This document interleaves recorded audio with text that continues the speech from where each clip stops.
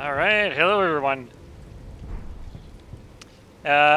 Today I have no idea. I've been playing a lot of Elden Ring. I don't know if it's like an addiction of mine or I wouldn't call it an addiction, but it's like I've been putting off certain things to play Elden Ring, and I haven't had that feeling for a very, very long time. Um, I think the word I'm looking for would probably be more like along the lines of inspired or engaged. So when it comes to Elden Ring, I'm like really engaged.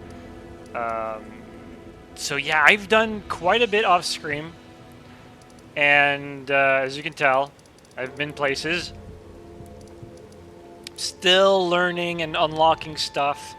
Of course, I probably wouldn't have gotten as far as I did if I wasn't playing somewhat in co-op for most of the weeks, and I played yesterday as well. So almost like every odd day, I play co-op, and we just keep progressing further and further. And in terms of difficulty, it's gotten to the point where it's like somewhat easier now. I mean, the difficulty part was just getting the connection to work, because multiplayer is very unstable. But other than that, I feel like because my friends are fairly high level than I am, I haven't been making much progress by myself, or I can contribute to the fights, but in terms of, like, it brought down the difficulty of certain bosses dramatically. Even those that I feel like I could have probably soloed, doing it with 3 people in total is makes it, a lot easier. Now, I wouldn't necessarily say that it's diminishing some of the pleasures that I have while playing the game, because it's entertaining regardless. To me, it almost feels like it's a hard mode Diablo without the permanent death, without, you know, so much as the monster scaling. I don't think the monsters scale in difficulty, so stuff like that. But yeah, I'm approaching this game very casually and having a lot of fun with it. So today, the only thing that I plan on doing as a starter, because obviously we'll get distracted and stuff like that, is that I've started marking my map with certain points of interest. And I say points of interest as in I found like locations that had like teleporters. So I want to kind of, I kind of have the suspicion that some of them just teleport to places like this one right here. I forgot why this one's marked, but I guess there's somewhere here for me to go to. And if that's a teleporter, it probably connects it to here or something like that, like just like a quick zap.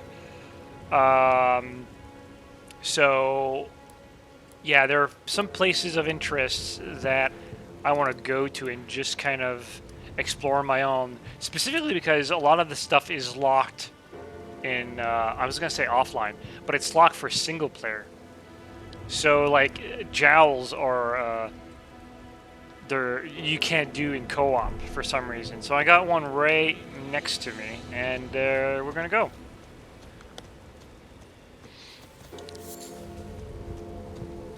Another thing I've been doing a lot lately is experimentation with like equipment, experimentation with builds, maybe to the detriment of the power of my character, but I haven't felt too much of the negative impact of putting points where I shouldn't.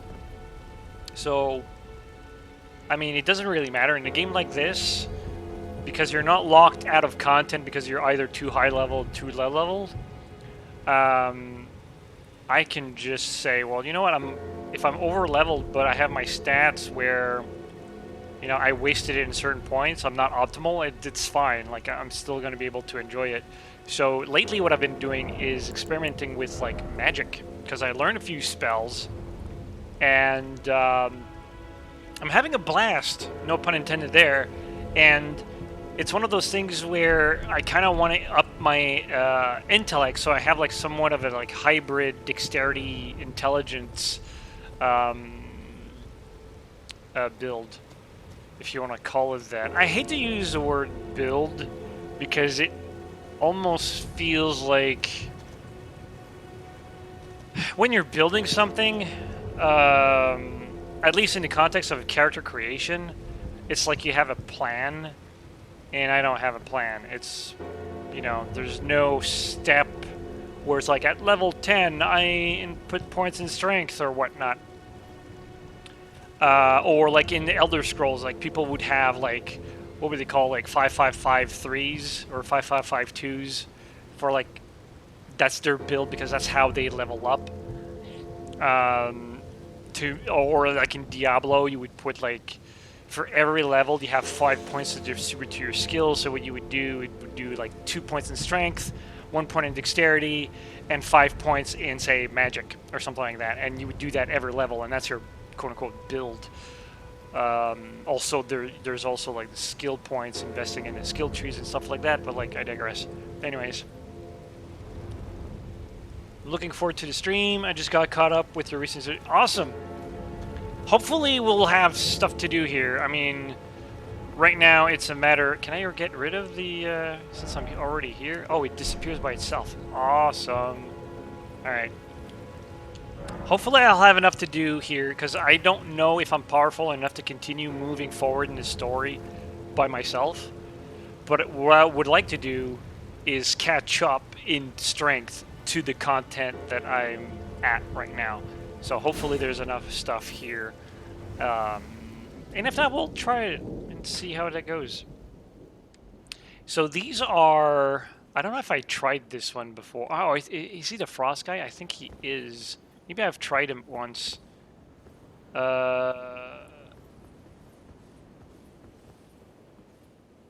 Okay, that blood had like a little yellow on top, but that's just like the gradient and the glow of it. Alright. So...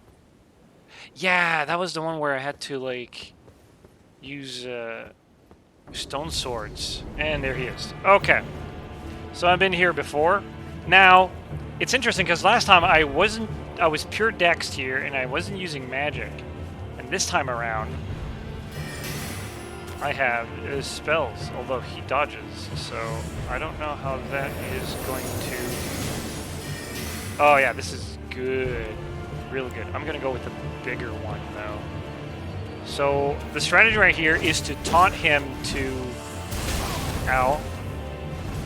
To taunt him to stay immobile. Because I don't want him to dodge.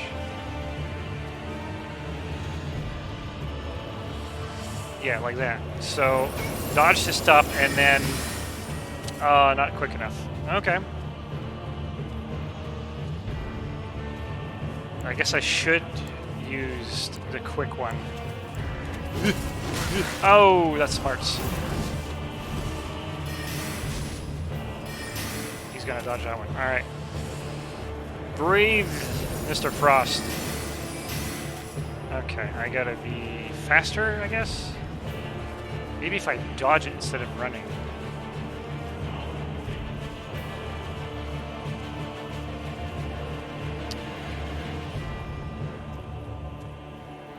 I mean, I guess I could go in melee, like he's doing right now.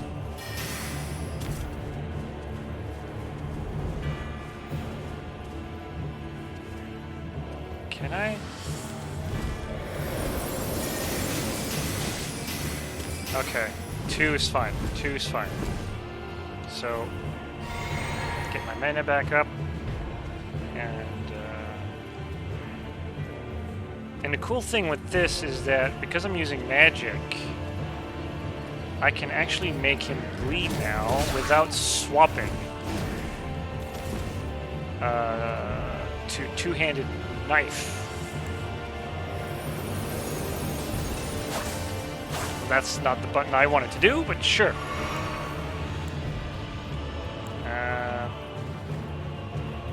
I had the wrong button. Yeah, okay. He's gonna be a slow fight for some reason.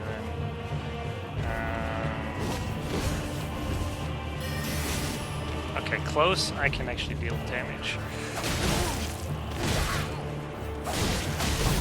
Okay, I can't actually engage in melee with this. I've tried it before, with like blocking and stuff like that, and I was just not able to deal with him. So I'm just gonna chip away at him. Like that. I think that should be fine. Oh, run, run, run, run. And 2. Yeah, alright. Oh. I don't know, like second phase maybe?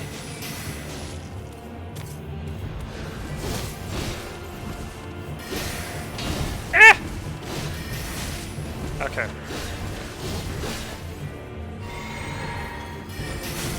Okay, close is good. Oh, bad timing. That was... Okay, that was bad. I couldn't... I had pressed the button, but I guess I wasn't fast enough.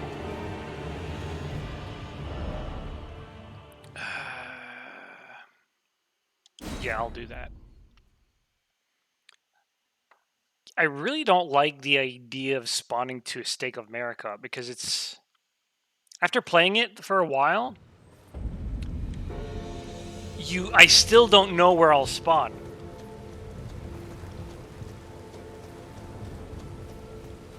What appeals to you more about Elden Ring over Dark Souls 3? You may answer after this boss fight. I'll answer now.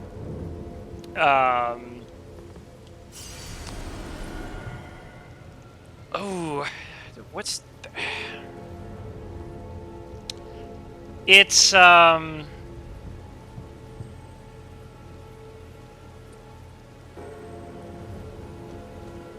think my intuition would be the freedom of it, because it's open world, and I think that was the original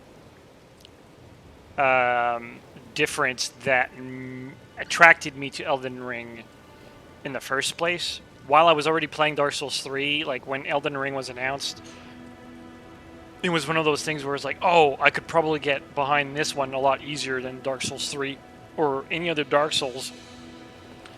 Primarily because of the openness of the world. Because I do feel like even if you remove all of the quality of life changes or things that make this game slightly more approachable or easier, so for example the spirits, or how you can... No, you can actually do that with Dark Souls, where you can basically summon pretty much anyone, anywhere. The thing is that in Elden Ring, your solo game, online or offline, you can't get invaded until you have someone with you. So even then, there's like some things that make it like slightly easier. So if you remove all of these things, just the fact that it's open makes you approach the content in any other way that you kind of feel like it.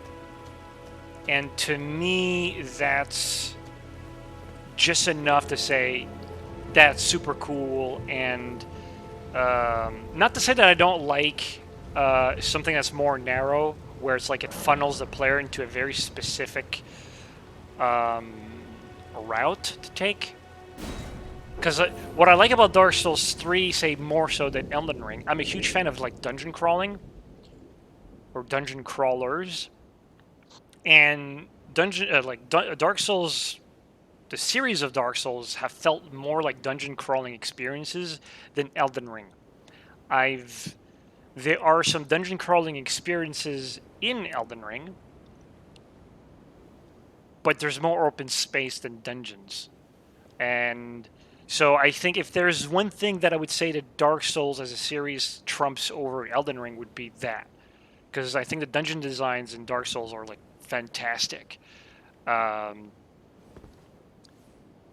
You know, because anything that would set these games, I wouldn't say set these games apart, but if there's one thing that they have in common where it's like I would change immediately would be the targeting system and how it works with the camera.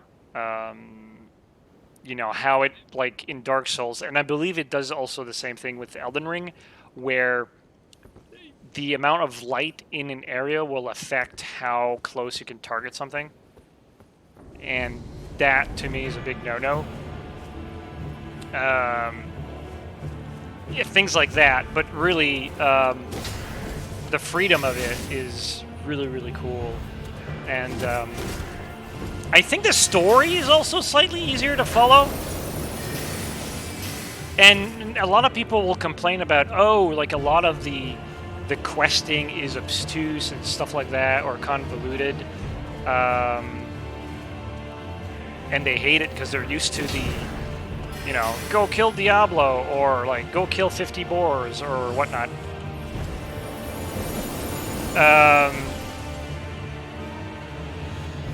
And in a previous stream, I did somewhat complain about my experiences with one quest that I've done, but it was mainly because I wasn't aware of how the game was treating dialogue mechanically. Not so much the dialogue itself, but like how you interact with it. 50 boars? Oh, dude, there's a quest in World of Warcraft, which I think it's like they're called like blood vials or something like that. You got to kill from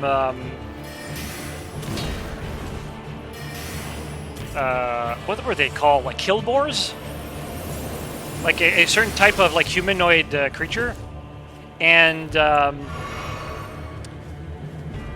you needed like 50 of them, and the drop rate was like so insanely low, so that quest you would be stuck there for like hours. I pushed a button. Why are you... Okay.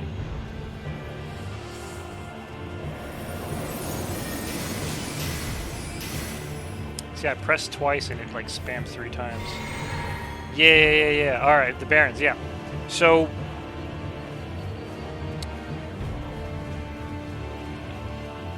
some people prefer like straight up quests that tells you exactly what to do. I enjoy them too, but I also have a huge fascination to something that's a little bit more cryptic, so long as it doesn't stop you from playing the game, right? So you could play Dark Souls, or you could play Elden Ring without even caring about the quests, because there's more focus on the game than there is about questing. Like, you could play this game without even knowing what the story is, and you would be fine. And if it was any other way, I would have a problem with the story or the questing, but it isn't, so I'm totally fine with it.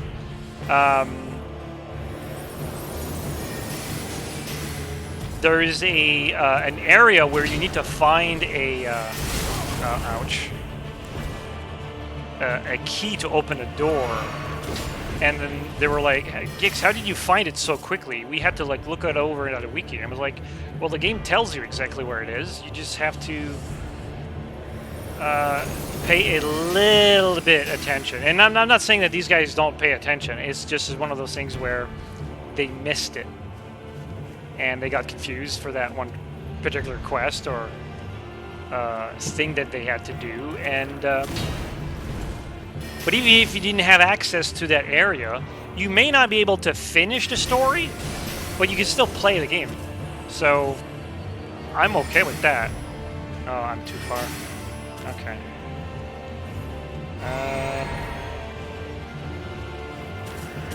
Oh, push the button! Okay. Like, I hate it when it does that.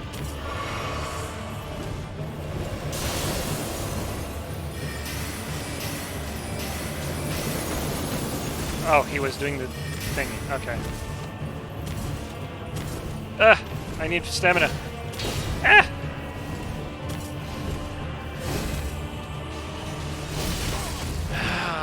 I hate it when there's a delay in my input.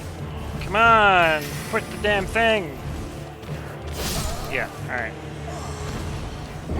There's less of an issue now than there was online, because online there's like lag and stuff. Playing with the East Coast people. Now that I'm West Coast, it's been an issue.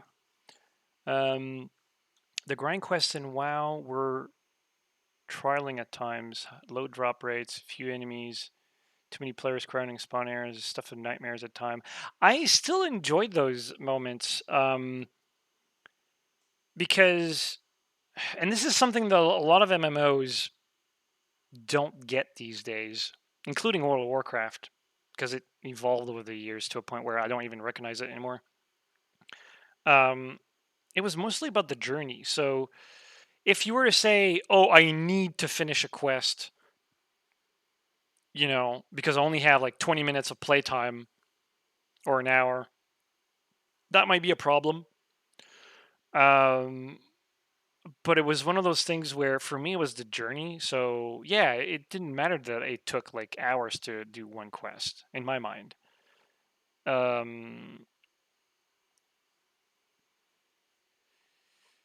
Where I had an issue with, it wasn't so much the questing, but it was because I think it was the farming at one point. Because it's one of those things where I'm a player that doesn't really do a lot of like crafting, and at a certain point, or trading for that matter. So at a certain point in the game, at least as a warlock, I needed to engage with crafting and trading in order to like get like my epic mount or even some of the summons. I think the Sukubu or the Failhound, you needed, I think, a crafted material or something from another player. And to me, that was excruciating because I was poor in-game, so I couldn't just buy it off the auction house. Or if I did, I had to farm the gold in order to do it. And to me, that part was excruciating. But there was no real rush to get the item, other than the idea that you're excited to get the item because it means that you get to have the new spell that you wanted, that sort of thing. But those would be the things that I kind of didn't like about that era, was just the need. I mean, I didn't need it too often, so thank God for that, but there were points where I needed to farm, and that was not fun. There were 3 kill Quillbore quests, so the gist of it was if you did that 3, you should have enough blood. In theory, yeah. Were you a rogue in WoW or a mage? Yeah, I was mainly a warlock, but I did play rogue a couple of times and druid once. And druid was really fun. I really enjoyed druid, but I didn't play it like most people did, where it's like you pick an archetype and stick with it. I played with the morphing a lot. So I was a bear and a cat and a humanoid, I guess, to be able to like heal, DPS, and tank. I obviously was not good at it compared to, say, someone who's like a mage, right? Top DPS and stuff like that. But I had fun with it. But the rogue was probably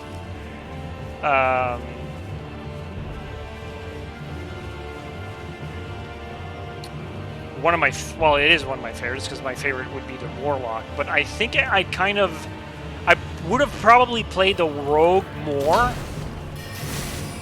if I wasn't so much reliant on stealth. And I love stealth, so for me, like, if you get me the ability to stealth and backstab, I will double down on it. But when you're playing on a PvP server, which is what I was doing at the time, I almost felt like I always need to be in stealth. And that's like pure psychological. It had nothing to do mechanical. It has nothing to do with me wanting to have like the upper hand against other players to gank them, it was mainly because I didn't want to feel like I was at a disadvantage if combat was happening, right? But the Warlock with Drain Life and stuff like that, Curses, I was Affliction mostly, and a little bit of Demonology. I had fun there too, because it's like you're an asshole when you're playing a Warlock. Uh-oh. Ugh.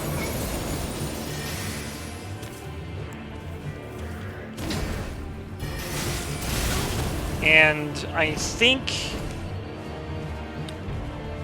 And this is something that comes, I guess, with age, whereas like your taste kind of like changes and stuff like that. I used to be huge into like spellcasters. Diablo 1 introduced me to the concept of playing like a sorcerer, because Diablo was very much gear dependent, and if you died with your warrior, you would lose all your gear until you picked it up again, like a corpse run. And with the sorcerer, you still had your spells, right? So long as you had mana. So that's something that I really enjoyed. And okay, that was my bad. Come on.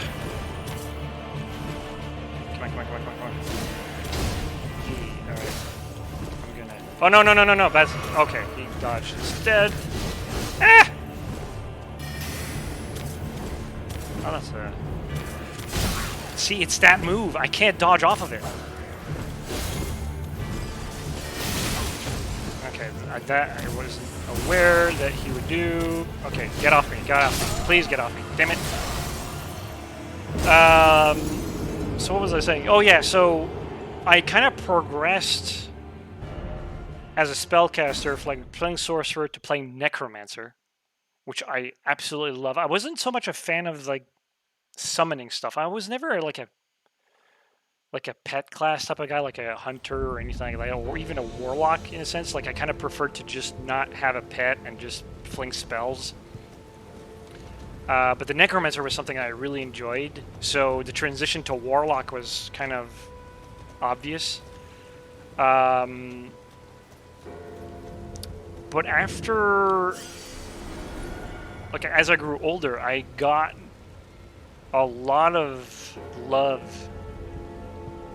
Like, I got really attracted to the class of a thief, specifically a thief, not so much like a rogue or an assassin.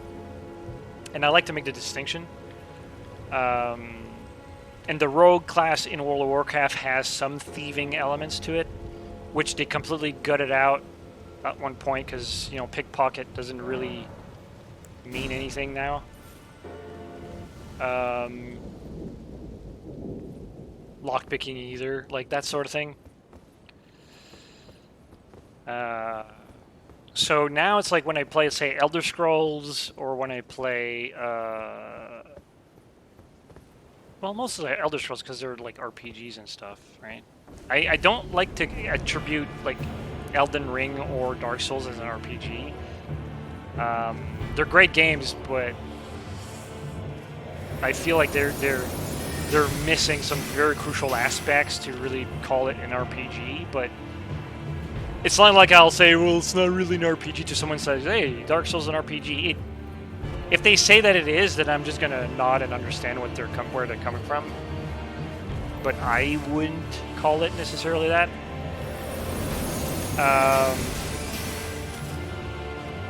And yeah, I've been playing a lot of like the Archer archetype also starting to really be appealing to me. Because I love archery in general. I just never really associated with like a character class when I would play games. It's more action RPG. Yeah, it's kind of like, you know, it's not really Diablo, but like imagine calling Diablo an RPG. It was kind of like, ugh. Like you're doing a disservice to the genre. So you like ranger? Yeah, I guess I'm less of like tree hugger type, but ow, ow. Okay. Okay.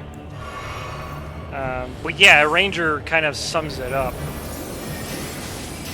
But I'm still fascinated by like the arcane, and I think the Elder Scrolls did a fantastic job of creating like a mythos where like it makes sense for like everybody has magic, or magic is everywhere. Maybe not everyone has access to it, but like I guess for a price you could have access to it, right? You paid someone to do it. That I really liked. Wait. Uh-oh. Ah! I either do it too early or too late. Like, there's no timing on that. You look like a ranger too?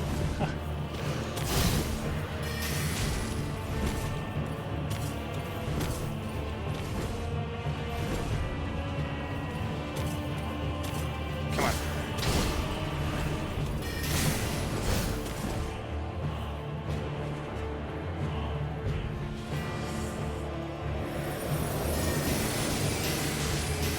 Yeah, don't do two, or more than two. Come on, come on, come on, come on, come on, come on, come on.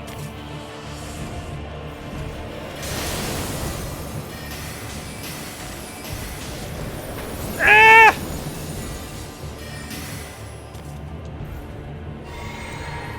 I got one potion left. Ah, if I could only time this damn thing. Oh, he's doing it again, of course.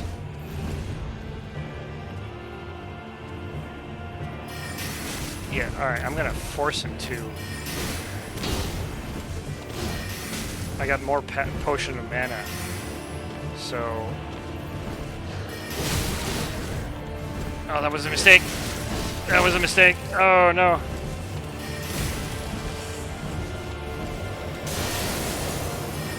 Die, die, die, die, die! Yeah! We did it!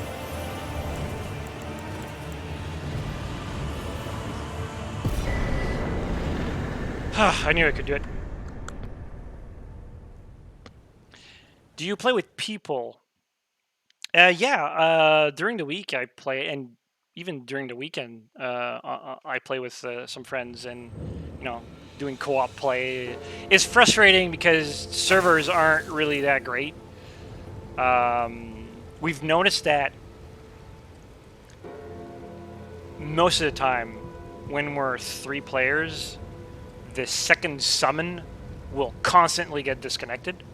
Whereas if you're only 2 players, the player who got summoned will eventually get disconnected. So yeah, I kind of wish they had that fixed, because otherwise, like, if it was, it would be like a fantastic co-op experience. Because you do feel like almost, I want to call it like Lord of the Rings type of thing, where you're just roaming around, you don't have a mount, you're just roaming around the countryside, and you're adventuring. Good job, thank you. What story boss am I on? Well, I don't know the one that I'm on, because I haven't met him yet. But, and I believe you mean like bosses that have like a cinematic, right? So, I've defeated Magritte. That was fun. I did not do it by myself, and there's no recording of it. I also... Where's the other one? Magritte.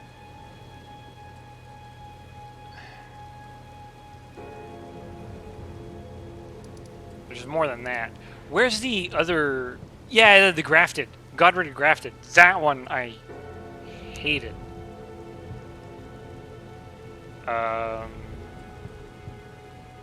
Conceptually as a character, not visually, but like personality and stuff like that, and I guess that's kind of like what they want you to feel. And then mechanically, I just didn't enjoy the fact that there was fire everywhere, which is like a really recurring theme of this game. Is like anything that breathes fire kills me really, really quickly. So I don't know what that's all about. But it's a thing. Oh yeah, I don't have any push. Well, I guess I could always go back to this place.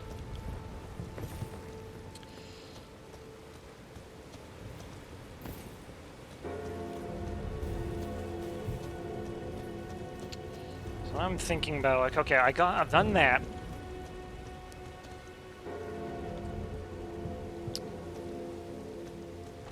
Oh, there she is. I think there's a few other places like this that I need to just check off my list. Can I join you? I guess? I don't necessarily want this to be a thing. I need a few thousand. But yeah, I mean, I suppose, if you just want to hang out and help me out with combat, sure. I mean, don't expect me to, beeline to specific bosses or content. That would be a thing. What am I doing? Oh yeah, inventory.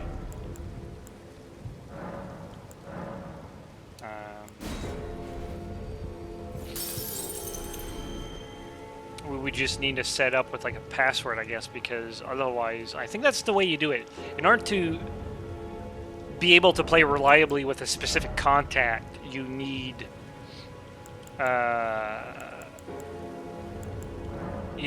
players to share the same password, right? So what I'll do is, I guess I'll set up a password. And then whoever wants to join, obviously there's only like 2 spots allocated to like summons. I'm an idiot.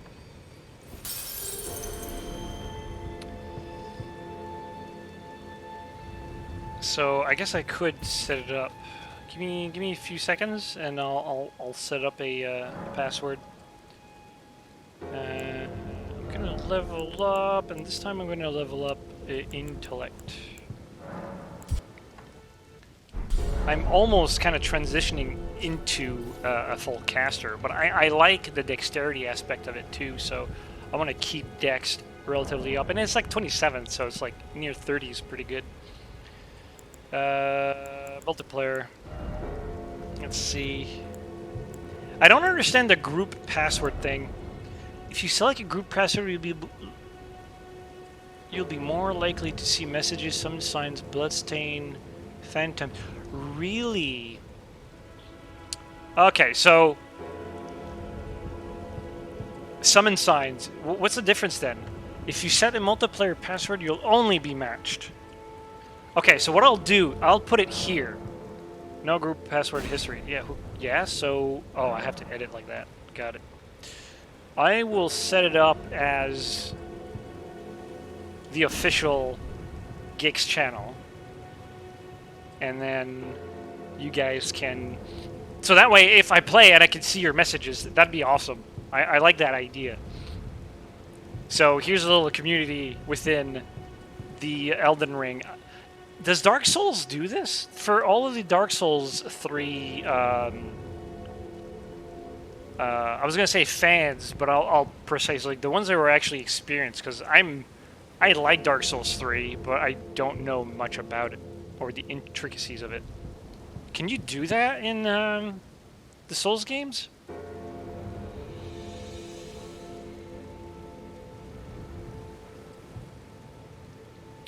You're basically unlocked the same amount of map as I have. It's been really interesting seeing your build progression. It's definitely unorthodox, but effective with your playstyle. I like it. I know, like, I kind of expect, especially since I'm broadcasting online and I also play co-op and stuff like that, I'm kind of expecting people to say, oh, if you do X or Y, you'll be more efficient. But it's one of those things where I'm not looking for the most efficient build either. I'm just, exploring stuff. And I kind of wanted to experiment with casting earlier than I did, but the thing is that it's so hard to find your first spells. And it took me a while to find the NPCs that could like allow you to buy them.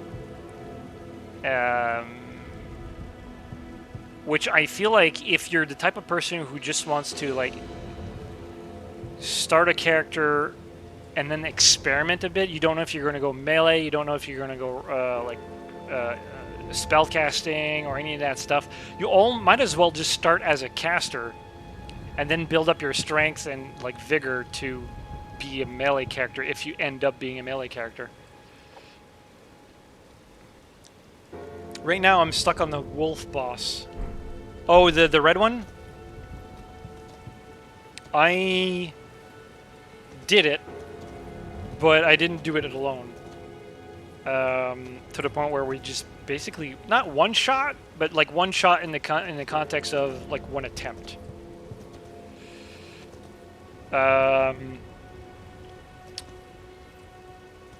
But I'm not.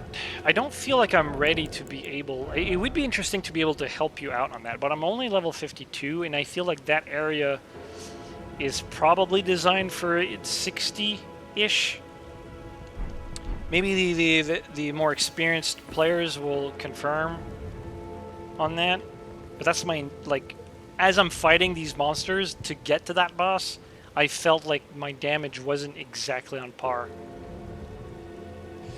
Winning in this game is to getting more controlling your emotions, thinking clear while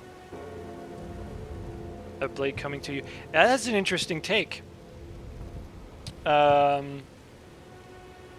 It's kind of like feel like a robot and then just doing the motion.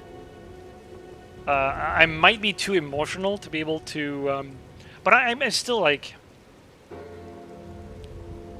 It's the easiest way to win against something, I guess.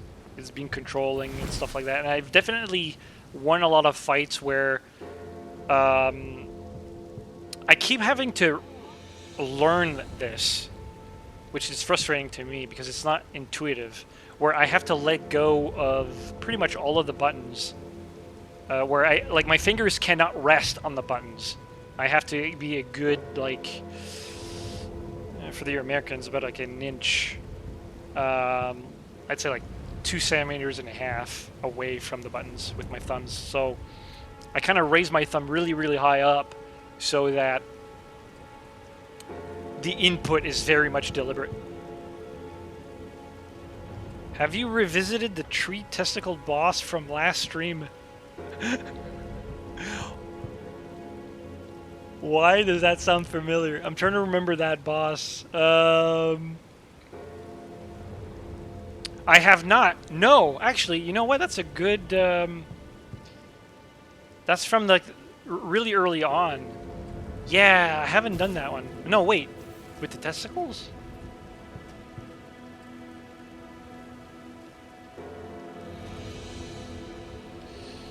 Because now I'm thinking about this guy right here. Wait. There's a, oh, it's probably not marked on the map, but like there's one in here. With the chariot. Okay, yeah, okay. So, I wasn't sure if there was another tree with testicles that I commented on. There is one in Dark Souls 3. But yeah, that one I haven't finished yet. So that's another thing on my to-do list. Actually, you know what? I am going to put that right there. So what else is there on my map to do? I basically need to explore this area and this area, because whenever I would do that in co-op, I would constantly get disconnected. So for anyone who is interested, because now I have a channel now, I'm only level 41. Okay. Do you have this because I was going to say, like, if you could put your summon here, you can be in my game, and then you can collect runes, because that's the cool part about being summoned, is, you can safely collect runes, and if you die, you don't lose any of it. You just get teleported back to your game.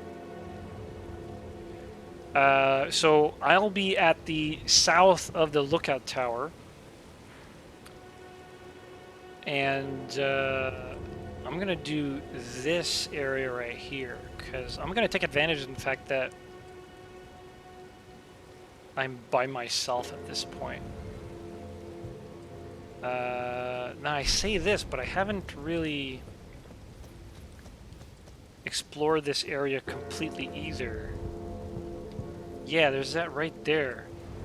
So let me do that. But like, if you want to go on your way to that, I'll be there fairly soon.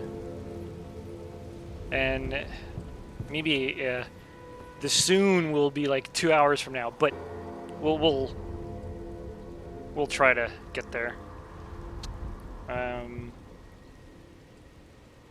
Return to our home.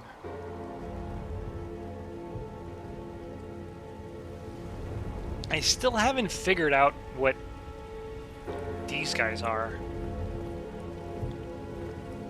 but they remind me a lot of like the Zelda sages in Breath of the Wild, the ones that are in the shrines.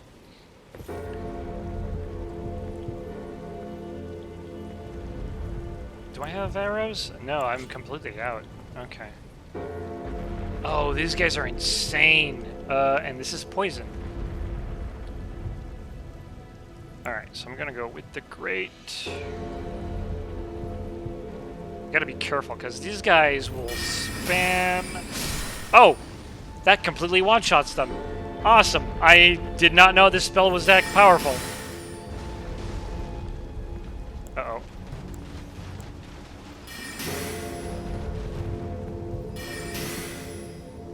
Am I dealing damage? Or is he too far? There you go. Alright, so I believe someone told me that the horse is like poison immune. It is. Or at the very least, I don't see the health bar. Oh, that looks nasty. What is that? It's a flower. Okay. Or if it's not really a flower, it's a flower mechanically.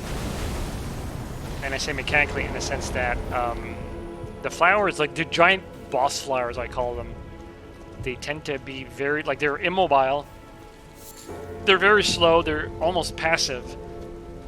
And once in a while, they do like a very unique to them. That thing has faces, so it's probably not a flower. But yeah, mechanically, all right. So what I want is, I don't know if I can shoot at this range. One thing I've noticed is that spellcasting has like varied ranges, and it's hard to judge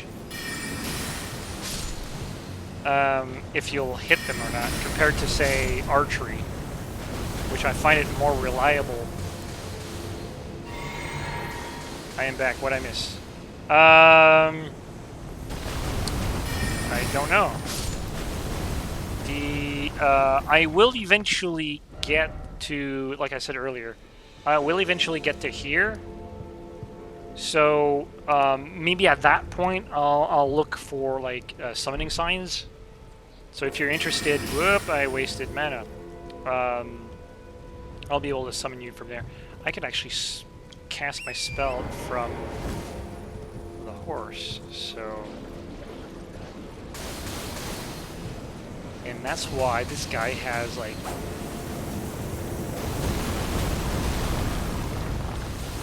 close range AoEs. Can I not cast my spell? Or would that be too awesome? Alright. Wait, what did I do? Oh, the wolves? Yeah, sure, the wolves. Man, I haven't seen the wolves in a long time. How do I do this? There we go. I'm out of mana, though.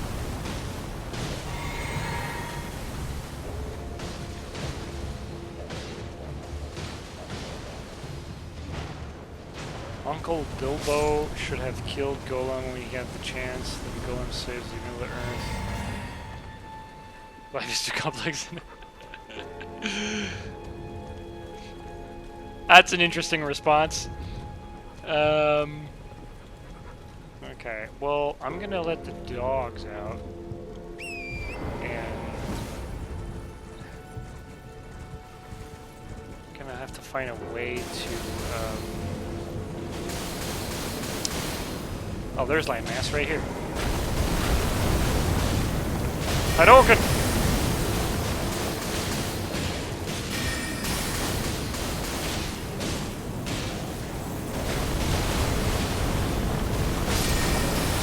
Ow.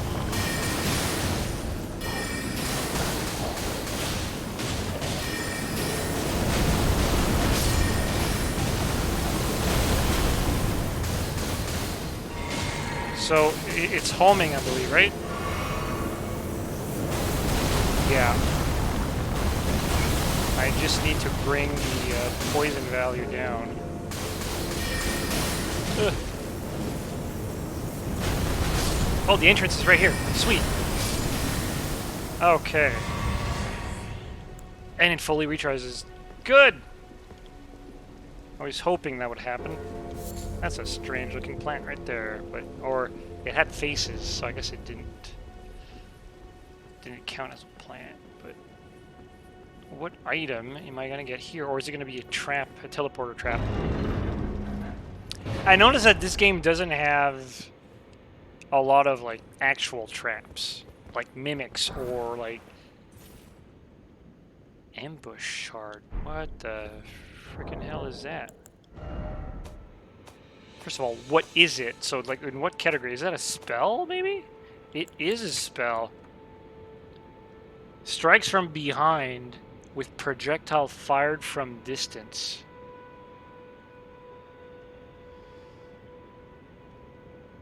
I like the idea that some other being helps you to level up in Elden Ring.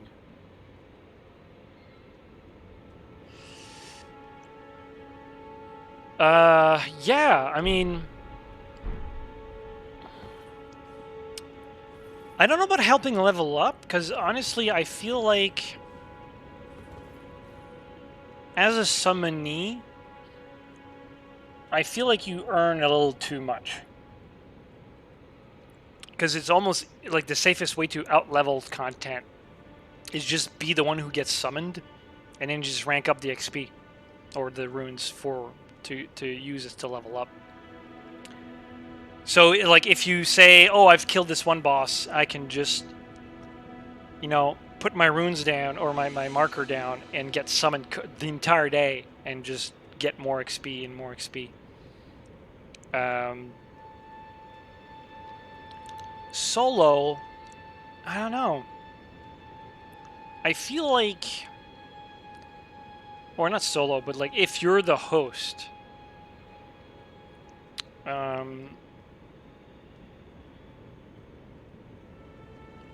maybe it's good. Like, I don't know. I'm kind of like on the fence on that one. I don't necessarily think it's bad, but I don't necessarily think that's great either. I mean, the mainless part. Oh, the mainless part.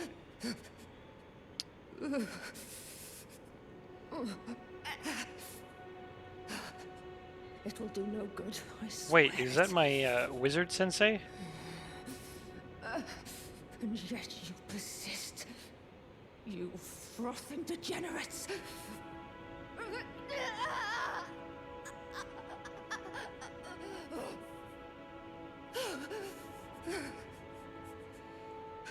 Anglo Hips is way better at Elden Ring. Go watch him. He's also funny and dreamy. Sure, I mean, I kind of, you know, that doesn't mean anything, but yeah.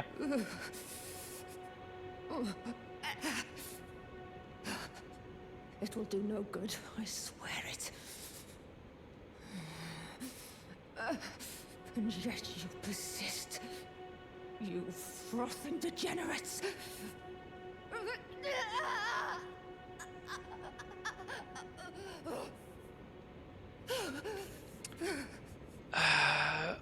Should I go back to, like...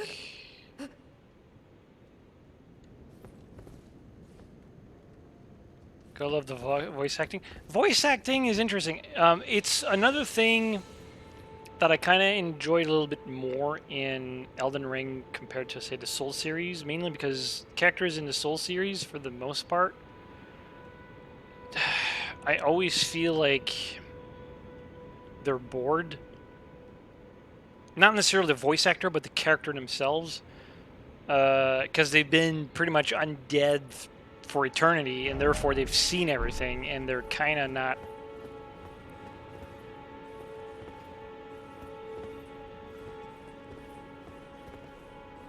Try hitting her. Nah, because the reason I'm not gonna hit her is because of her suit. I recognize her suit as being a sorcerer or sorceress, part of the academy, I believe. And the one who's teaching me spells is or originated from that academy, so I almost feel like I should talk to her first. I love the pronunciation, punctuation, voice acting. Love the English. Yeah, I like the English accents. But the Souls games always had that. They just, for some reason, in the same veins that I kind of don't like Morrowind because all the Dunmers are insulting because they don't want you around, and all of the Nords in Skyrim are insulting because they think they're better than you. Like, it kind of gets grating. And here it's almost like, you know, can you... Like, the environment is already kind of dreary, like all grays and dark. Can I have some life somewhere? You know? So, yeah, I really appreciate the ones in Elden Ring for that. I think there's a good mixture, kind of like what you see here in the Vista, where it's like there's a good amount of color without being like Fantasyland 101, where it's like everything's like super vibrant. I like that. Okay, so I've been there. So what I'm gonna do is I'm gonna go over here. I gotta experiment with that walking house, because I don't know what that's all about.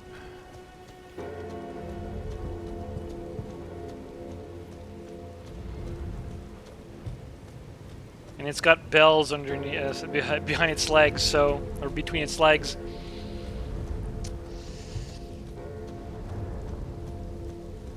Certainly feels that way when you get kicked there. You feel a ringing.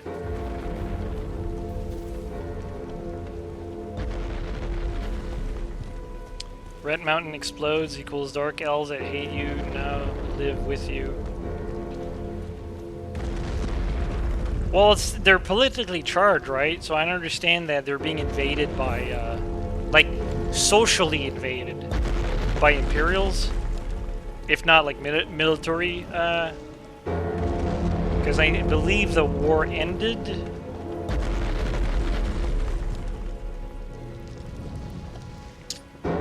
And I say this like as if I was like an expert in Morrowind lore, but that's my take on it, or that's what I gathered from it. Wow, this is loud.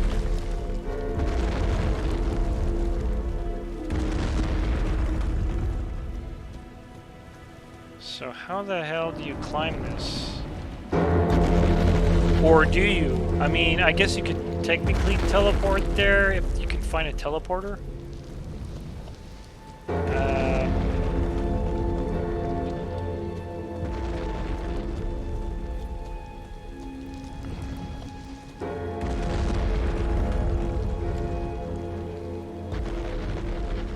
I've been there. I haven't been here. Well, I've been to this part right here, though. Tomb Shard. Is that... I think that's a mini dungeon, though. Morrowind joined the Empire by the Amrastis Treaty.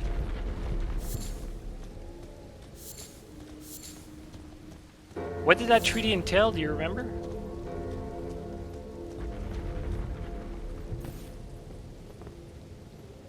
Oh, is that what it is? Yeah, that's what it is. Alright.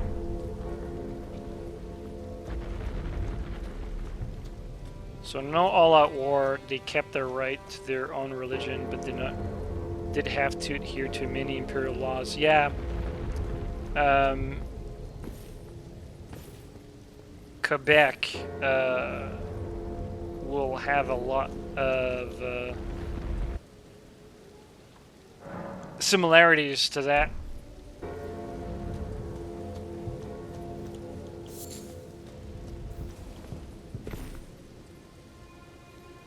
I guess Norse are kind of like Norway. Imperial Italian. Britons are British.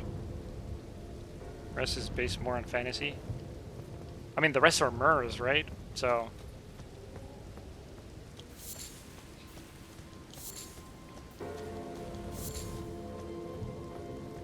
filthy Mers. Says the half... I like to play Breton, so it's like... they're half Mer, I guess.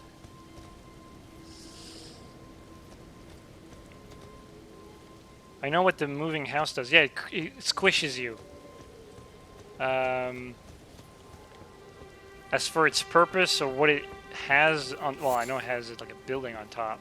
I don't know what else is it's involved in there, but... I'll soon find out. Or I say soon, but I'll eventually find out. Red guards are cool. Red guards, it wasn't until I delved... I did some research on the game specifically called like Red Guard, that I realized that they were like Arabian pirates.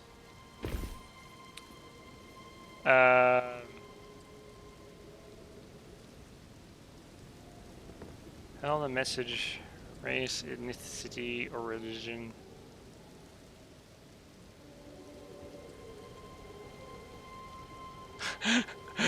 Wow! Okay.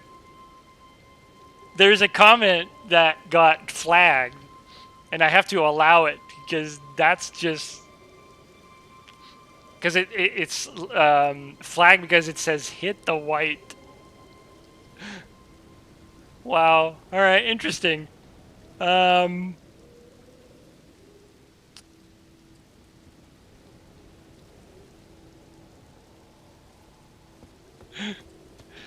I'm gonna try to hit the white.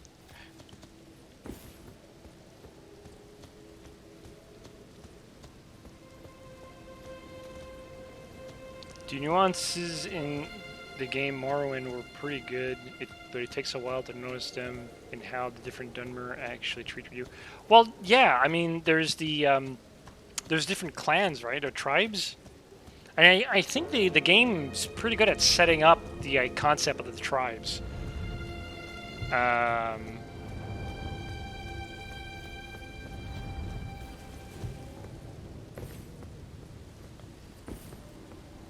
And as for learning English, I have a friend who, you know, French Canadian and all that, learned English. The limited amount of English that he knew, he learned with Zelda, specifically Ocarina of Time, and I thought it was really interesting.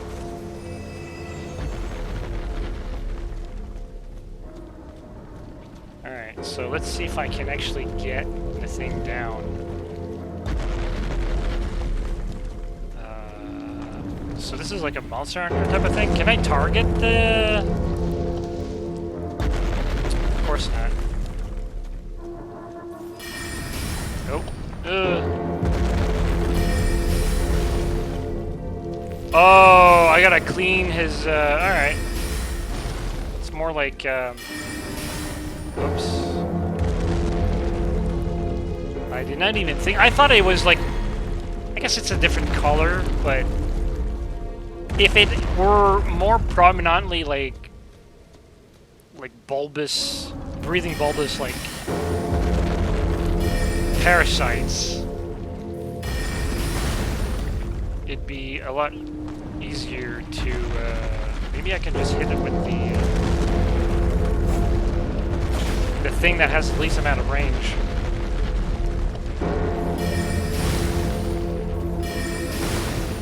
I will lose something that requires less mana.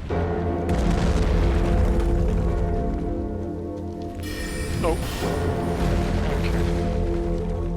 That's an interesting...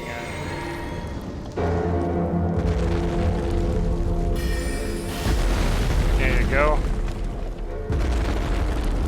Oh, I'll probably have a better AoE for this, though. Can I hit that one?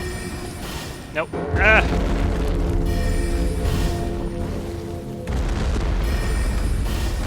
Okay. Might need to make more pylons. We'll see about that. I want to get rid of the gunk. Thank God there's nothing like beneath the foot. Ah!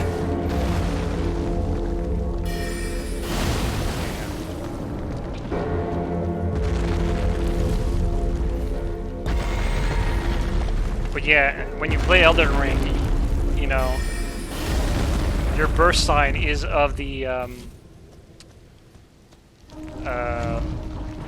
Astronaut. Oh, there's the one right here. Really? Hit the damn thing. Like, just raise your arm. There you go.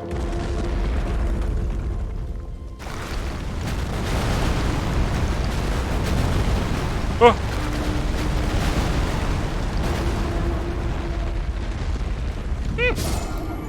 Yeah, of course I died. I didn't know it would collapse after, like, one leg. Okay. Well, you know what? Now it makes sense to just clear one leg. Oh, but did it reset?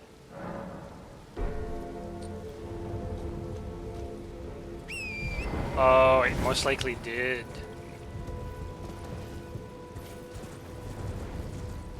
Been enjoying your Let's Plays since 2010. Glad to see you're back. Play Elden Ring. Yeah!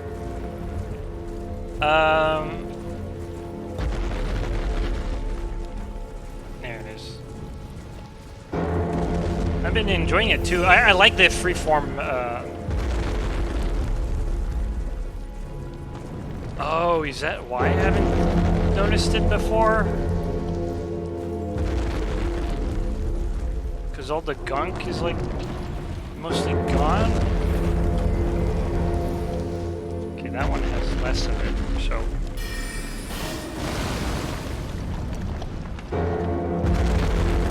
So what we're gonna do is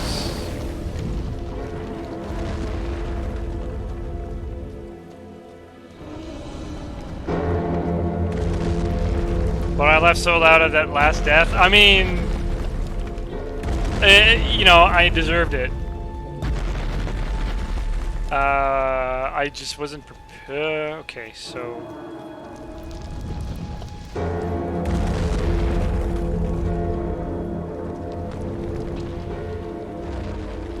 Huh. It's like now every time he moves, I'm like super paranoid. I guess I could do it with the horse? Wait, he's got... What happened to your leg, dude? Wait. Oh, it's right there. Okay. For some reason, I only saw like 3 legs. Okay.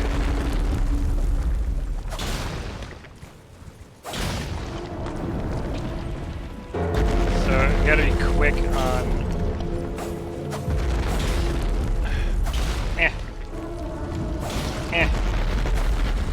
Oh, there's so much to clean.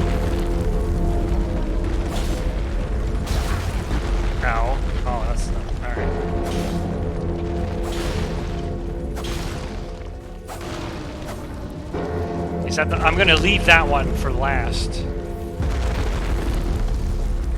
Because I think there's another one. Nope, it's the last one. Alright, alright, alright. Oh, come on. There we go. Now run.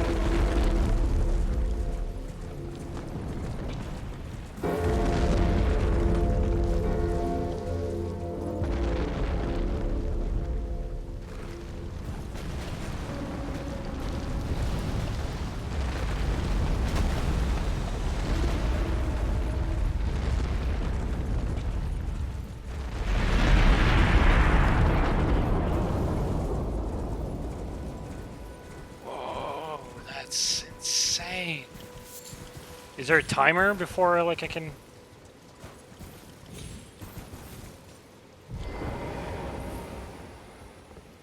Am I going to talk to Oz? Wait, I'm going to keep it to the...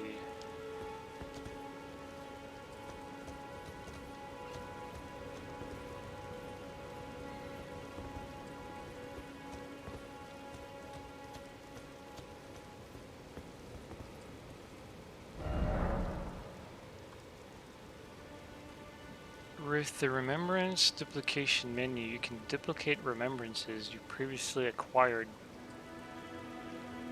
This includes a remembrance from which you've already drawn out power. Duplication can only be performed once per mausoleum. So this is a mausoleum?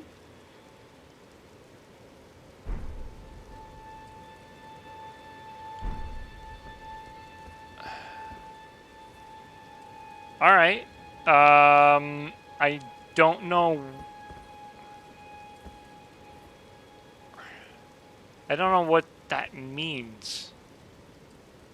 I don't understand the mechanic of the remembrance, and I don't understand the purpose of duplicating them. I guess if you understand one, you'll eventually figure out the other. But, alright, I guess that's the thing. Now, is it permanently like that? Let's try this. Oh, these guys are, like, gone. That is so strange.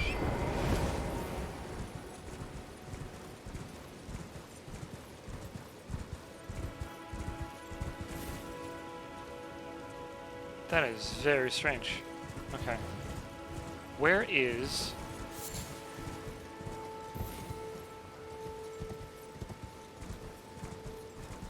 This grace is always kind of tricky to find. Shouldn't be that far.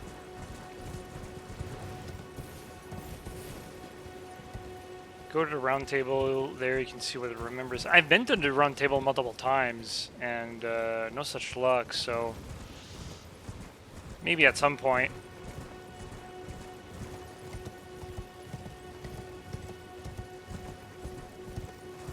Usually Elden Ring is pretty good at landmarks, but in this case, gotta say, this area is a little bit confusing. Can I level up now? No. Alright. So, I guess it's, let's do that again just to make sure. Yeah, it's just a thing now. I destroyed the whatever, the white stuff on his foot. He continued walking to be in that location, and then he settled in. Okay. That's what happened.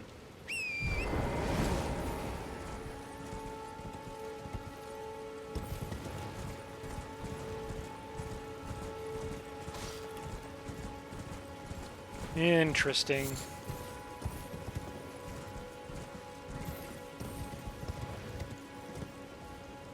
So now what I want to do is... There's an urge tree nearby. Hey, sheep. And what I'll do is... Oh, hang on.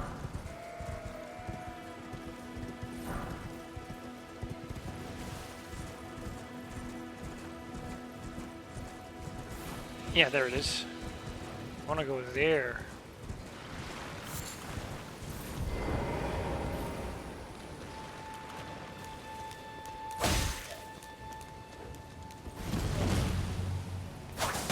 There, problem solved.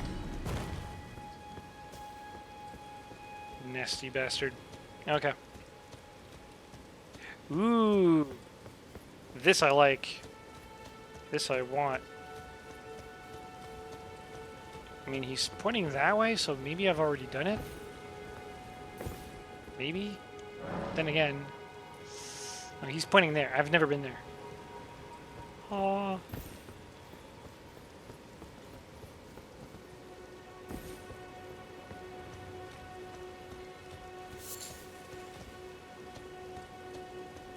Oh, it's like right there. Okay. Behold. Yeah. I mean, I'm gonna upvote. I'm gonna go fight some imps.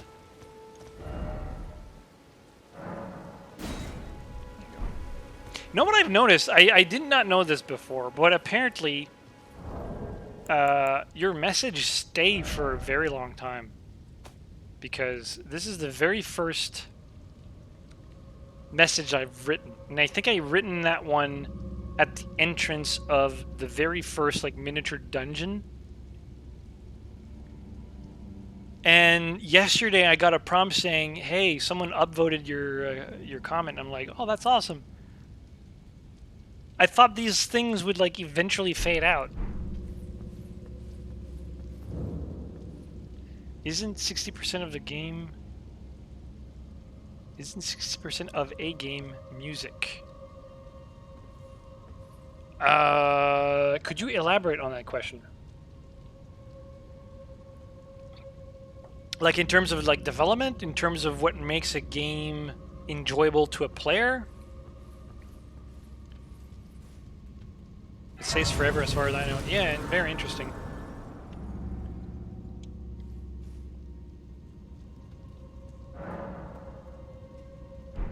That could be a problem though, because that means that their server has to store everything.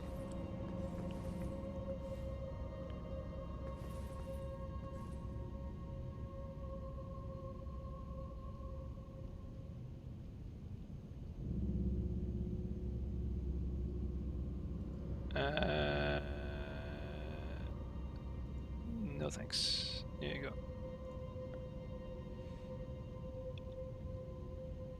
You can write 10 messages and protect them from overwriting. Oh, okay, I see what it means. Okay, so I just never dabbled in it long enough to... Oh, I was like, okay. Well, I can... Do I have any? I don't think I have any. Will the skeleton shoot me through the... Hey. I can't target the... Oh, because of the... Okay, well that was not fun. Oh, there's another one? Alright.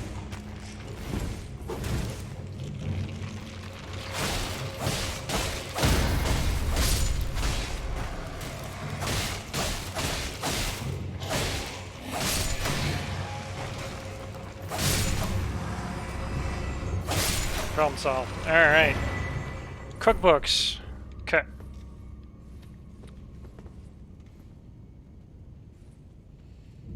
It is in cinema too. Music gets everything. So I'm assuming, like, I'm interpreting your message as being like in the context of one's enjoyment of whatever media they're absorbing, right? So if you have a movie with like bad music, then it's going to be less interesting. Or it's like if you have a good movie with awesome music, then it just elevates it even further. I believe that's what you mean. So is it 60%? Or isn't it 60%? I'd like to think that, yeah, a good amount. And in some cases, you could almost argue that it's like as high as 80%. But again, it kind of depends, because it's like, say for movies, right? If it's a musical, you know that's going to be probably a little bit more of a bigger of importance. But if it's something like Back to the Future or Ghostbusters, like the theme songs and the music really nail, like when they've nailed it, or Lord of the Rings, right? It's really something that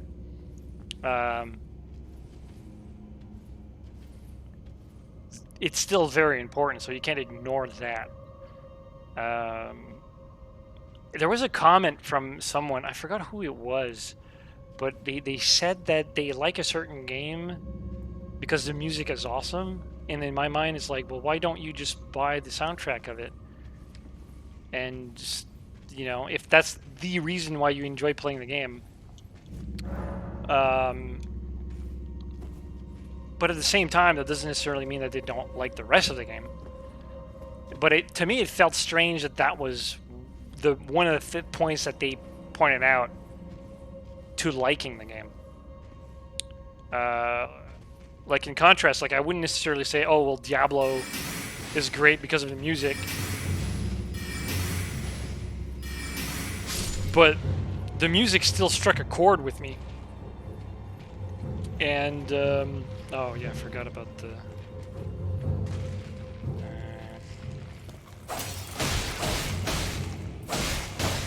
There you go. I like the music in Elden Ring a lot. Feeling and music is good. Yeah. Music, yeah. I think FromSoft is pretty good in general with its music. I'm actually kind of struggling to remember the last time I played a game that, like, where I didn't enjoy the music.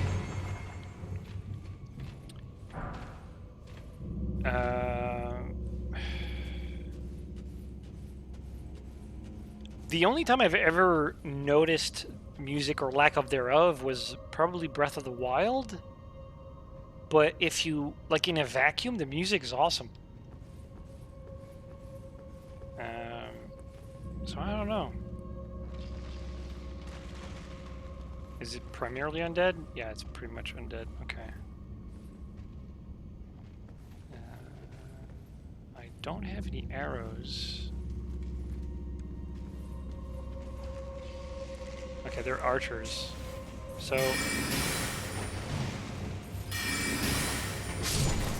Oh god. Oh, targeting. What the heck happened? Ah! Oh yeah, I don't have a shield. Okay, well you're dead.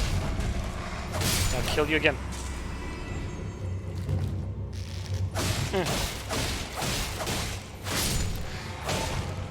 I think great music enhances the gaming experience, and if the experience is great, it links the two. Hearing the music later without the game brings back all those great experiences. Well, there's something about like game design where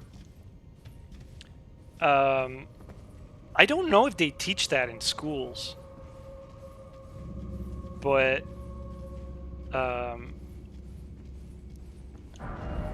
sound is a very important aspect. Like you can have like the best first-person shooter, like camera, shooting mechanic, and all that stuff. Like it feels great to shoot, but like, if it doesn't have sound, it's not gonna feel great.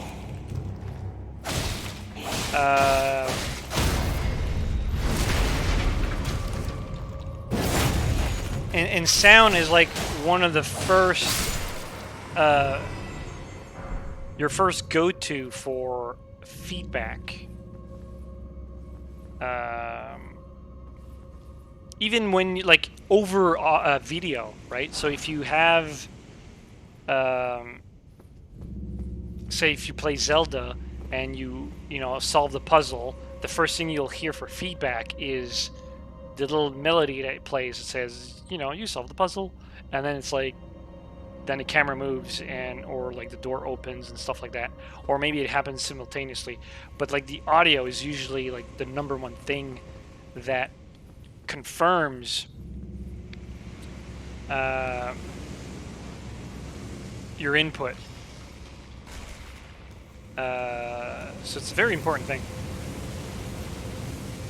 Morrowind soundtrack is flawless. Oh, gee, what the freaking hell? Where'd you come from?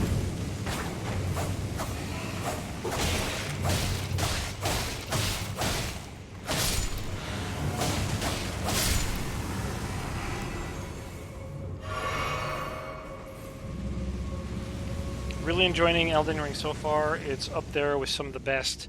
Yeah, for me, Breath of the Wild was like really up there. Elden Ring,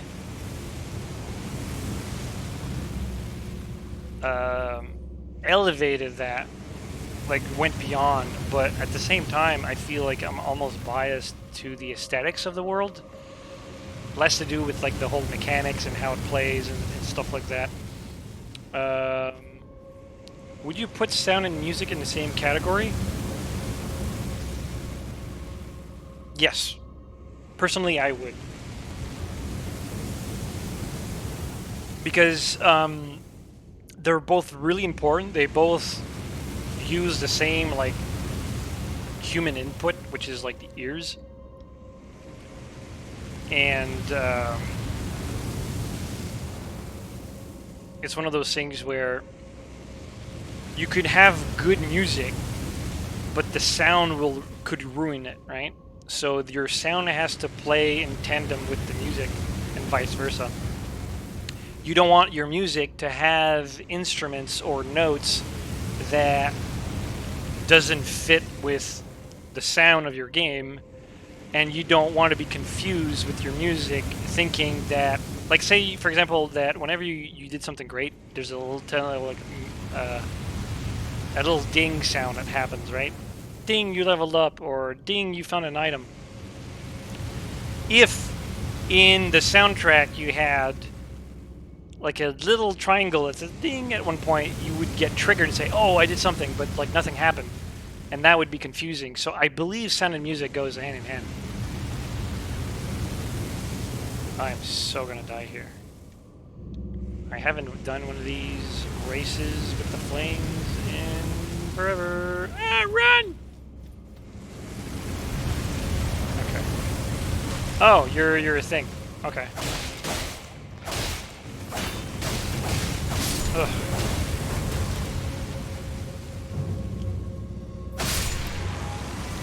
I think sound is reactive where music is supportive. Oh, that's an interesting take, yeah. Sound is, like you said, important to feedback where music is atmospheric. True, but I believe like they both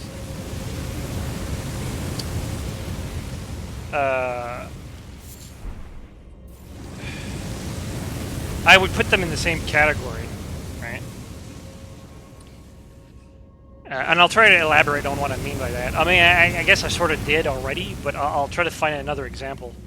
I think the original Deus Ex had one of the greatest soundtracks of all time, but the sound effects in general, ambience really elevated the immersion, blending to some impacts when music is cued. Yeah, kind of supports what I was saying earlier. Now, the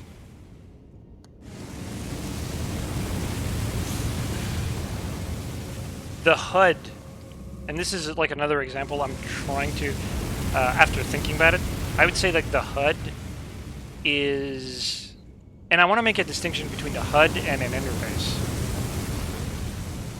An interface,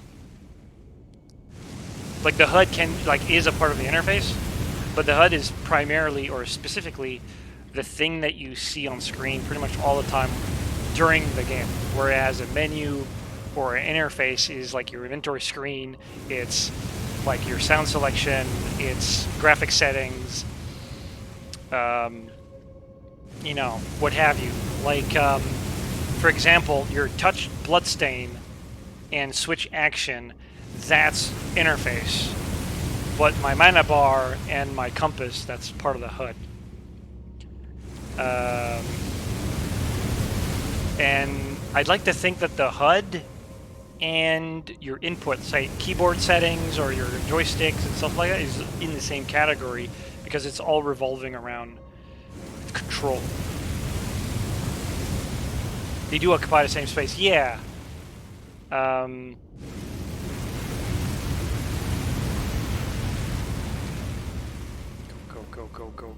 Can I hit that? Whoa! Okay, you're... Oh, does it, like... There we go. Yeesh.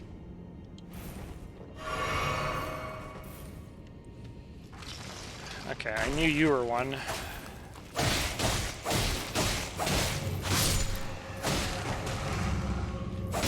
Yeah.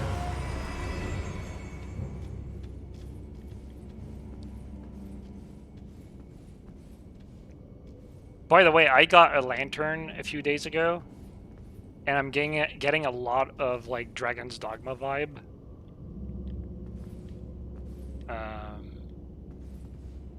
Really liking it. And what's interesting is that the, of course.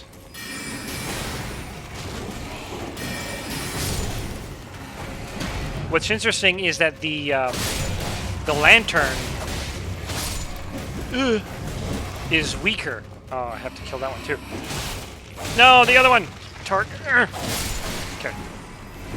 The lantern does less light than the torch, and I thought that was brilliant because it doesn't make the torch obsolete. Because oh no, I'm stuck somewhere. I'm stuck. Okay.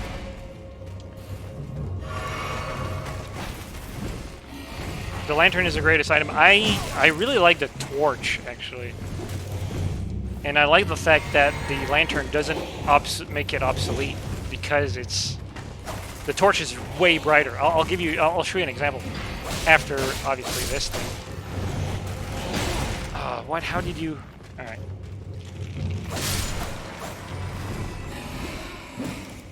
Please, target. Alright. Oh, I didn't even need to do that. Okay, so, I mean, you've seen it, right? But I'll show it nonetheless. You have, right, this is darkness, this is the lantern, and then here's a torch. Like, this is even without holding it up high, the torch does more light than the, so both together, right?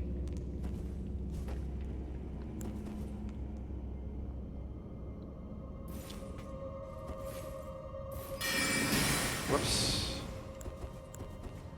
I love the torch. And I'm actually kind of surprised that I haven't really upgraded the torch yet. Because I really want to. But... yeah. Okay, I was like, what's this red thing coming my way? Now I know.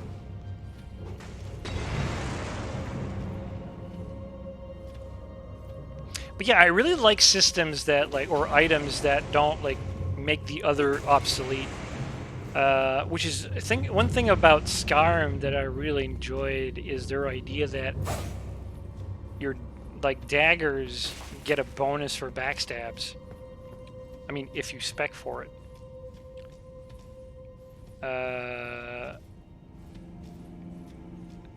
Some backstab lifesteals? Yeah.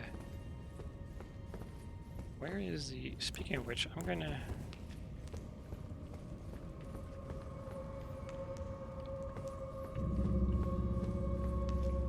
Did I miss a ladder somewhere?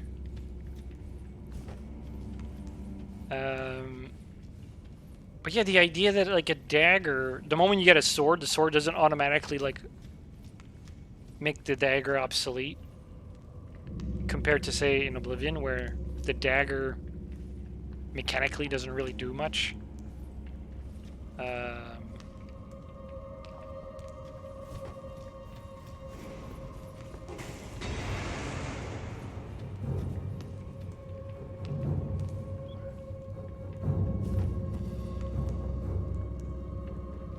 Some backstab lifesteal. Yeah, I'm gonna. Actually, I don't think I have the rune. I should probably put that back up there.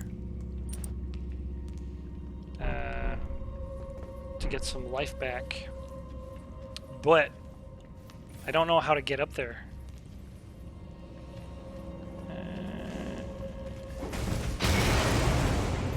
Great. Oh, I know how.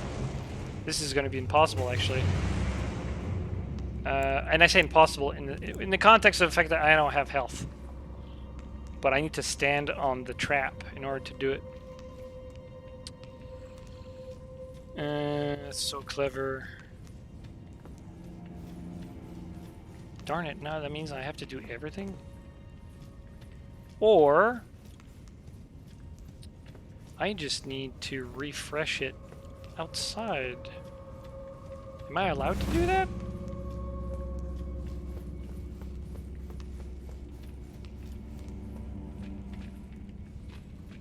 Would that count? I don't know if this is actually a good situation to understand their systems, because normally you would say, "Oh, I'm out of health. I'm gonna rest at a grace or a bonfire," and then it resets everything, right? But if I go outside and I kill a pack, I'll effectively gain my souls back. So there's these little things. I don't know if I can grab them, especially not with this backstab. Can I get you? Can I get you, little rat?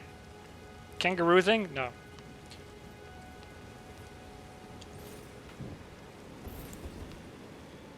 But these guys, though.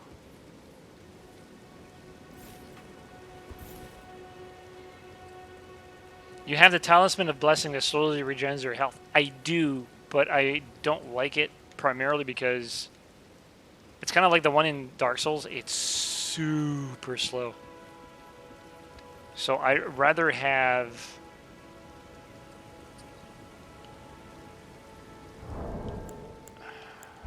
Freaking hell am I looking at? That's his back. Okay.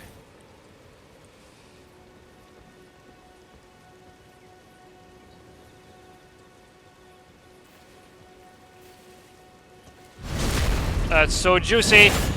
Okay. So now I need the buckler.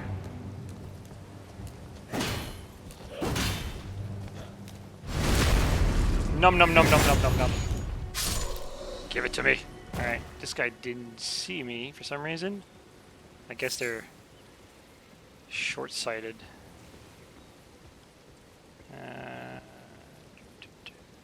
And this is what I like about, especially like my character right now in Elden Ring. I mean, I guess he's like more assassin than anything, but the gameplay loop is so self-fulfilling. Oh yeah, not everything's refreshed.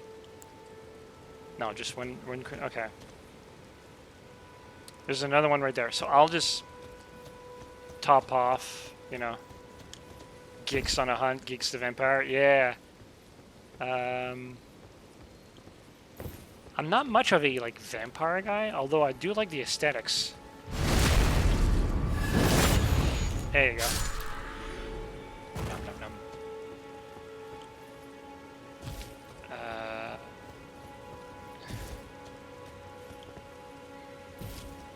But it does combine the two things that I like about playing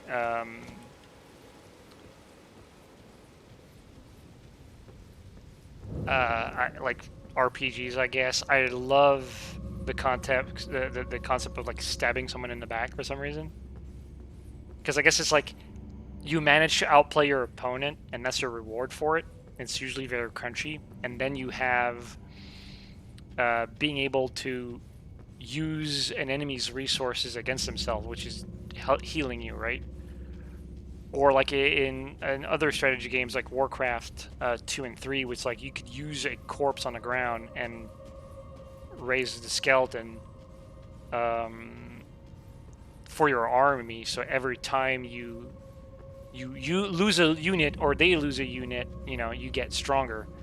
I really like that concept. So it's like if I could stab and drain my health at the same time, that's like it's perfect. It's like a good balance.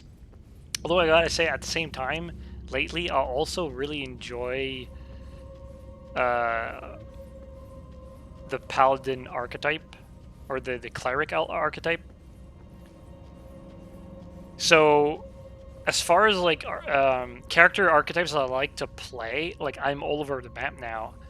And it's only lately, I think games these days are like a lot better at making things interesting for each character.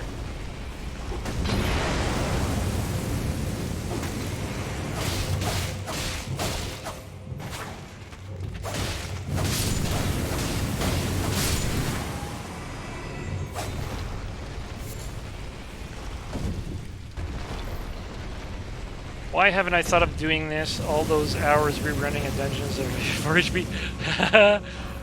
Well, I honestly I didn't know it could happen because I thought maybe it resets. Because it's one of those things like if you play co-op, there's a wall there, like there's a white shimmering wall that prevents you from bringing your buddy into this dungeons or outside of that dungeon. So they kind of segregate it. But in single player, everything's open. So I thought maybe I can go out and suck some blood.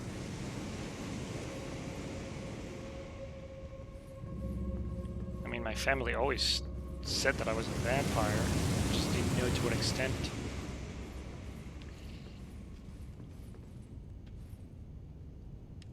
Am I hearing anything? No. Where are you? You're way over there.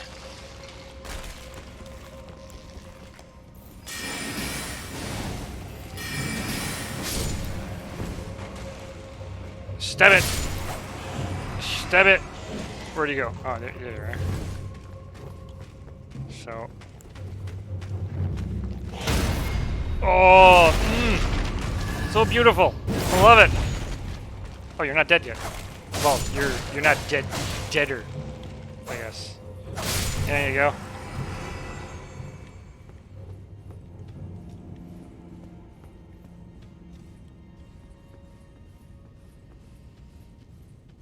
There she is.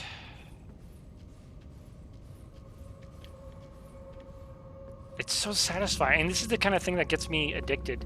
And one aspect that I got annoyed with, like most modern games these days,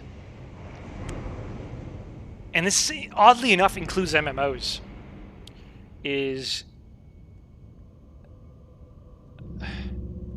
this game doesn't do a certain thing, which makes like a lot of people focus on things that a game does, but sometimes you got to focus on what it doesn't do. And what it doesn't do is bog me down with story or cinematic. Like, I'm not locked to a specific narrative that the designer wanted me to experience. So it enables me to be like, you know, like the Dragon Age Origins, which is a good favorite of mine. Not that I played that many times. I only played it once, but I enjoyed it immensely, that one experience. And it was, and it's not the only game that does this, but it's like one of those things where, you know, you create a sneaky character, you know, an assassin or a rogue type, and then you're sneaking in a dungeon, you're opening doors, and then a cinematic triggers, and oh yeah, because I lifted it. And then because it's a cinematic, you're out of stealth, and now you got to fight the boss with the disadvantage because your character completely relies on the idea of you know, being in stealth.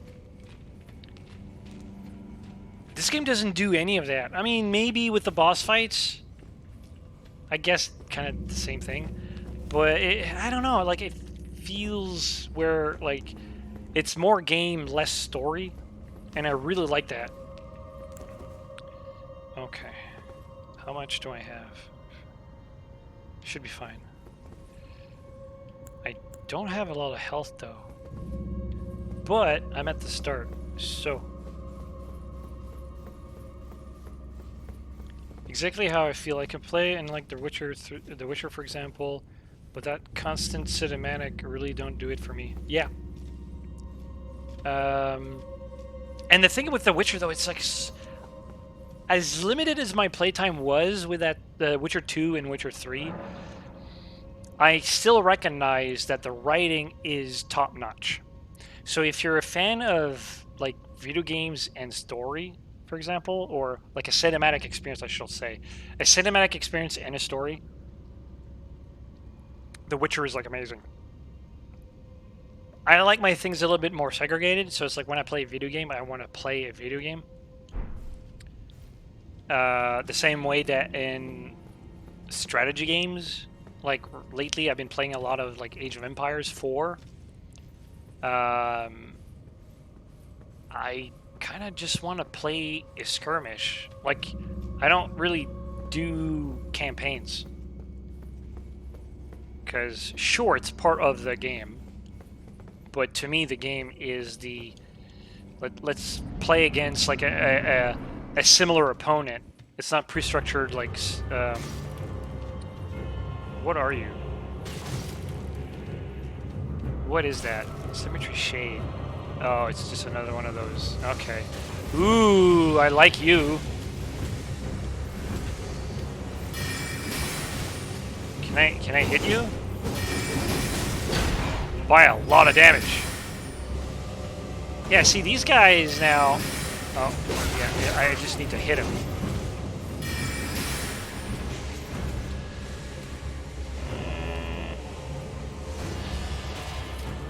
What are you doing? What are you doing? Whoa! Okay, I might need something quicker. Gravity Well might be interesting, but...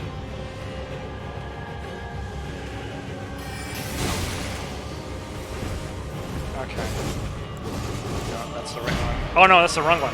Damn it. I keep getting my flasks mixed up. Eh! Oh! Oh! Oh! Oh! Oh! Let's not,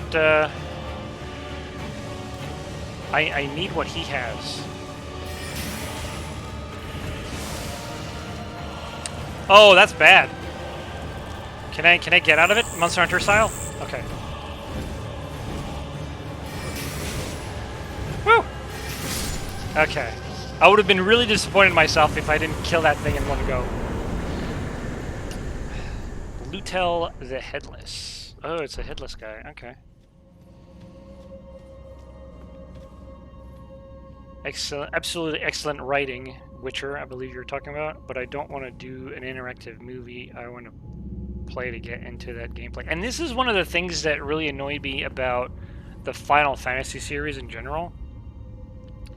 I ended up managing to enjoy those type of games a lot more as I grew older.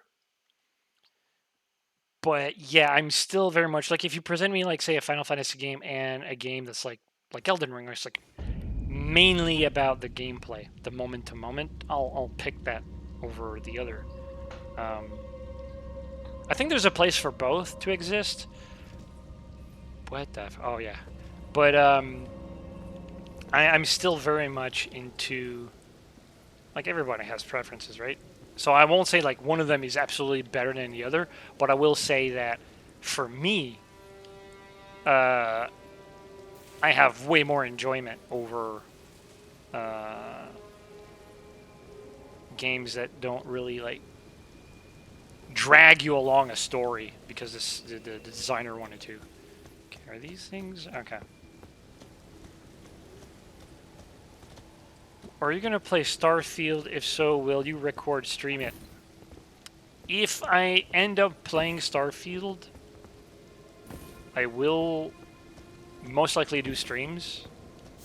Well, I'll make a let's play out of it. Probably not, because I think, like, generally speaking, like, even with the Morrowind and the Skyrim, I'm thinking about turning them into stream sessions rather than doing like a full like series where it's like more organized and stuff. However, I still got Skyrim and Morrowind to do. So I'm gonna finish those first. And another reason why I'm kind of allowing myself to do that, because sometimes they say, oh, but the beta game is going to be more exciting and, you know, new bells and whistles and all that. Or maybe new systems, better, like maybe Starfield, it has like better mechanics than Skyrim. Who knows?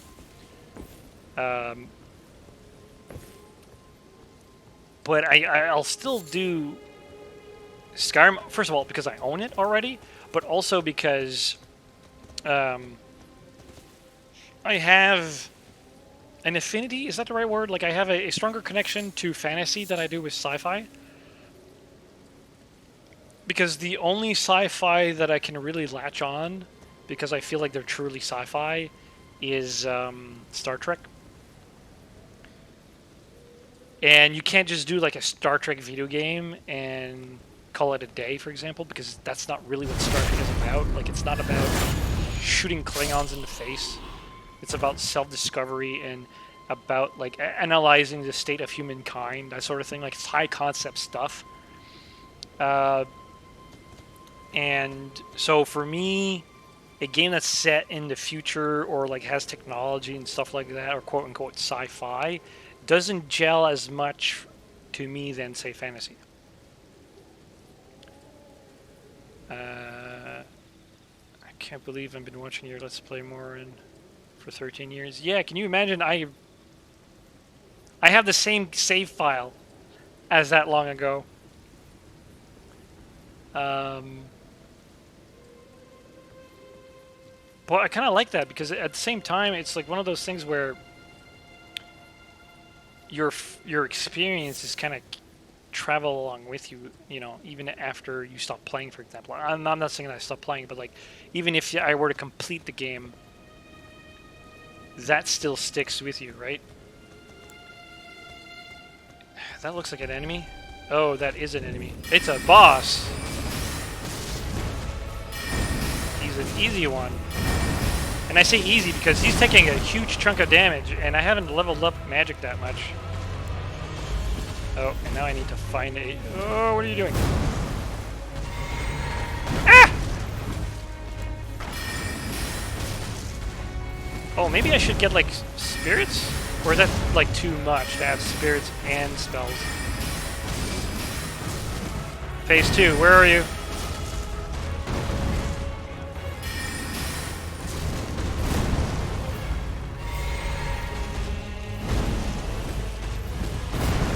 I almost wonder, like, okay.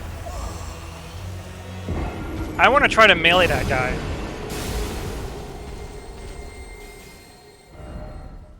So, I'm going to fight him again, but I'm not going to use spells. To me, this guy is almost like the dragon situation where it's like, range is obviously better.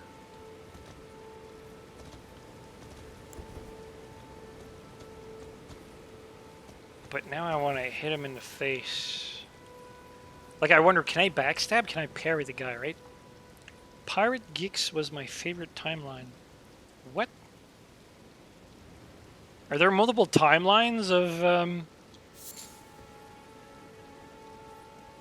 Oh, my, my goatee and the hair. I was like... Was there like another Giggs that played Morrowind at a different timeline and I didn't know about it? He played Redguard or something?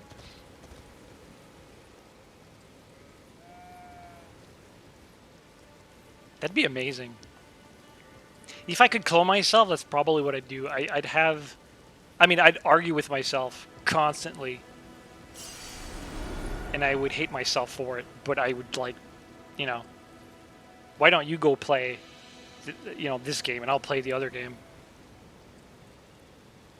Pirate Geeks was awesome. I also watched your Let's Play since the start. Good times, and good to see you streaming again. Oh, thank you. Kind words.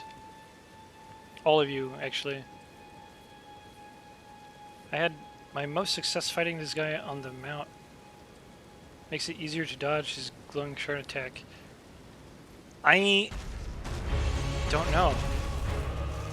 Oh, that was so bad. Okay, let me try that again. I want to know if I can parry this guy.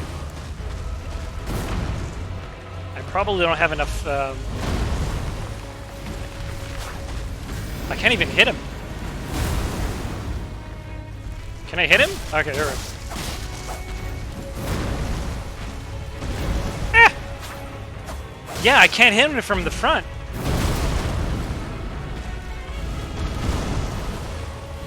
Dagger is too short. I feel inadequate.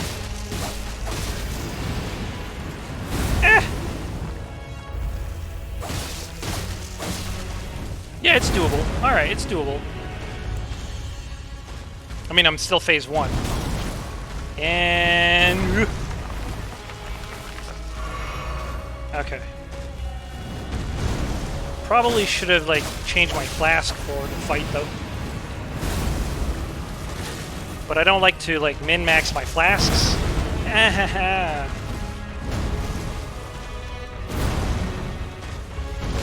Okay.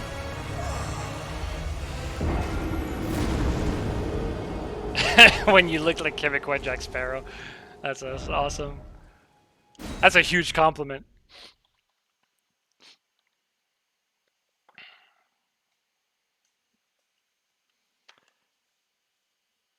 I actually enjoyed the look. I think my only problem with it was that managing long hair eventually, like I realized for me at least, was a problem.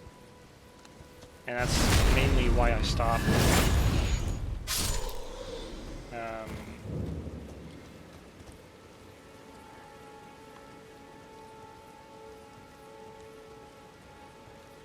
Like during the winter time, your ponytail gets stuck in your coat.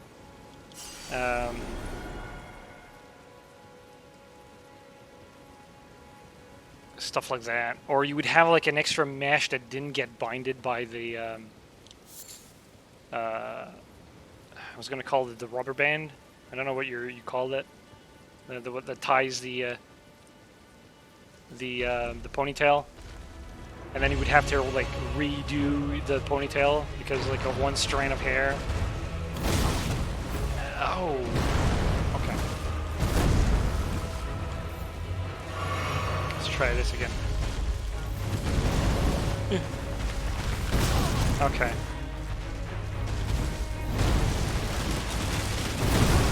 Okay.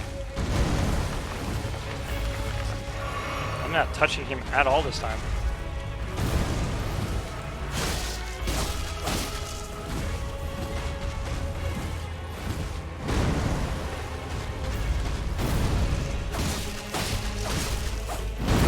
Aha!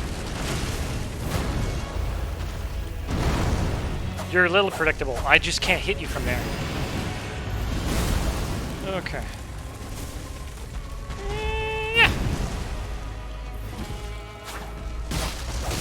Yeah, my dagger is so short.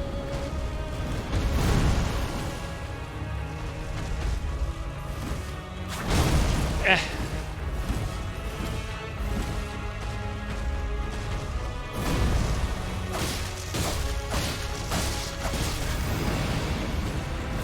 I think you were doing better with magic, but I have no idea. No, I definitely was. This is me knowing that I can kill him with magic, and now it's like, I just want to see if I can beat him in melee. Ooh. Oh, I messed up my jump. Okay, well, I got... And I messed up my jump.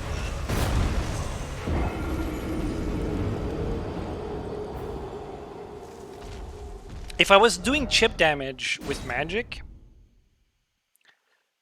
I'd probably still stay with magic, but because I'm taking like huge chunk of his health with magic, I'm like, okay, magic is a little too strong. And this is something like... Okay, that's where I'm... Like, if you think about my stats, right? I'm level 52, and I've just barely started to level up my intelligence to 19. I think I started like at 8 or 9. So I spent like 10 levels at 19. So let's say 10. So I was at 42 when I started. And my mind was probably at 12, maybe. So I was probably like around level 40 when I decided, you know what? I have a spell. Let me try to level up intelligence. And within that 10 level, you know, doing content that's... I like to think that I'm in a good area for my character level. I'm destroying these guys. Now, another thing I want to point out is the weapon I'm wielding is not that great in terms of like upgrades. It's an amazing weapon, but in terms of like its upgrade, I'm only at +2 because I'm running out of the material that I need to level it up. If I were to use, oh, I have 2 of them. Interesting. If I were to use this guy, right? And let's say that I do wield this sucker. Like, I'm thinking I'm going to destroy him. Because I did play a lot with this weapon, and when you, where are my souls? Or did I fail to pick them up earlier? Oh, I forgot to deal with him. Oh, there they are. Did I forget to pick them up? No. Alright. So, I want to deal with extra dude here. Oh, he's not fast compared to the boss. Okay, that works. Thanks, dude.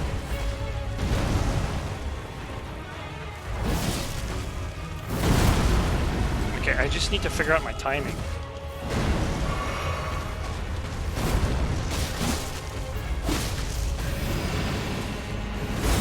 Because I'm doing way more damage with this weapon. But because it's not really like the weapon of choice, I normally like go to my dagger because I like the dagger.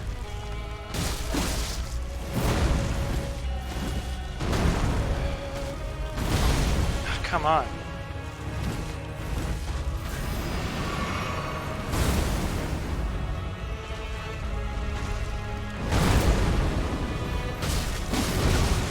Yeah, it's gonna take me forever to get the timing. I can't get the timing off the. Yeah.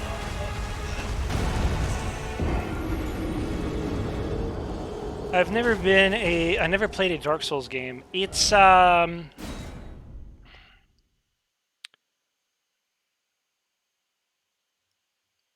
misleading, I like to say. I think the campaign for the original Dark Souls cemented this. I like to think it's a misconception that these games are hard. And honestly, the only really hard thing is dealing with the controls and the camera. Yeah, alright, I can actually...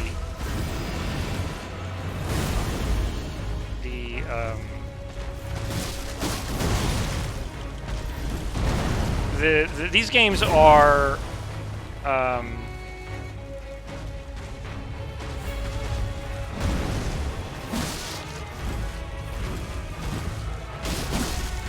for the lack of a better word, like very, very forgiving. Forgiving is the wrong term. I guess, actually, the kind of opposite. They're very... I did jump.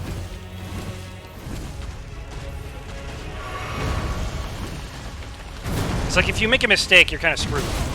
Kind of like that, right? Come on, jump. Okay, there we go.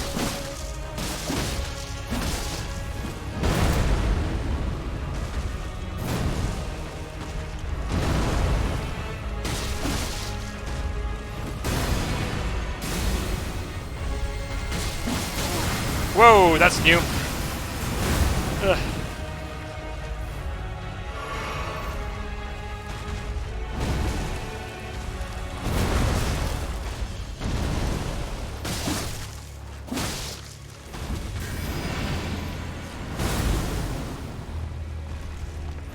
I love my stamina regen. I messed up.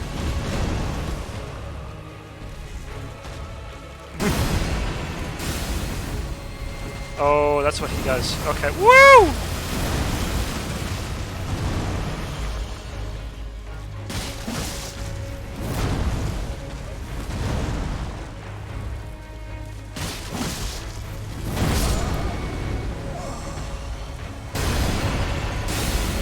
The lack of saving makes them require perseverance. I actually think Skyrim is harder than Dark Souls. Of course, I say that, you know, one would say that I kind of gimp myself when playing Skyrim. But yeah, the Souls series are like deceptively easy. The thing is that they're selling it as like some super hardcore game because, you know, if you make a wrong move, you die a lot, and you're supposed to die a lot. But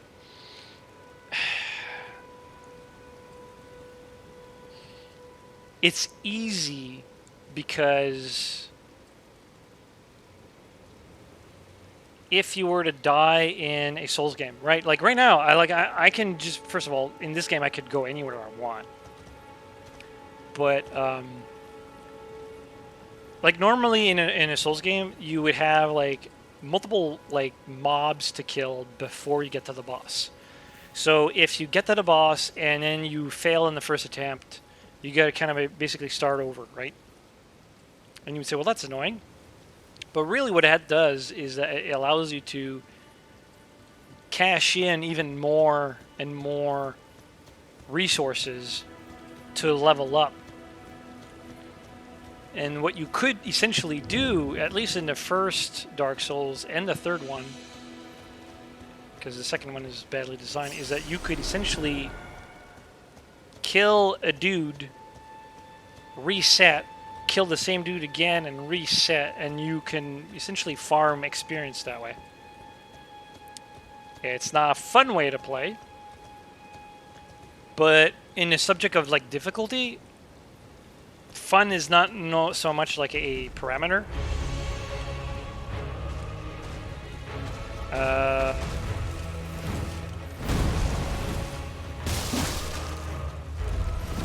The Monster Hunter series is very similar in my mind to like the Souls games. You know, you're always fighting like giant monsters and stuff like that.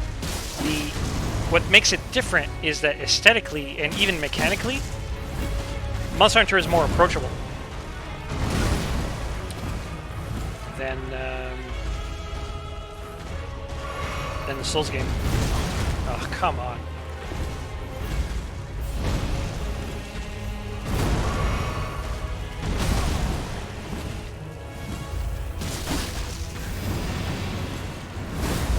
You just gotta be like...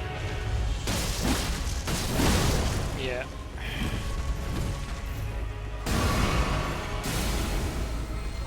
Oh, that already? Okay, I was not prepared for that.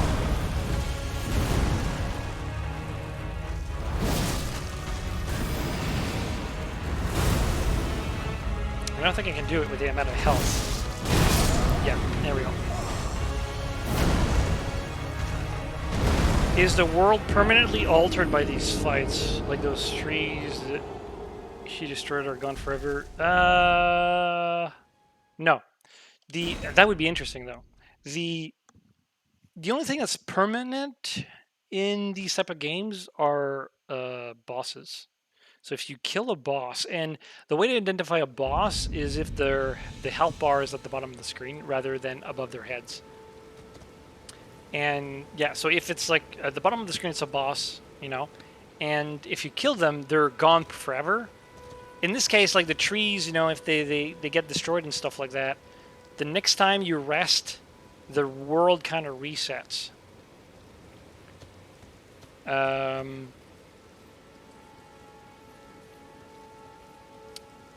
And so yeah, so that would be it. I like when my choices are permanently affected physically. Oh yeah, that's always nice.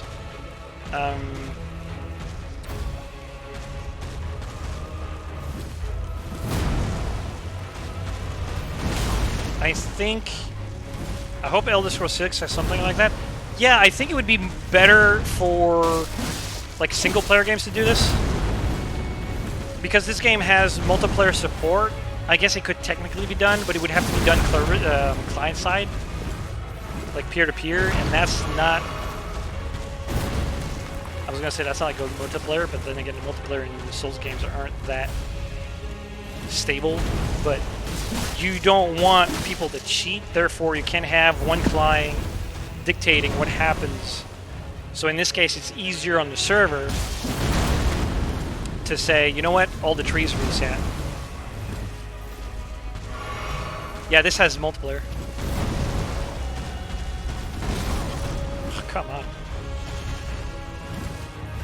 There aren't really choices or consequences in Souls games. There are. It's in the same context so that you can kill an NPC and, you know, you won't be able to get access to the shop or a certain spell or something like that. Okay, I need to stop swinging.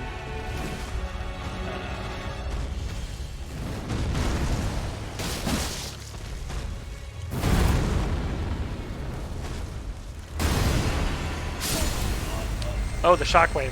Got it. Alright.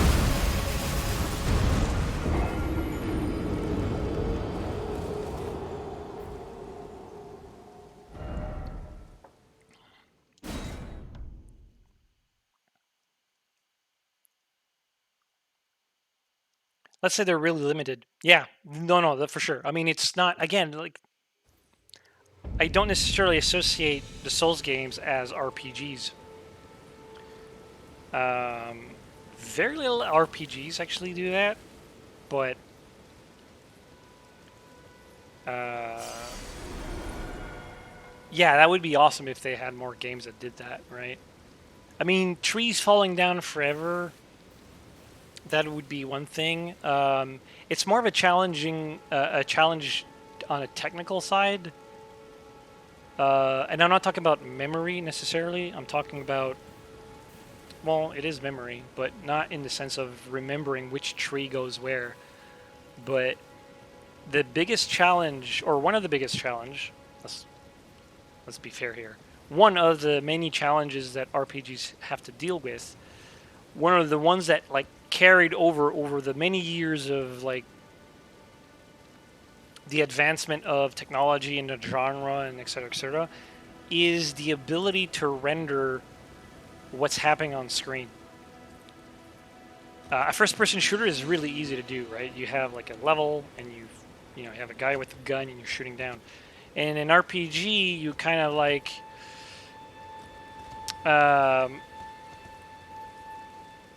you have to render out like cities and characters, and you have to figure out like what are they wearing, and all of that has to be drawn somehow, and all of that has a cost. And now it's like, okay, now we have trees, right? It's easy to say, let's load a level, and there's a tree here, there's a tree there, and there's a tree there. And let's have the engine kind of optimize how it's going to render those trees. But because those trees are dynamic, because you're telling the game, hey, let's remember when to drop those trees. I mean, Elden Ring could technically do it, because it already has the trees that get, like, chopped down. But like in a game like Skyrim, where the trees don't fall down, it's because it's baked into the world. And when the information is baked, it's far easier to just load it up than loading up like, well, maybe the tree isn't there. So now it's like you have, instead of having, oh, I have in the most like layman terms, right? The tree is part of the world that you load. So let's imagine that that's just like one draw call, as they say. They're rendering the floor and the tree at the same time. Technically, it doesn't really do that, but let's simplify it. But now, in a game like Dark Souls, or like if the trees get cut down, now you have to render the trees separately because they're a separate element that is dynamic. Right? Characters aren't part of the world dynamic, therefore they have to be drawn separately. A character that has like different types of armor also has to be drawn separately, because it's like, well, the armor is a different item. There are tricks involved where, thank you. There are tricks involved where, oop, that's bad. You can sort of like, there we go, I messed up. You can load the armor and kind of like bake it while at runtime. So it takes more CPU at the beginning, so you kind of load. It takes some loading time for the CPU to store your aesthetics, like say the armor piece and the cloth and the helmet and the boots, as one element, so that when you render, you're just rendering the dude and not the dude with the helmet, the dude with the pants, and the dude with the gloves, etc., etc. So they kind of have to do that with the same thing with the trees.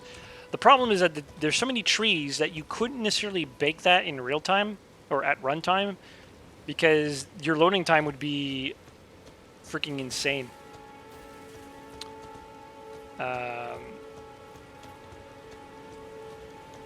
Because there's so many trees, right? You have to do that per element. So if people complain, like, oh, like say Elden Ring, like the performance is bad, like, you know, one way to simplify the performance would be to just make the trees static. And problem solved. Let's see. I'm going to catch up with chat real quick.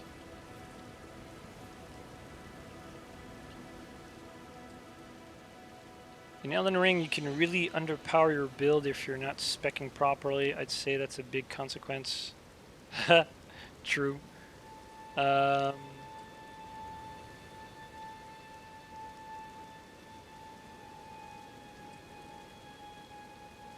are you? I miss your more in VODs. Yeah, same here. Soon. I say soon. I don't exactly know when I'm gonna get back to it, but I am planning things for it.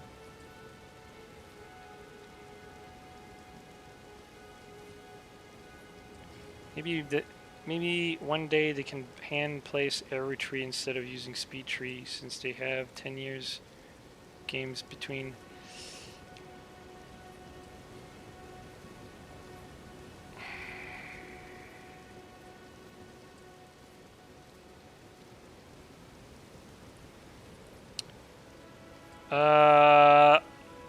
I want to correct you on that. Speed tree doesn't really, and maybe you I wouldn't say mistype, but that's not necessarily like what you implied, what you said. So I'll indulge me on what I'm going to say next. Speed tree is a system that allows you to build trees. It has nothing. Oh, come on. It has nothing to do with like placement of trees. Trees is one of the things, because it's like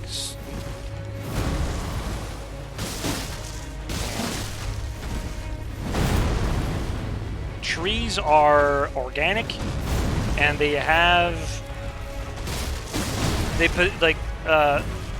possess a challenge to like build like leaves and stuff like that. So what the speed tree does is it creates geometry for the branches dynamically, so you can somewhat control how the trees would look like, but not have clones of each other. And that's why it's called speed tree, because it's faster to do than if you were to call on an artist to manually craft a tree. Shit, I got blocked by it. But to actually like paint the world, I guess, with trees, you have to do that manually.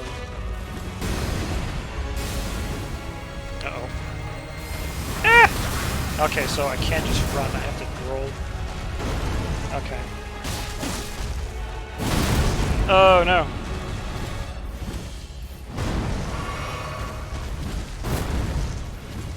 Okay, thanks, I was missing. Yeah, I just wanted to clarify on that, because like, I understand where you're coming from, it's just like technically not what's going on here.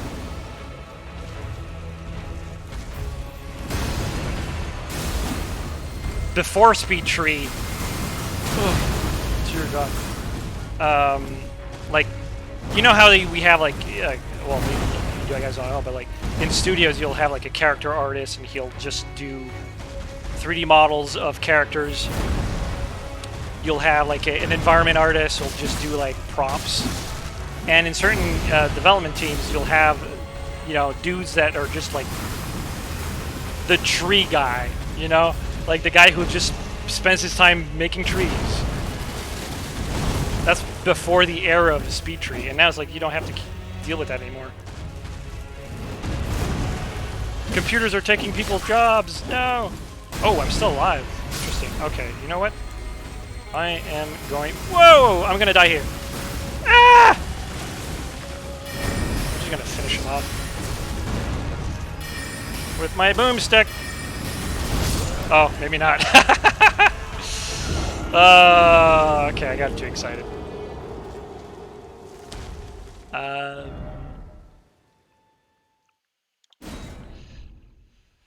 Alright, I'm just gonna zap this guy. I kind of figured... I think I can kill him in melee, but now it's like, alright, I'm just gonna deal with him. I don't think I need to prove myself to myself that I can do the stabbing. It's like also because like I have very limited amount of like health, and I'm too lazy to go back to a grace to reset it. So I'm just gonna go straight. Actually, this guy, I keep forgetting him, and it keeps bothering me.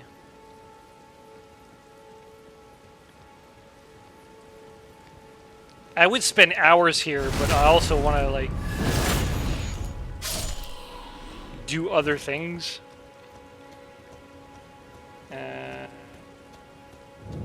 Alright. Oh, wait. Where are my shinies? Shit. Ah! Where are my shinies? I hate it because in combat, the compass doesn't exist. So now I'm just like aimlessly running around looking for something that's super subtle. And I'm gonna die here trying. This is probably one of the things that I don't like about the way...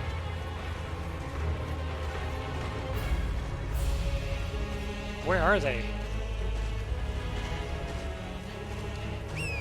Oh, did I die before? No. I say before. Did I die like after? Where are they? Are they here? Is that it? Yeah, that's it. Okay.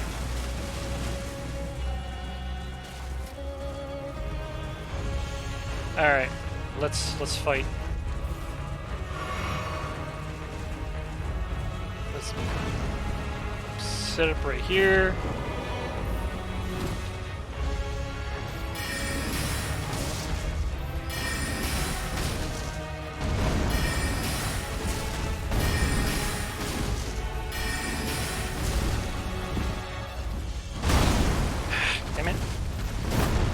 Can't see jack with these pots.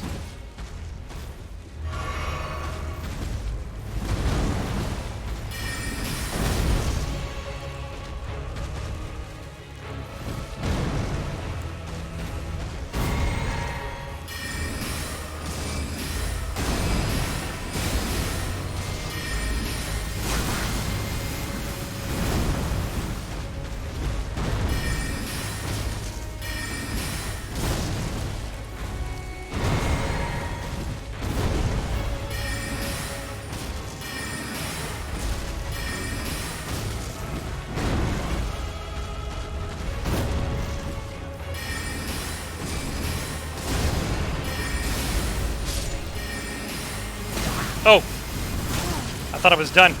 Okay. There you go. We're done here. Yay! Alright. What the heck is that? A bubble tier? I kind of wished there was an icon, but I don't understand...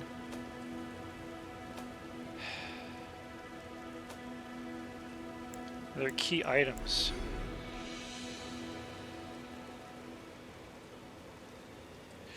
Oh, that's what it is. Okay. Tiers are for the whatchamabob. I don't know what you call those. Your wondrous flasks. Yeah. That's what they're called. Alright, so I was going here.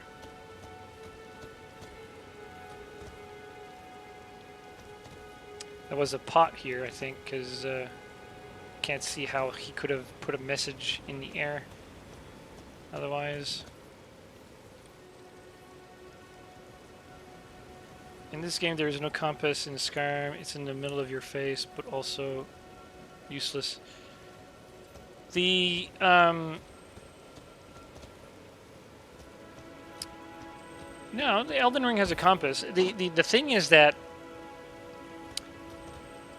I would have liked it to showcase a discovered graces if there were nearby. Because I don't like going on the map for every time I want to make sure that I'm aligning myself correctly to the grace that I already know about. Aside from that, I think it does fine. The compass in Skyrim is alright. Again, it's a different type of game. I would probably prefer it if they had like less information on it. But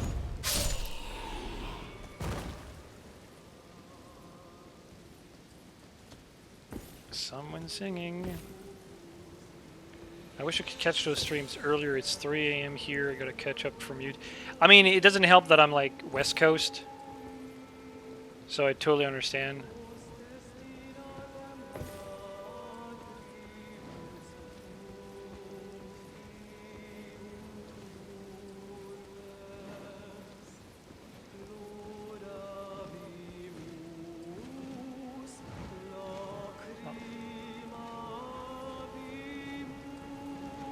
You think you can backstab this bat? No, it saw me. I was gonna jump as it was patrolling. Yeah! Oh, it doesn't work. Alright. Where's the other one?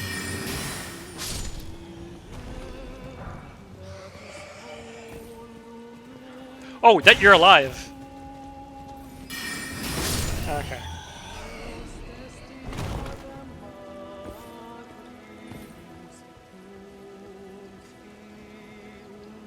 The compass in Tess, or the Elder Scrolls, have been somewhat intrusive since Oblivion. Well, I feel like the one in Morrowind is useless.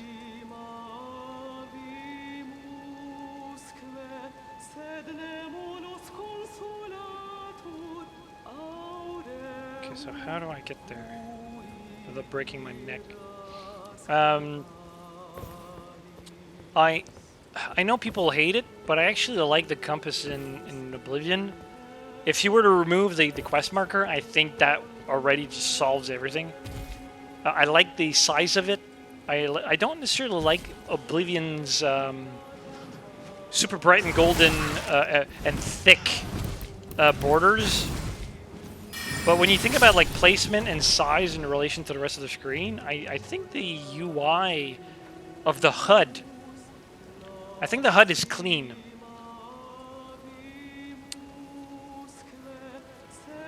Is there women on top of the columns? No, I thought she was like here.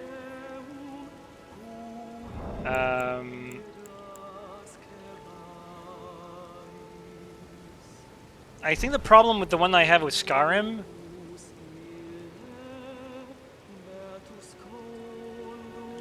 is that it also displays like enemies. So in fights, I'm constantly looking at it rather than looking in the middle of the screen. And it's one of the things where you'll probably say, oh, like hear people say like the compass in Elden Ring is better, and it's because it's got so little on it that you're still focusing on the game and not the compass. So if you're playing, let's say, a strategy game like StarCraft or Age of Empires, some people feel like they're only playing on the minimap or the radar for halos, stuff like that. So that's the part that I don't necessarily enjoy out of the compass in Skyrim. Okay, if I shoot her pets, is she going to...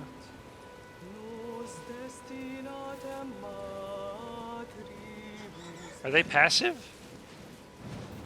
Oh, she's an enemy. Okay, well... There you go. I'm gonna kick this guy's ass. And then I'm gonna...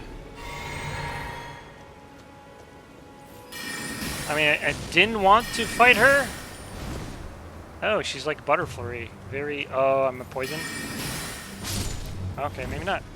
Just a smidge lower. Golden runes and... ugh, that's not what I wanted.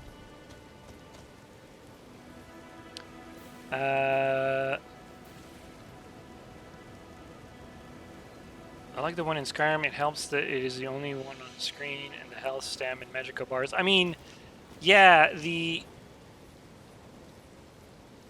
I like the fact that Oblivion's HUD kind of mimics what Morrowind was doing, because I feel like it's really clean. It doesn't deserve to be there all the time. So if anything, I would probably put the compass. No, that would be a bit. I was gonna say maybe the compass should have been stuck to the bottom left side of the screen and have the rest of the HUD kind of fade. But then no, the compass needs to be somewhat closer to the center of the screen. So no, I kind of like Oblivion's. What the hell? I expected a friendly opera singer. Yeah, I expected like some NPC that I could talk to. She could have been an NPC though. I mean, you never know with these type of games. But yeah, she ended up being an enemy. Or maybe I needed to do an emote that like for a quest that, and now it's like it's gone.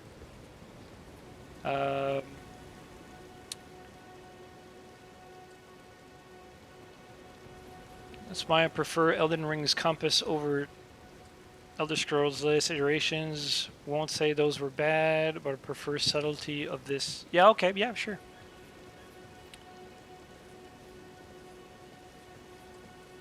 I think Morrowind is the only game that deserves and needs a remaster officially.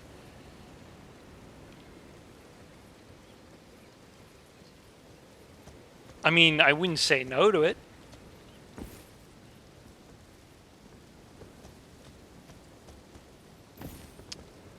I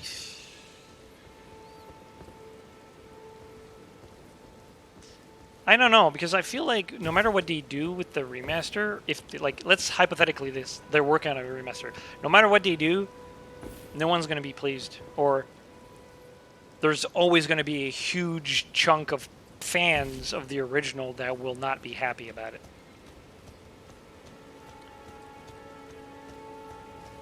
So, don't know. And it's not because I'm pessimist and say, oh, nobody likes the old new things now. It's more like some people will claim that not enough has changed to warrant a remaster, and others will claim that too much has changed, and that ruined the original, that sort of thing, right? So you can't win. So I personally wouldn't do a remaster. I'd rather do... I was going to say like a Final Fantasy, so a Morrowind, like an Elder Scrolls 3-2. You know what I mean? Like, I would probably, like, if anything, I would do a sequel to Morrowind specifically, or it's like, say, Elder Scrolls 6. If I was inclined to do it, I would say, you know what? Let's bring it more along the lines of... They'll never do this, by the way. But, like, I would suggest let's bring it back to the what Morrowind did. Smaller scale, but, like, more finessed in terms of, like, their role-play elements. Rather than doing a remaster of it.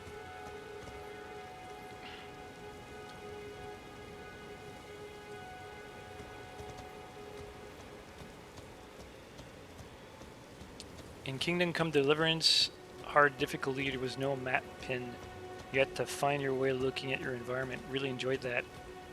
Yeah, there's something to be said about games that don't offer compasses.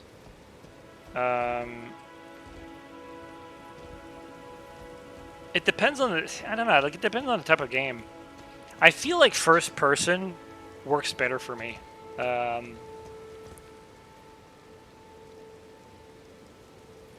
you still need a map somehow. And you absolutely need, like, points of references. Like, I started playing, well, started, like, years ago. I started playing. I have, like, a master mode difficulty, which is, like, the game's harder. But I also turned off, like, the HUD while playing. I think I only kept the hearts. But, like, it removes the compass in Zelda. And it's better for me to play that. It's more enjoyable.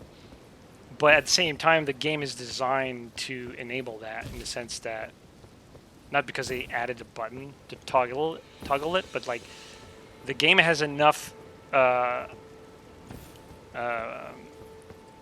landmarks to warrant the ability to turn it off.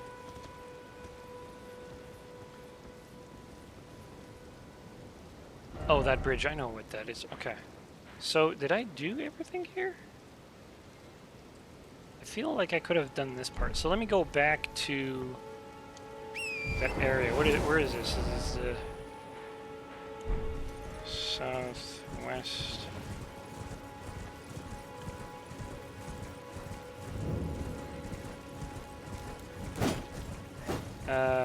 I doubt it would really do justice. Hard to remaster a game with such mechanics and dialogue and combat without redesigning. Yeah, that's what I'm thinking, right? And that's my approach to why it wouldn't work. I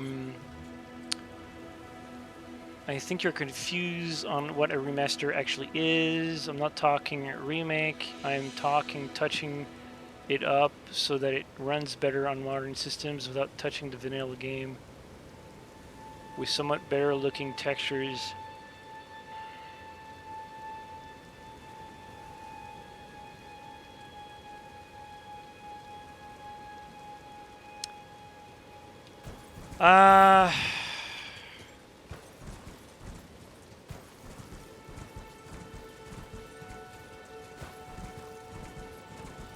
Like, I know what you mean.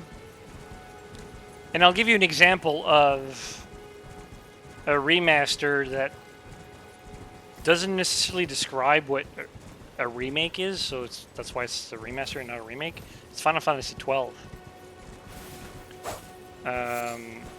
They changed how, like, they added a lot of things to the game. They make changes to it, right?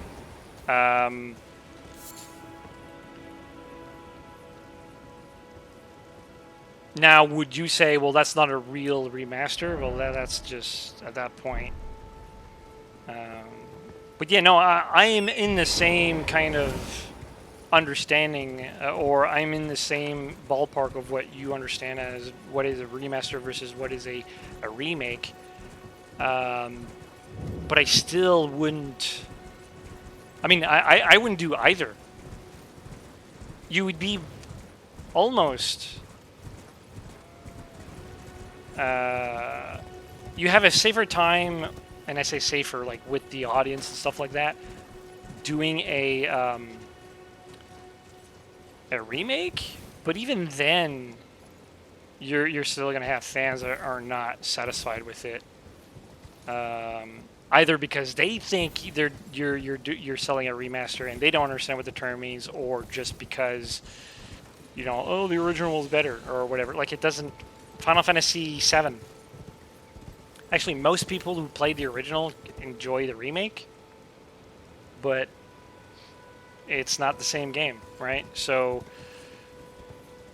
did it need to exist? Because that goes back to the original point, right? Morrowind needs, quote-unquote, a remaster. Or was it remastered that it? Hang on, what's the word that they used? Oh, that's you specifically suggested that needs a remaster. Like it's one of those things where I don't know. I personally wouldn't. The thing is that it already worked. It is called Morrowind, Open Morrowind, but it was made by modders basically.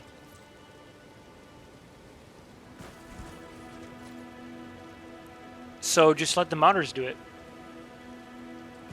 I know you're specifically asking for them to support it officially, but modders will do a better job at it.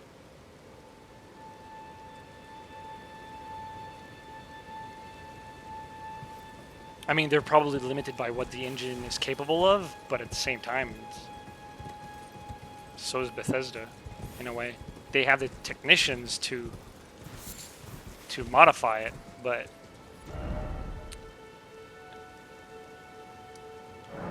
like there's a difference between, say, like,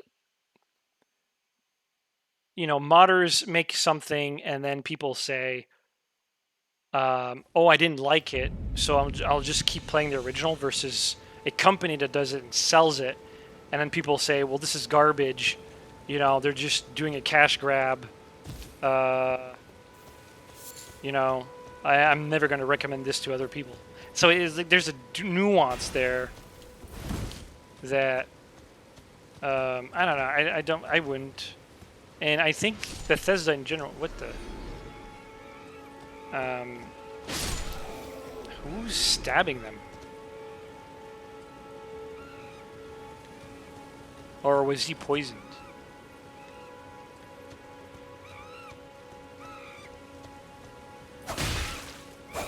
Wait, what? There you go. You're scared of something, but I'm gonna kill you anyways. Like Skyrim Special Edition, like remaster for Morrowind, so yeah, not much. But that's how it runs. But I mean, sure, the Special Edition, that's a good argument. I think that's a good point. I mean, if it worked with Skyrim, it should also work with Morrowind. The thing is, I don't know why though. I mean, at the same time, in terms of like player,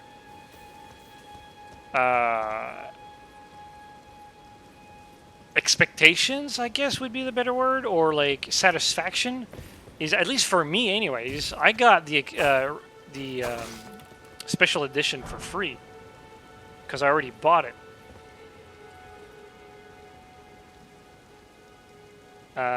Which was a good idea for them. So I guess, okay, on that front, sure. Like, if they could just shove Morrowind into the Fallout 4 updated version of the engine, I think they would probably have already done it if they could. But yeah, if they, you know, if you hire a guy to do it, yeah, sure. Like, as a fan, I'd say please do. I agree on that front. Yes. A remake would take way too long because they would have to build everything from the ground up. Yeah. So if you're talking about just getting the assets to work, is Morrowind a problem on Windows 11? Because I thought in Windows 10 it ran no problem. That's something that I would have to figure out before I start deciding to continue playing that. Because I'm on 11 right now.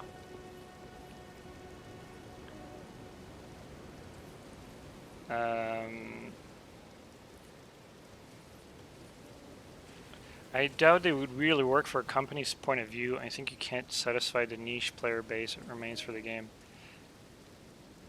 Mormon's been fine. Okay, so because, and I'm only saying this because that they made a Skyrim. So everything that I'm going to suggest, or I'm going to say right now, kind of goes out the window. But I'll say it anyways, because it's like a perspective that most people don't think about when they think about like companies. is that, oh, it doesn't make sense from a business standpoint. It also doesn't make sense from an artistic standpoint, because you already made it. It's kind of like asking an artist to redraw the same drawing. They're done with it.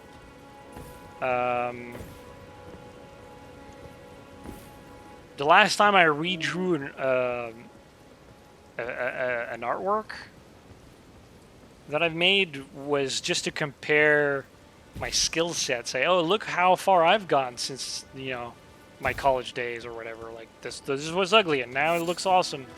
But you rarely do it. You do it maybe once in your lifetime, maybe twice. I don't see, artistically, it's boring to do. And I say this as if I had that experience. I don't, but I definitely understand the mindset behind it. You got to work with like old files, old design. Your decisions that you made in the past kind of dictate what you can and can't do in the future, and it's like, why did I do this way? But I can't change it. It's too late now. Yeah,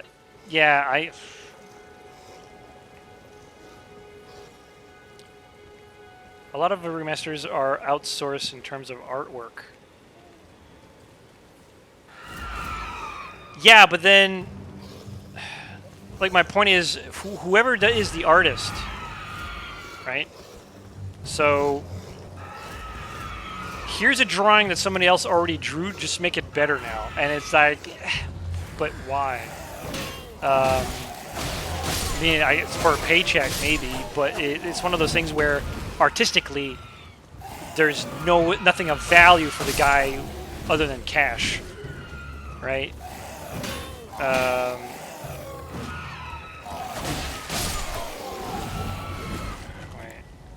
Yeah, alright. Yeah, I got a spell for this. Might as well. There you go.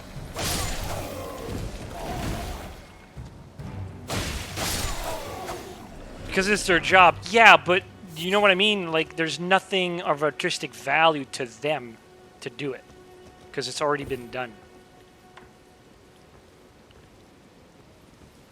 That's the argument I wanted to make. Like, for the developer themselves, they don't have a thing of interest to it. So it will probably look like a soulless cash grab because there's no soul to it. For them, at least. And I'm not saying, like, every company is like that. I'm not saying that every developer, like, I'm pretty sure that the fans of, the ones that made the StarCraft 1 remake, didn't feel inspired or whatever, but to say that every company is like that, you know, it's one of the reasons why Bethesda actually kind of moves on after they finish a product. Actually, they would. It would serve them better to stick around with the product a little longer before move on to the next one. Like, for example, Skyrim, if it ran better, you know, a couple of more months in the oven. Like, you release it, then a couple of more months in the oven to just patch. Like, that would be, you know, great. There you go. That's better. Oh, you're a big boy.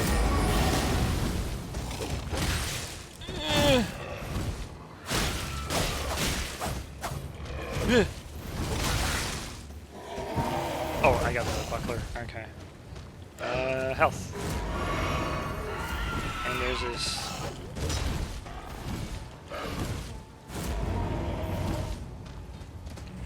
I kind of want to deal with. I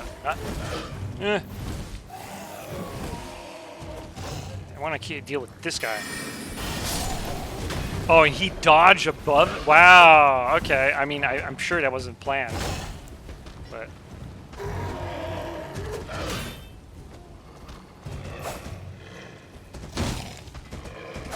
Wow, you won't let me backstab? Come on, let me backstab. Let me backstab. Oh, well. I hate you!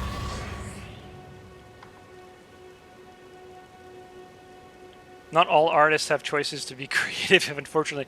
Yeah, and, you know, I totally relate to that. I'm fortunate enough to be in an environment where I can be Creative, even though my role specifically, how should I explain it? Like, doesn't really warrant to be creative. I sort of kind of leverage a way to be creative with it, and they're like, "Hey, do more," and I'm like, "Sure can," and you know, there's ways, but yeah. So from like that, when I meant artistic, like I meant like business aside, because obviously I think if you could cash in on a past product to sell more product, like that, there's a no-brainer, right? Like do as many remasters and whatever as you can, and you know, and it'll sell, assuming it's a good product. And because I'm sure that if you were to say, hey, let's release a remastered version or a remake of Two Worlds, for example, it probably wouldn't fly. Not to say the Two Worlds were games were bad, but it wasn't such a financial success for them. So it's like one of those things where business-wise they wouldn't do it. But if it was like if there was a cheap way to do it, maybe. But like putting the business aside, the guy who's doing the art doesn't really get a good deal out of it. You know what I mean? From an artistic point of view, because of course he's getting a deal, he's getting paid. Now, how much he gets paid, that's deserves to be. I should probably do this with my mount. Remains to be seen, because a lot of artists are underpaid. So there's that. I'm looking for co-op.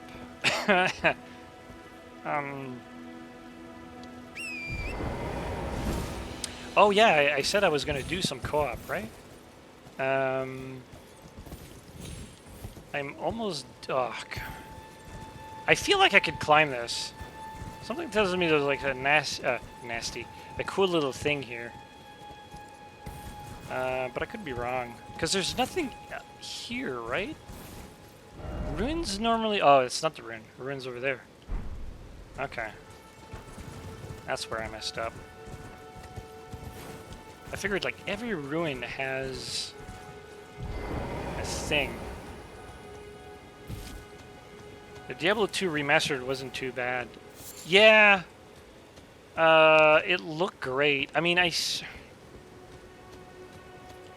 maybe I'm too nitpicky when it comes to Diablo, because Diablo is really my jam. But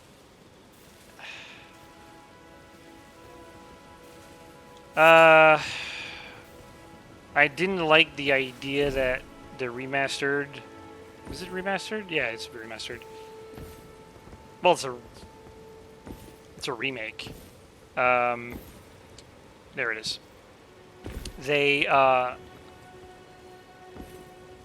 They changed the cinematics, and of course they look better, but they don't tell the same story, or they don't tell the story the same way, and I have a problem with that. And to me, it feels like such a downgrade to not have LAN support. So when your original game has more features than your remastered or your remake, I think there's like something like fundamentally wrong with the product.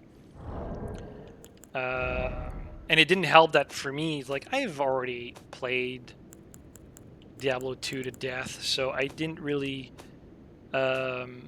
had much incentive to play it again. But hell, like, yeah, it looks like a decent, I was gonna say port. It looks like a decent product. Like, it looks good.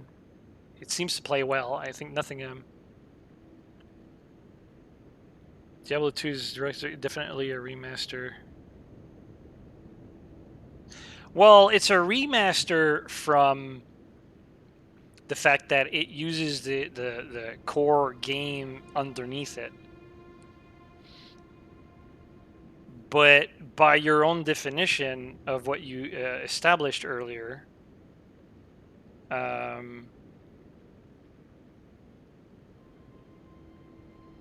They changed things. So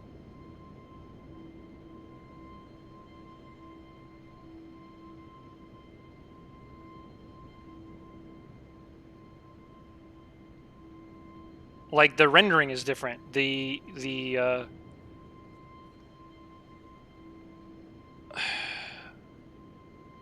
fact that there's no land, the artwork, like just the character designs are different.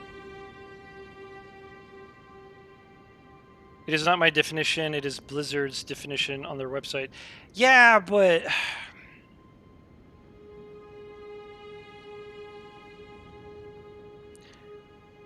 fine. I mean, sure. And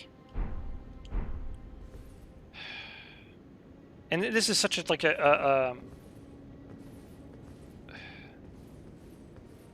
it's a difficult conversation to have because it's one of those things where you're right, but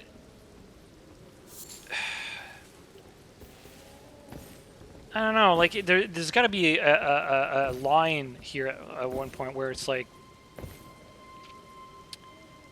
you could call something like, for example, right? EA. Right? Was it Star Wars Battlefront or something like that? They didn't call loot boxes a gambling mechanic. It was like a surprise mechanic or whatever they called it. Like, it doesn't matter what the studio calls it or what the publisher calls it. What's important is what it is. I'm part of... I say part. I should put that in air quotes because I feel like people in that community doesn't really like me. But I'm part of like the roguelike community on Reddit. And that in itself is a huge bag of worms because what is a roguelike? So people will say like, oh, I like playing this game. It's called Binding of Isaac. And you'll have like 50 people saying that's not a real roguelike. And it's, you got to draw the line at some point. Otherwise, like, there's no way to have a conversation, right? So that's a hard one. So, I mean, I went by the definition that you instigated earlier by saying that, you know, I'm talking about, like, and I'm quoting you here, touching up so that it runs better on modern systems without touching the vanilla game, with somewhat better looking textures. So in my mind, with that definition, whenever it's yours or Blizzard's or whatnot, that fits under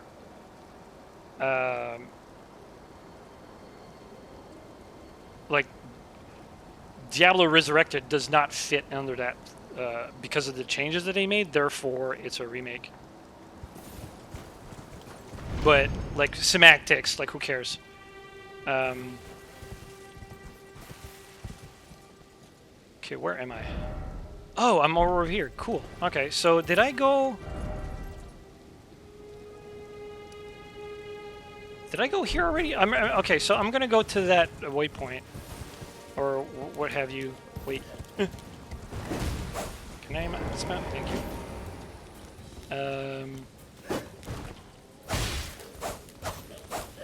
Oh, ow. Does he not have a back? Wait.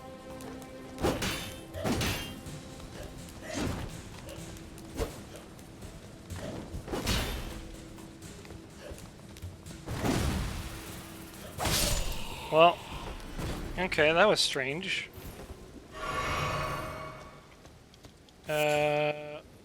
As a consumer, I'd rather see something new than remastered, to be honest. I mean, there's that too. I wouldn't mind a remaster or remake of Diablo 1. You know, so I understand also the customer side of thing of like wanting a... Oh, there you go. There's a back. But yeah, there's that where not everyone wants to have the same game rehashed, but at that point.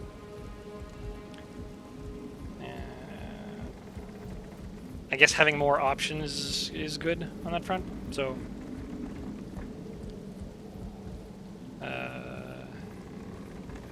Diablo 2, us nerds would gather around the playground and discuss strategy. Really?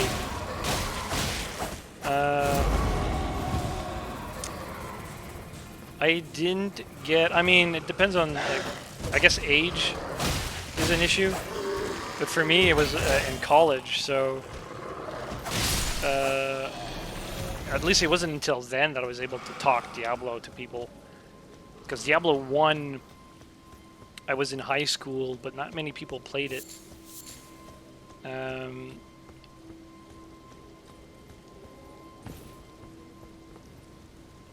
guess we were more strategy fans than anything, like Warcraft and Command and Conquer and that sort of thing. Warlords was a good one, also.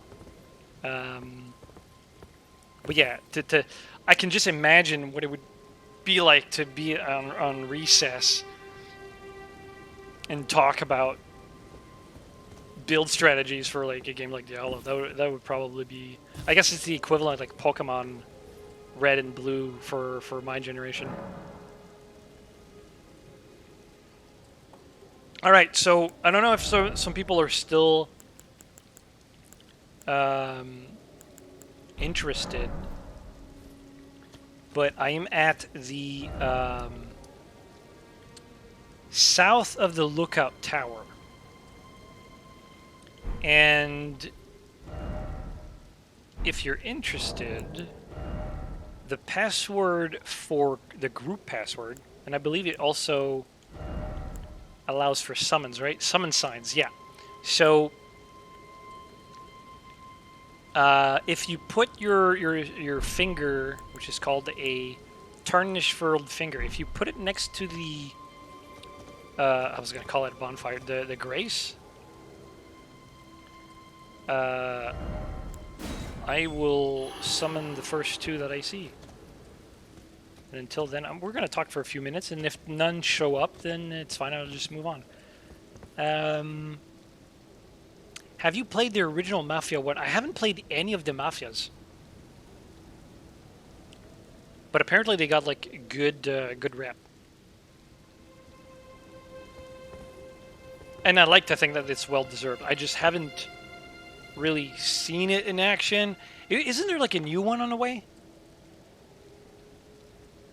A perfect example of a remake would be the Mafia Definitive Edition. Completely changes the entire game.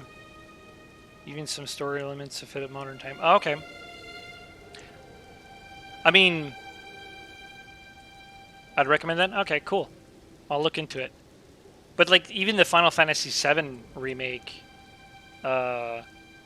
fits that definition, right? It's like one of those, like it's the same characters, but aesthetically, mechanically, even story is different, from what I've heard.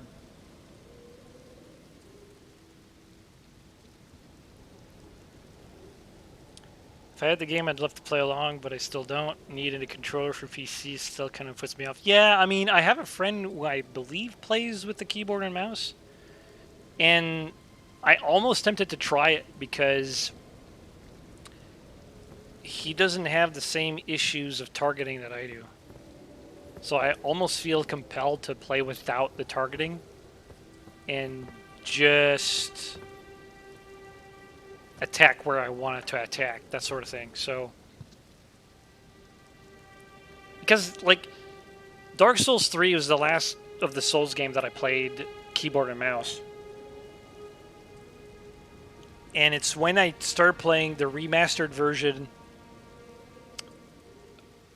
of Dark Souls on the Switch that kind of have no choice with the Switch, right? So I played with a controller. And then when I went back to Dark Souls 3, because I like to go back and forth. So on the go, I have the Switch, and on the, at home, I have the PC, right? So when I went back to Dark Souls 3, I almost felt compelled to plug in my controller. And it made my playtime a little bit more intuitive because I was using the same inputs, basically, for both games. So I got used to it. And I did the same thing with like Elden Ring. At that point, I was like, figured, well, might as well just continue playing with those same controls. But I'd be curious because it's like one of those things where my biggest gripe with Elden Ring is the fact that targeting is still garbage. And then multiplayer is unstable. But anyways, so I'll hunt these guys in the background right there, and then I'll come back to see in a couple of minutes to see if someone wants to join in.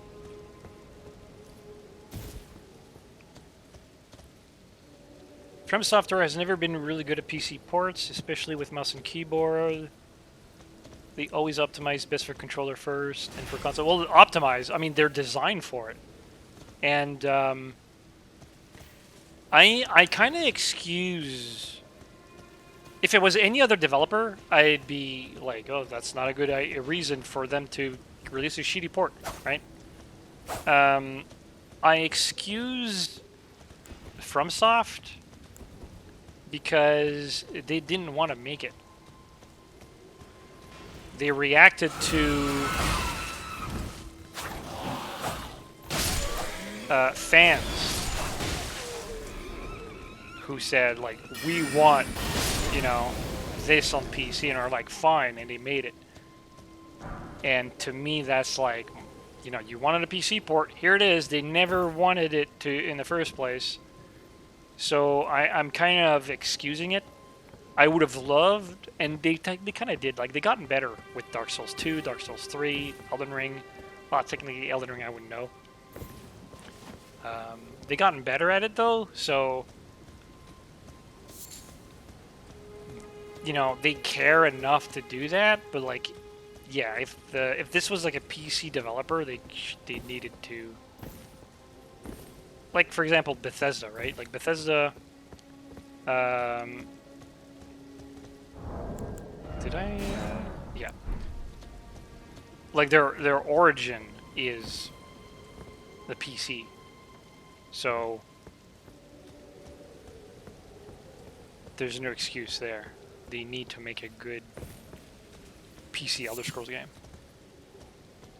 So many games in the last decades are designed for controllers. Even Skyrim had mouse issues. That's true. I mean, even the menu in Oblivion is a good indication that it was designed to fit on the Xbox, right?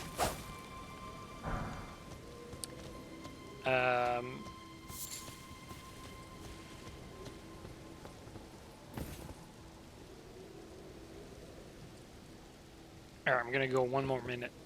And then I'm going to move on. It's... And the problem here is that, oh, multi-platform, right, sells... So there's a business reason to do it. But they kind of have to say, well, consoles typically can't use mouse and keyboard.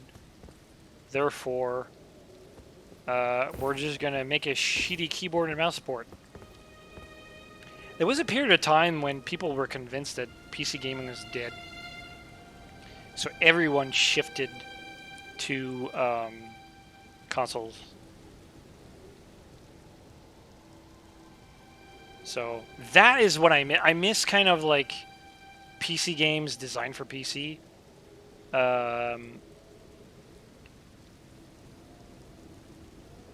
And the only place I can get that these days is real-time strategy games. Like, I'm really liking Age of Empires 4. And it feels so good to play. It's like, thank you, a PC game that's like an actual PC game. You know what I mean? And there's nothing bad with games that aren't that great at it. Like, say, for example, Elden Ring, for example. Or The Witcher 3, but they'd be so much better.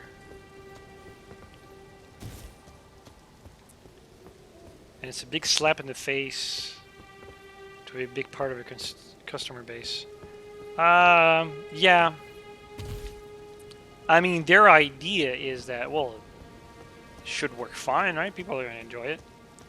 But yeah, when you look at Morrowind and say, ah, this is how it used to work, I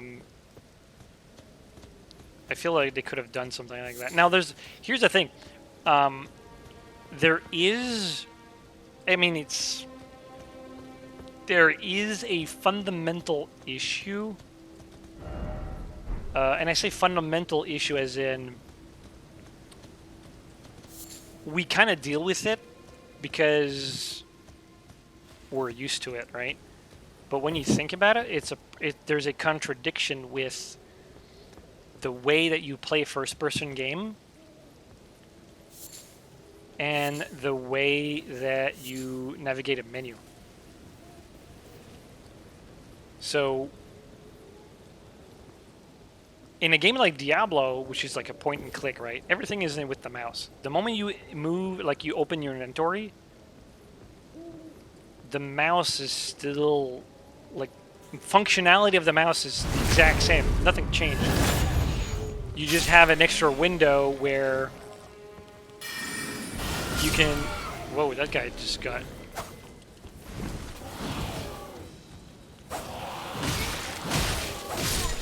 There you go. But if you look at, say... I mean, even Morrowind, that we considered, oh, it's got a great UI and everything, right? Or Oblivion. The moment you open your inventory screen, controls change. Because now your mouse is no longer your camera. Your mouse is a cursor. And that fundamentally is a problem. Because in a perfect world, your control scheme shouldn't change in the game. Like, good luck trying to figure out a way to do inventory without the mouse. That's intuitive for a PC, right? I mean, first-person shooters, they tend to use the number keys to, like, swap weapons, right? So I guess that's one way to do it, but that limits yourself, like, to what you can carry or what you can use and stuff like that. But at the very least there, your input doesn't change role. I think I've been here before. Yeah, okay. Where am I going? I think I need to go south.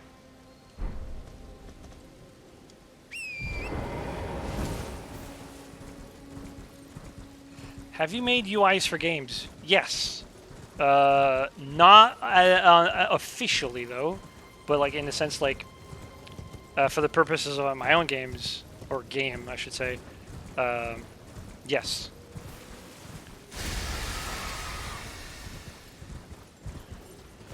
And I say games because I even like this weekend I participated in Elden, which is like a semi-competition for like making like small video games within a weekend. And yeah, you got to think about all that stuff. A lot of people don't, though, but it's very important that you do. Wait, this is not where I wanted to go. I want to be here. How do I get here? Gotta go down.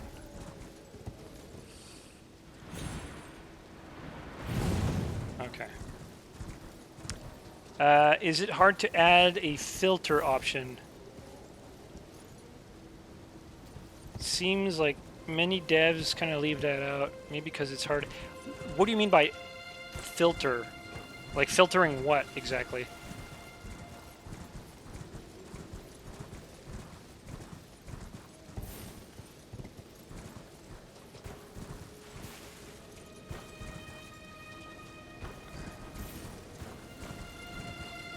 Oh, there's a plant. Oh, there's many plants here. Is it like a giant fairy, like Zelda style?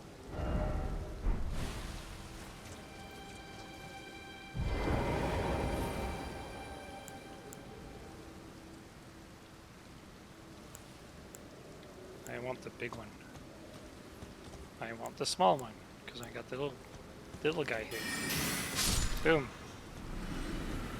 Alright, the big one for the big guy.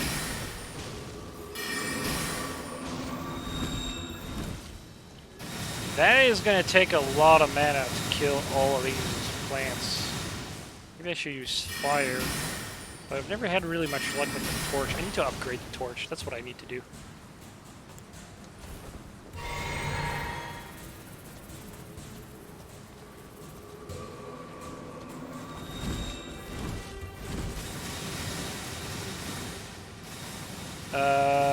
I think the game mechanics were designed around it, so... Okay, I have no context with that. Oh, for Witcher 3, okay.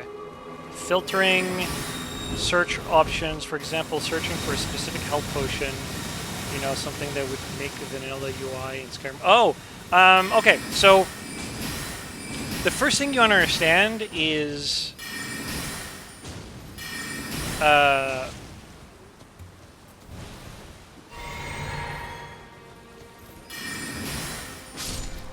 adding functionality to... adding functionality to a game, regardless of where it's found, either the UI or, like, you know, for combat or like whatever, is actually really easy to do. However, where it gets complicated is to bring that new function to the player's eyeballs or the player's hands. So in terms of input, right? So the issue with HUDs or UIs is that there's so many edge cases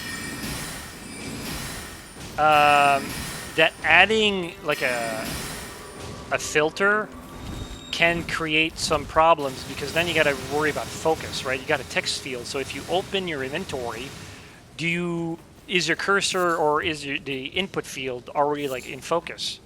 Because that would be important. So if it's not, then you need to add that part of the code that focuses.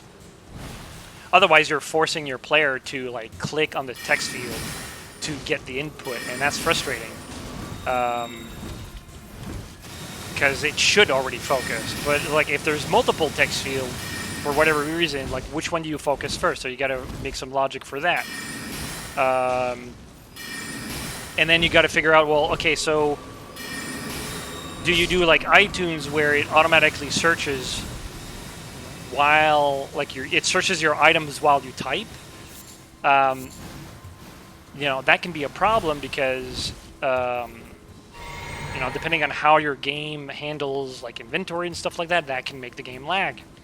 So what do? Well, you create some shortcuts. You say, well, I'll only do this. I'll only apply the search, for example, the filter, if I hit enter. But enter is being used for maybe something else. So now you have to figure out, well, okay, well, now I have to make a check to say, well, if the focus of the cursor is on the text field, then make sure that... So you got to do a lot of these edge cases to do it. So the function itself is easy, but the implementation on the HUD is hard. Not hard. It's convoluted.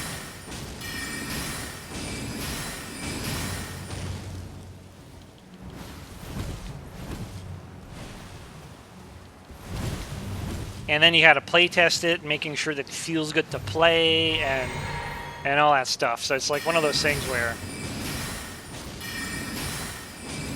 yeah.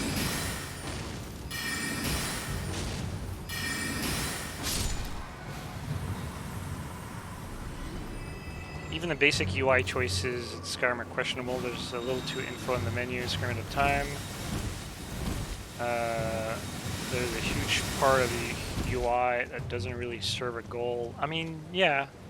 Maybe they thought it'd be useful and then it ultimately didn't. I have no idea.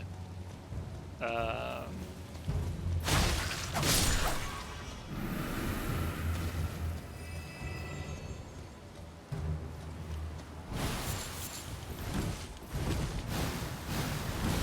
it's more complicated to implement than what people think.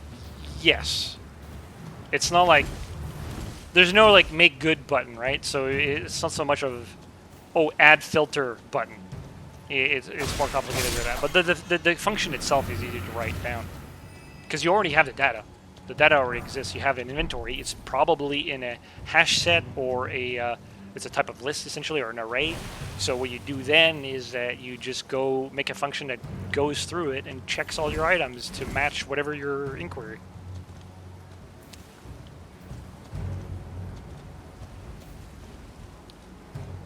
Inventory, that's just a list of names. Yeah, I kind of like the icons in Oblivion.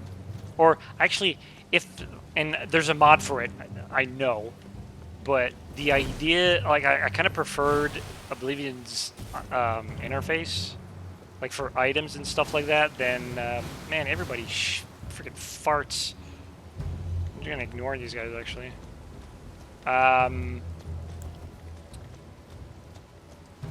But being able to see everything that's important about the item at a glance is great. And Skyrim kind of misses the mark on that. And of course, I'm talking about, like, vanilla Skyrim, because you can do everything with mods, so yeah.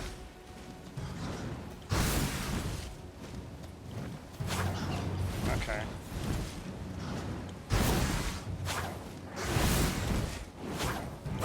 Okay, I'm gonna have a problem. I got the wrong guy. There you go. One down. Does that refill? It did. No, it didn't.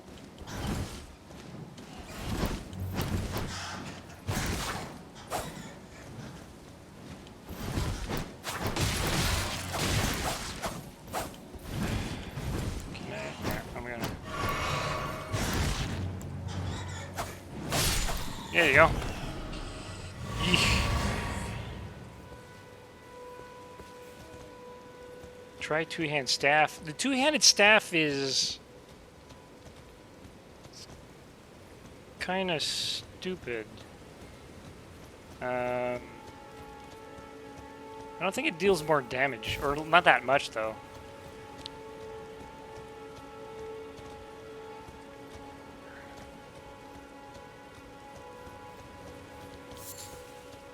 All right.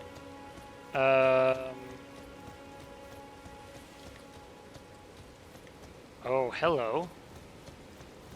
This is what I wanted. This is what I needed. What is this? Was it on the map?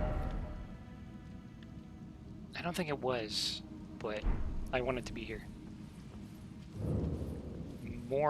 I thought it said more tunnel. I'm like, yes, please.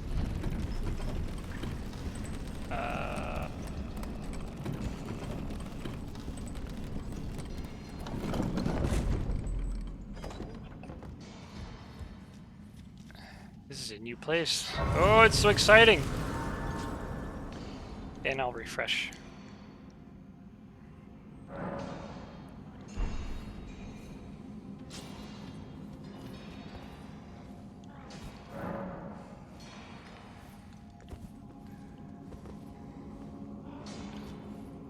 What the heck was that?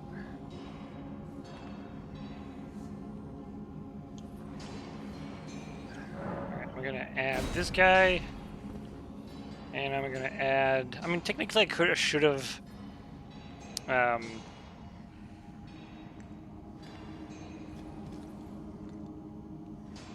explored a little bit on my own first. But...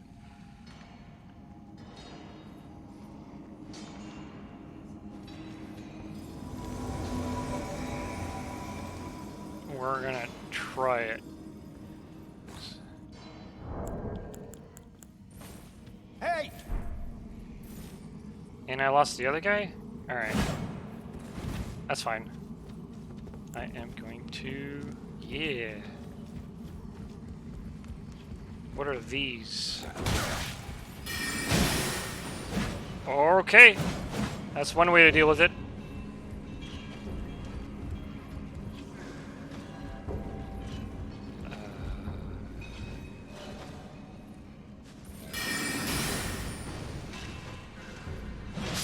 There you go. I am going to walk slowly. I hate controllers sometimes. Oh god.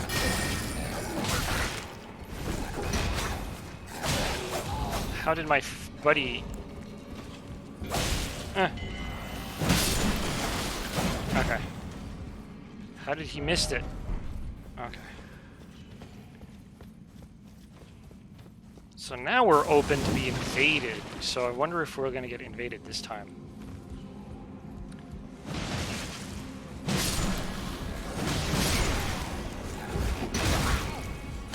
So I'm kind of trying to backstab, but I guess that doesn't really work.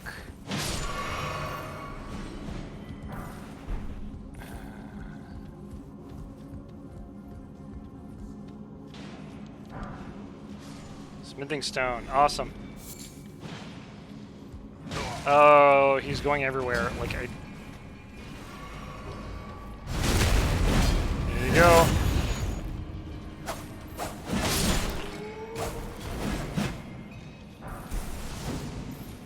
Let me loot all of the ore.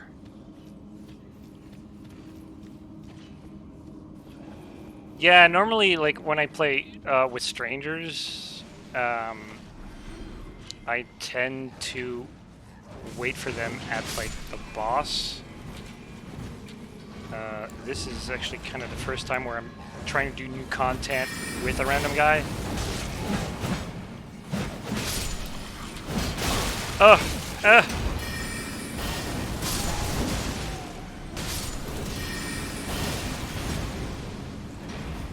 I wish I had like an arrow for that one, but alright.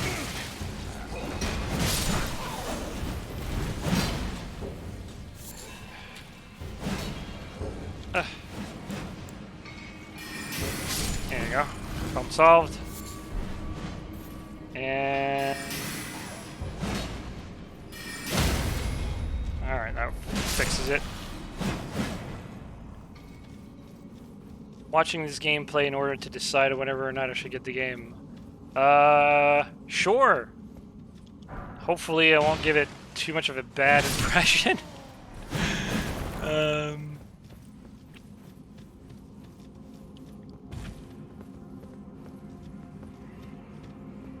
Because it's definitely not the type of game that would be for everyone. Okay, so I'll do the boss and then I'll explore the rest of it.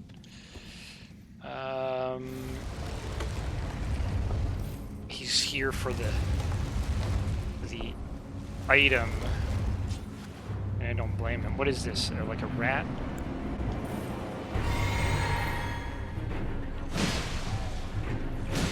I want to try this spell. Does that work on the boss? It does not. Oh, he already killed it. Alright. Hey. Rusted anchor. Oh, that's where you get the anchor? Okay. And I just unequipped my favorite emote. There you go. Is that the same one? Hey! Yeah, it is. Cool. What do you think about the game in comparison to Dark Souls? It's the most approachable of the collection. And I say approachable, there's a lot of things that would make the game easier, I guess. Quality. Some of them is quality of life. Others are more about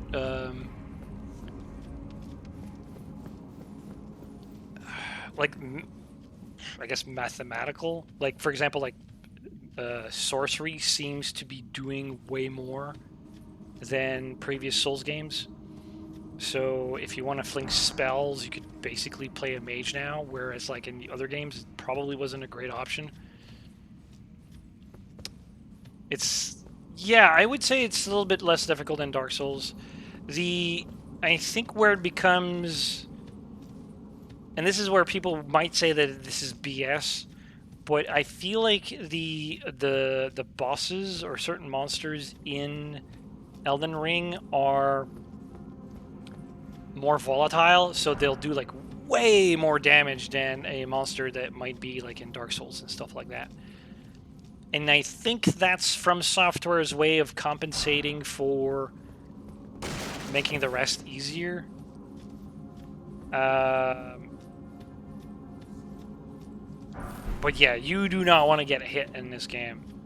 more so than the other games. I mean, you never want to get hit, right? But like, it's one of those things where I don't think you can afford it in this game as much. But yeah, you can summon like as a single player, even if you're offline, you can summon spirits, which is like, or not everywhere though. They're controlled, but you can basically get NPCs to help you out, and that's on top of summoning allies. And you can carry your allies for a good chunk of the map. They kind of compensate that by making it so that when you have an ally, you get invaded, or you're opening yourself up to being invaded, right? But if you're just playing like unlike say Dark Souls, where you could, the moment you have humanity, you open yourself up to be invaded. In this game, you're not invaded at all unless you have a companion. The moment you have a summon, then you open yourself up to being invaded. So just that change right there makes it a little bit easier to play. Gotta go past 3 a.m. here. Been great catching up. We'll watch the rest. Thank you. Yeah, thank you for stopping by. I really enjoy it. Oh, hello. I guess technically it's the same. Yeah, it's the same. So I'll go here. Yeah.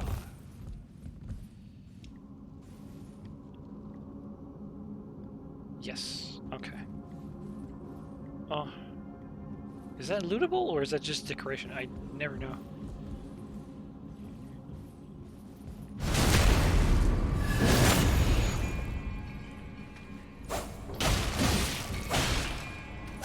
And I ruined it.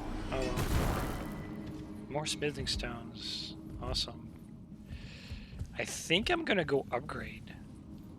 Maybe I'll upgrade my torch, because I love my torch.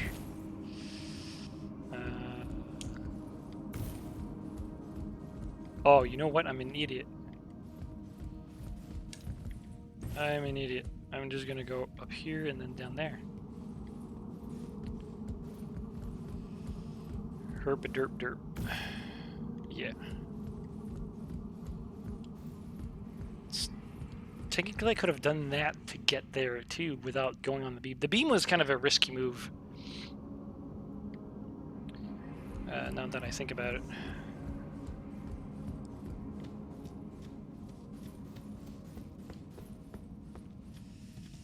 Alright, I'm gonna save my progress. And then I am going to... What else is there? I think I've done... Have I been here? I don't know. Probably not, because now I look at it, I don't think I've ever been in this area. Maybe I have, and I just haven't really remembered this forest. So what I'm going to do is I'm going to teleport here. I'm going to double check on the merchant. I think I bought everything that I cared about at the merchant. And then we're going to explore that forest ruined area. And then kind of improvise. Trade again. Yeah, I like this guy, right to the point. So what does he have? Basically stuff I've already bought. This is where I got my armor, actually. And I bought all of the smithing stones and the swords were... Okay, so... Oh, there's a place that I've discovered that had available stone swords. I should probably buy them. I just forgot where. Oh, it's gonna kill me. Okay, well... You will. So the next thing to check is, can I level? I don't think I can. And what I'm going to do is I'm going to try to level up my intellect some more. I can. Sweet. Alright, so now... I'm going this way.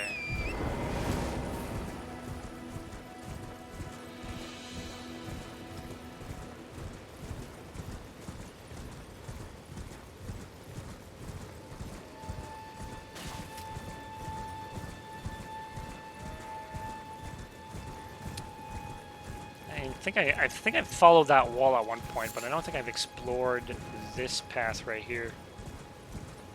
Have I been here? No, because obviously I would have looted that. Oh, hello! Freaking evil-looking rats. Oh, that's not what I wanted. And you're dead. Or close.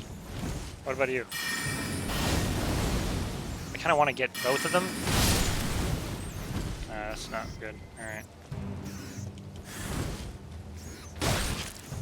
Wow, they attack faster than I am. Okay. Yellow Ember. Don't know what they do. Is that a door? Can I knock on it? No. Can I... Haha! No.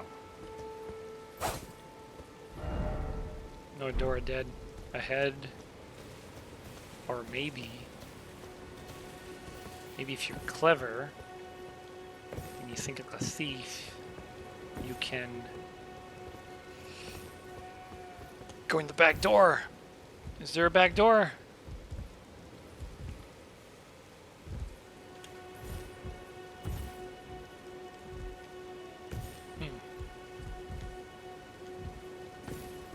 Wow, that's a big jump. Alright. Hey, whoop. Alright, so I'm gonna go here and jump. Oh. Come on. Thanks for explaining. Yeah, no, my pleasure. I like talking about video games and talking about like differences, comparing them. What makes them good? What makes them slightly less good? What makes them horrible? That sort of thing. Are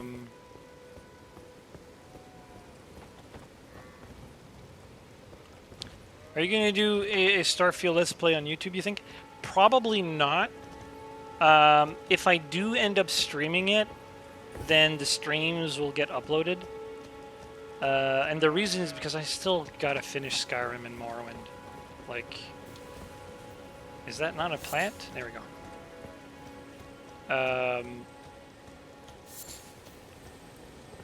I just gotta finish them, so if I do end up playing it, it'll probably be later.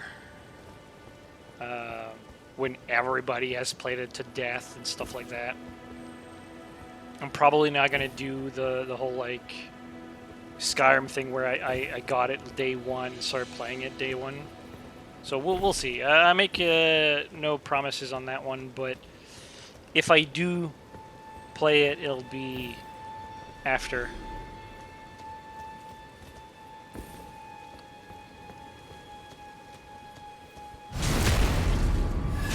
Short and sweet. There we go.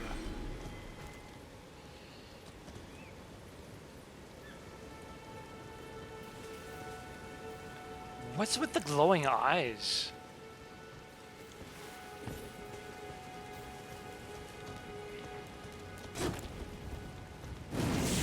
Oh, okay. Well, I'm gonna stop you from doing that. Okay.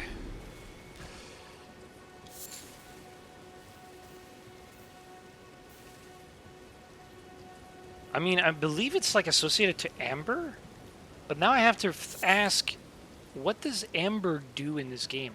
Or ember. I guess it's like fire, but what does it represent in this game, I wonder?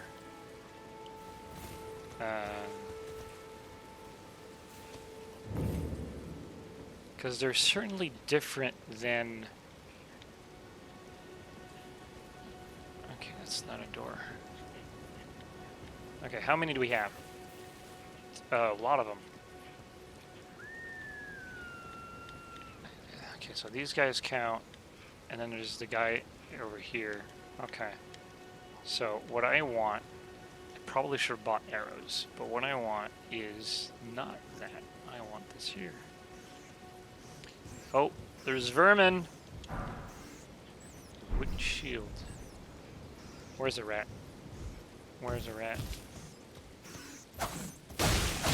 Okay. That's it? That's the only rat? Huh. Alright, that was random. I thought rats traveled in packs. Well, rodents for that matter. Then again, you can just see a squirrel by himself, so... Ooh, hello. Oh, there it is. You think they multiply so much that... Oh, this is a new thing? What is that icon? Do I get ambered? Do I, like, get flamed? Get upload on Reddit? Like, what happens? Okay, well, I am going to... Well, that was nasty. Oh, these guys are like... Like, oh no, the fire. Right? Yeah, they're like my headache. Well... Okay. Right in the butt.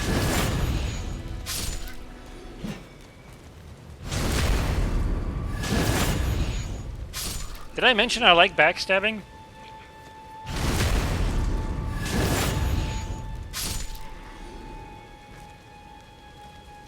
The sound, the camera shake, the animation, like the weight of it is so satisfying.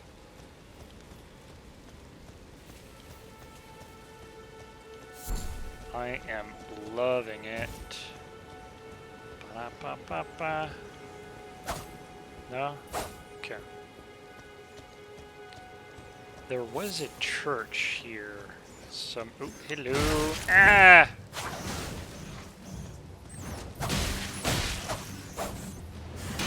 Haha! Good. Okay. Kinda wish I could upgrade my buckler so they could block like 100% of the damage. Because that's the really only thing I don't like about the buckler is I still get damaged. Ow. There you go. Denied.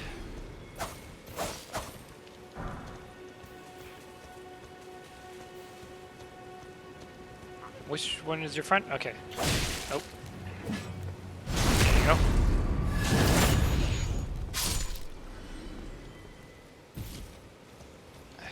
Whoa! Gotta do some spring cleaning here. Actually, does the torch do more damage here to these guys? Well, it's gonna be hard to test it. Damage is pretty good, actually. I'm kind of stuck. There you go. Oh, I'm...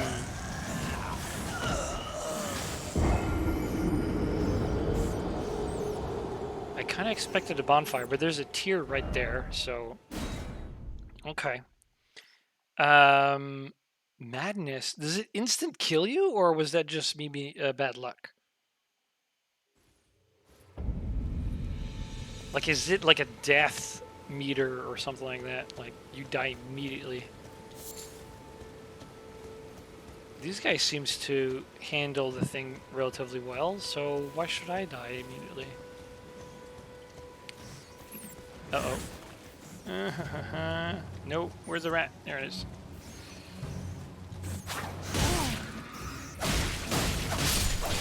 Okay, so now we know what that does. Well, we don't really know, but we know it's called madness. And that's why these guys cling to their faces and they go, oh, my face. Interesting. So where's the... Yeah, alright.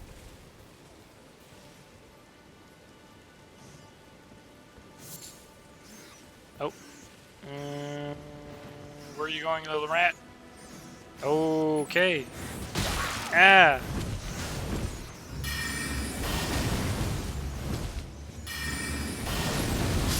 We're gonna frickin' mow the lawn here. Ow. Okay, that's not what I wanted to do, but that's fine.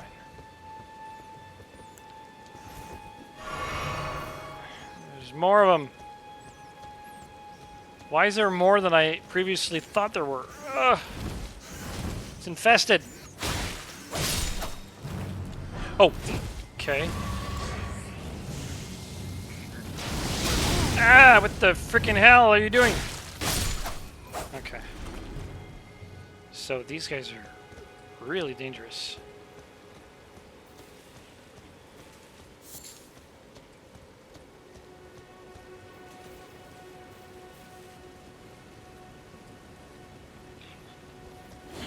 My health. Thank you. And then, ha ha ha! You didn't get me. I'm surprised that got registered as a backstab, but I'll take it. Okay, so I want...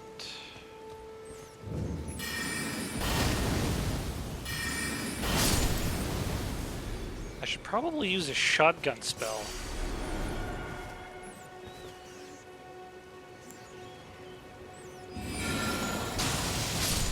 Oh, that kills it? Alright, well that's not what I wanted, but... I could probably use something that does less, or consumes less mana, maybe.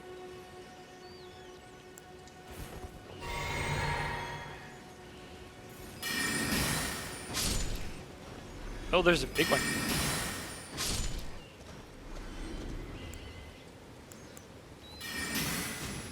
Yeah, alright. Oh, there's a big one. Can I target it? There we go.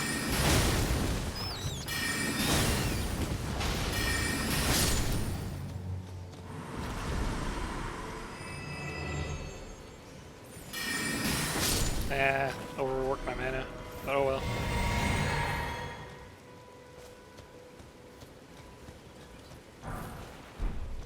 Flame of Frenzy. That's a spell, right?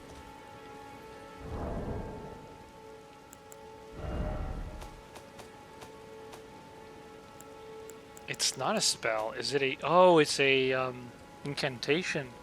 Emits bursts of yellow flames of frenzy from eyes. Okay, so now I gotta figure out what frenzy does. I mean, it creates madness. Yeah, but what does that madness do? I mean, that's the cryptic way that the game kind of communicates its things, but...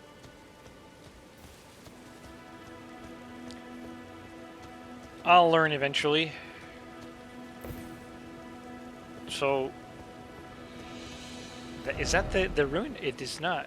Oh, that's not a ruin either. That's just a village. So I've been there. And I've been here. So I like to think that I've cleared this area. I don't remember this, but if anything, I'll come back to another time. Let's see. What else do I need? I'm trying to do things that I've already been to previously.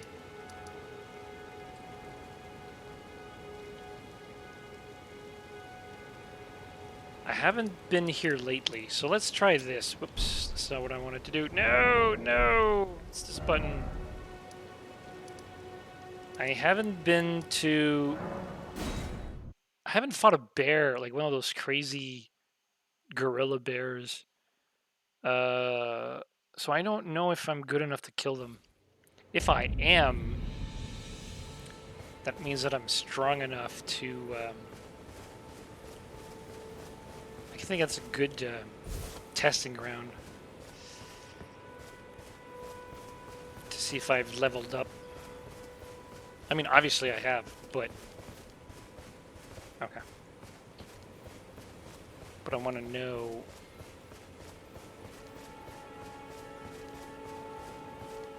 if...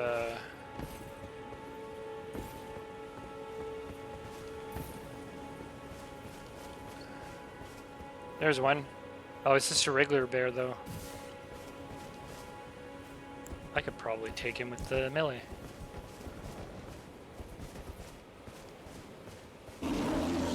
You're angry.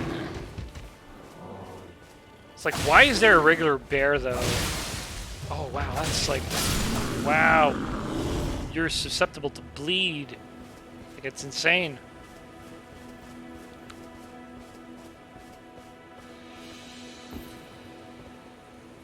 Is there anything over there, though? No. At least I don't think.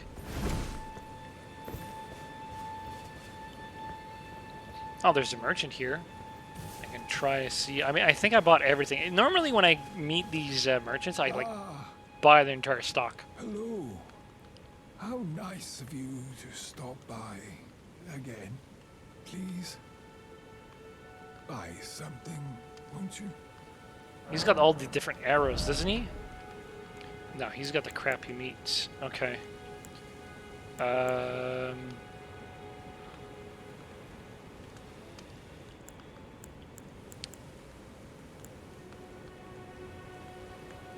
Causes sleep building. 96 sleep.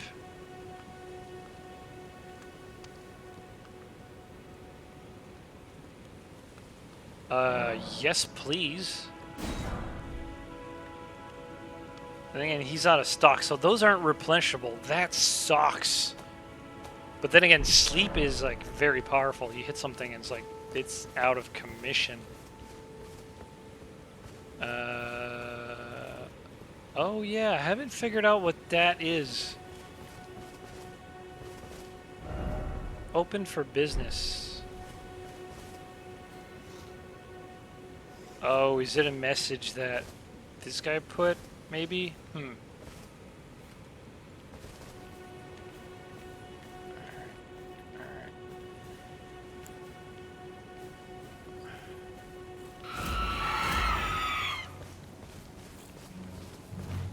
Come on, swing.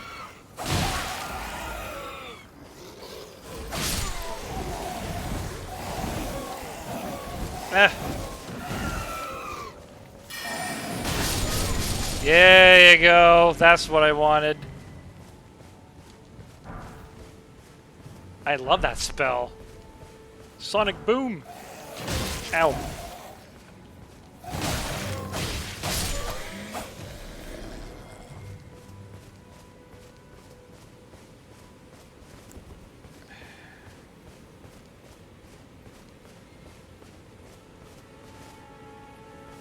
So what main bosses have you felled? I felled the Grafted. I failed the one before that. Forgot his name. Magritte or Margit. I think those are the only, like, main bosses. As far as, like, I went, I killed... Well, I technically didn't kill him, but, like, I participated in a fight with the red fox-looking wolf that has, like, a sword in its mouth. Alright, I don't want to wake that one up, so I'll try another one. There's got to be another one. Margit, and Godric. I'm working on getting enough dex to wield Godric's great axe. Oh, really?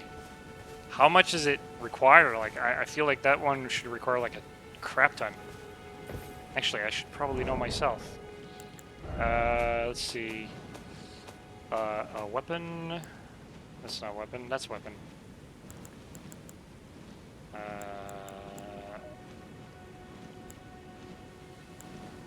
Great axe, right? Let's see. Got this sacrificial axe, jawbone. 34 strengths and 22 dex. Wow. Okay. So you started off with like a strength build?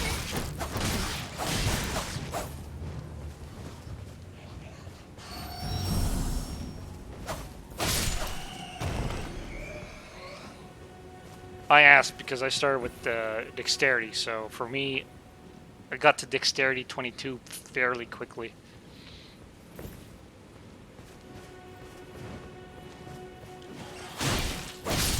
There you go. More runes. Where are the bears? I thought this place was like littered with bears. It's now that I'm looking for. I don't want to kill the big one. There's one. Okay. Start with the hero class. So it'll take some time. Isn't the hero like deprived? Or am I thinking of something else?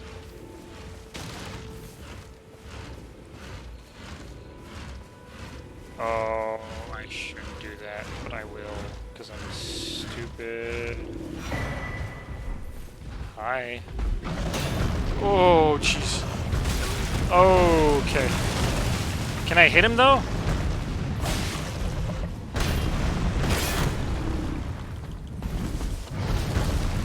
Yeah, I'm not doing any damage against this guy. Switch. Okay, now I see him better, but that's not what I want. Ah! Yeah, okay. Wow, I couldn't time any of my dodges appropriately. This guy's insane.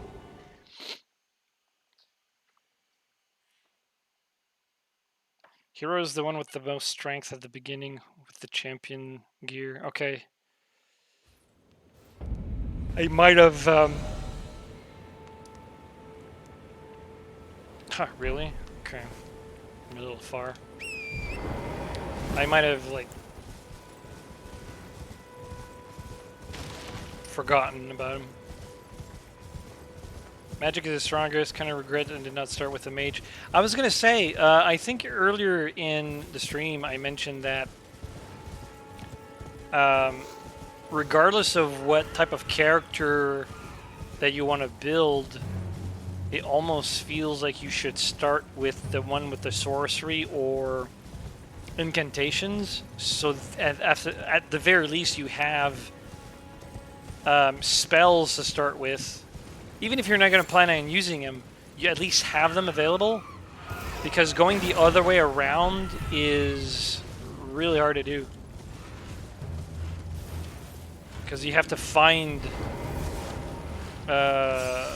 spells and stuff like that. And I managed to find eventually the NPC that teaches spells.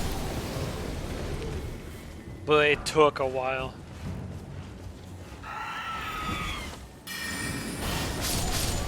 I love this spell, it's awesome.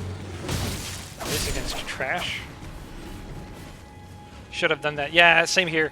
But at the same time, like I started with the bow and I got it to experiment with backstab, so I'm okay. I started with the bandit. I'm afraid to try it again. But you know what? I want to see if magic is okay. Magic is very potent. Ow. Like, relax, dude. Jeez.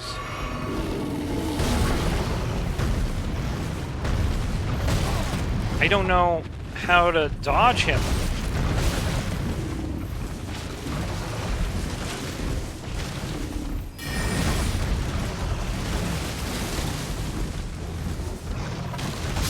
Like, Jesus. Okay.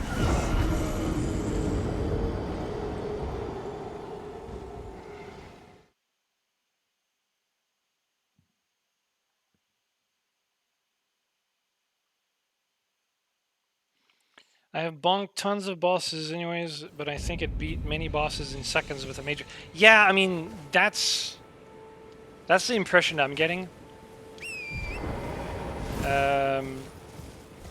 They might have overtuned magic a little too strongly.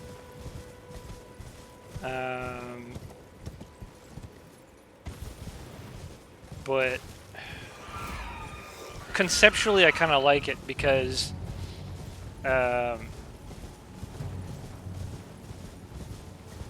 like the alternative to range would be or not the range but the spells would be archery, and the limitation that archery has is ammo. Where are my... There they are.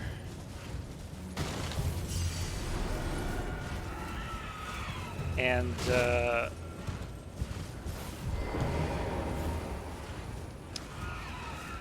other than that, like, archery is like really powerful, so it's controlled by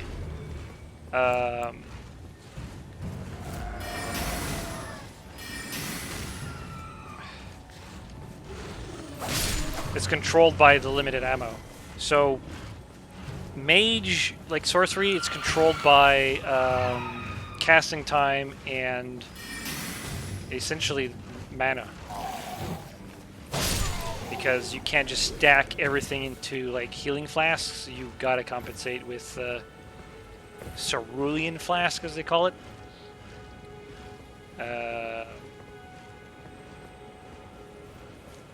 So yeah, I think there might have been something here that I needed to do still. So I'm just gonna go back and double check this area real quick. It would be cool to try a Skyrim-esque stealth archer build in this game if it works. Well, that was kind of like the intent that I had when I started with the bandit, because it was one of the classes that had,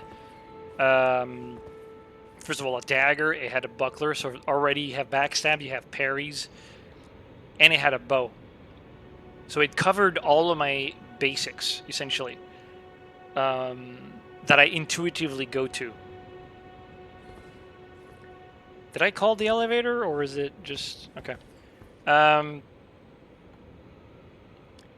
thing is, especially early on, I feel like you can't really rely on arrows because they cost souls, or they runes. So you can find, like, basic arrows are, like, infinite to the merchant. Oh, there it comes. So if you think about like Calais, which is like the first one, he will. I think it's like 20 runes an arrow, and you can't stealth with Magritte and Godric. No, but you could use an arrow. You could use a bow and arrow in theory. You just got to time it. I feel like arrows are quicker than spells. So you could be able to do it. That's essentially how I killed the dragon at the very early... oh, I loaded the wrong map. Is there... How do I change... Is there a way to change the map? I think there is. What's the button for show above ground? There you go. So the dragon that's like here, I killed it with arrows, and it was a cinch.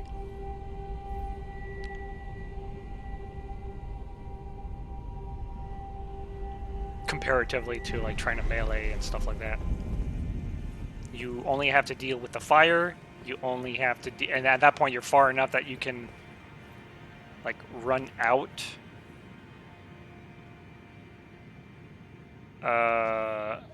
Spent 30 minutes on it.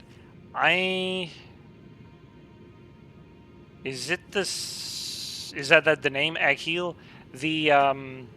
I probably spent, oh, that's not what I wanted, but I probably spent more than 30 minutes on it, but it was still one of those things where, because I meant many attempts in melee.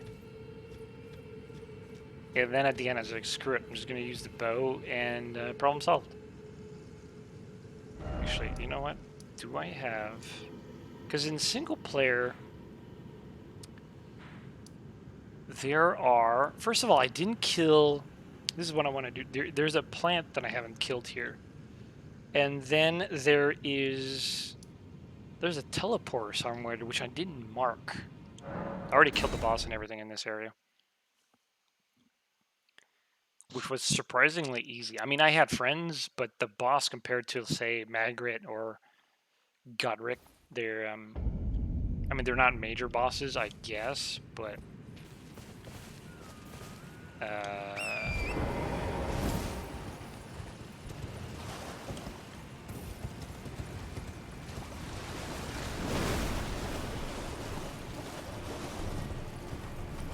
gonna run through this guy. Yep.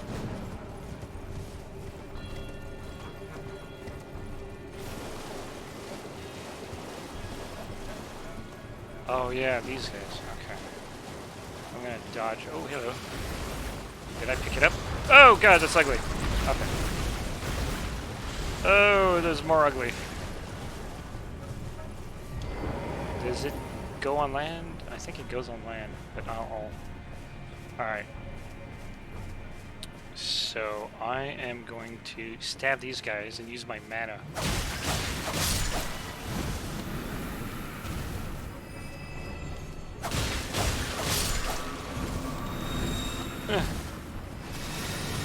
I'll use my mana on the big plant.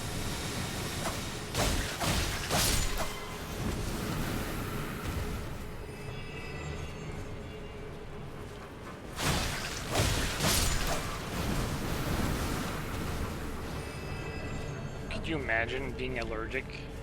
Like pollen? Ugh.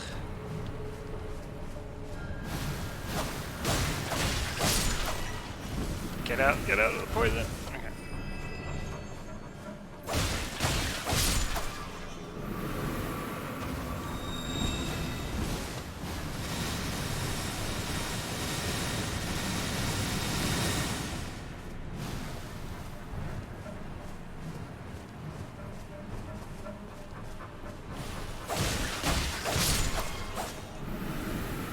You're allergic to shellfish? I can't imagine what that would be like. Alright, someone told me to dual wield the staff, so I'm gonna try it. 212. And, because you can't cast... Oh yeah, it's spell decision. Okay. 212. It doesn't do more damage.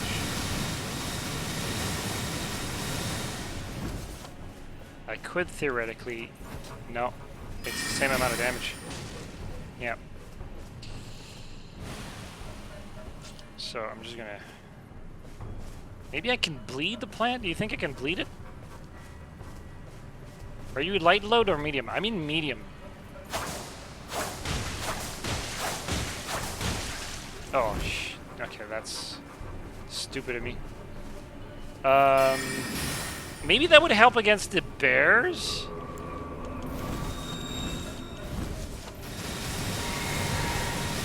Being light? But I kind of like my equipment. Excuse me.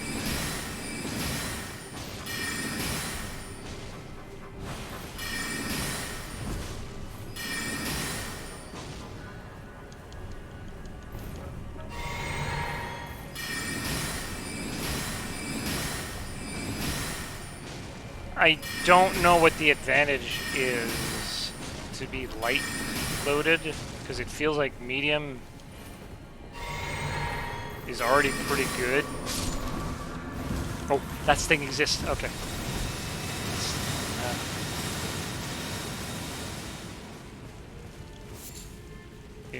I went back and forth a lot. I think light is more PvP. Really? Maybe that's worth investigating. Because I get invaded a lot when I play co-op. Let's see, what do I have? Medium load. Let's experiment with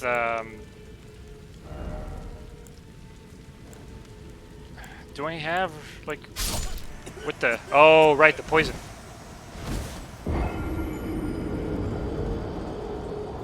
Recovery recovery is quicker. I mean, it makes sense. I just didn't think about that. I thought it was purely just rolls. And this is something I had to learn from Twitch chat when I was it Dark Souls 2? Or maybe it was the first one. I was like, my rolls are impossibly slow. And people told me, oh, because you're like heavy load. And I'm like, what the heck is that? And then I had to look at the menu, and because back then it's like I didn't understand how to read the stats screen on the Elden Ring or like Dark Souls. I mean, even Elden Ring is kind of like intimidating. Oh, no. It's not one of those, but alright. Camera, please help. Okay. So, I'm not gonna deal with that anymore. What? Equipment. I thought maybe I had like arraignment. Oh, there it is. So, I mean, let's wear it. And first of all, see how it looks. I'm still medium.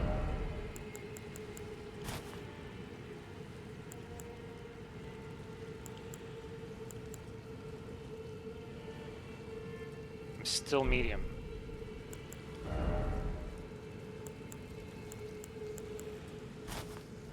I'm still medium.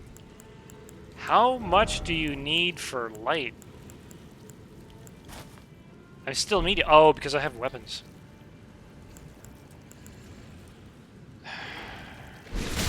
Ah. Don't I look funky?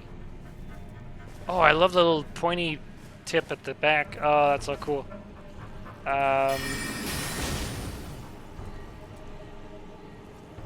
Really?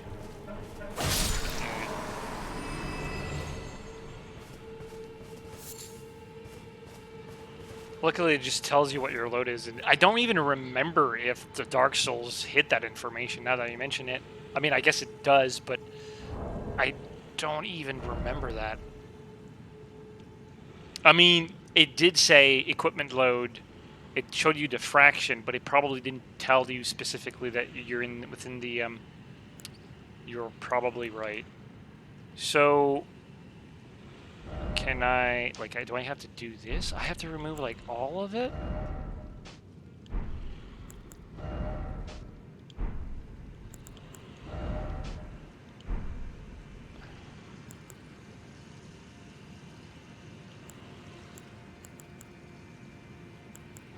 How, like, do I need to be naked? There you go.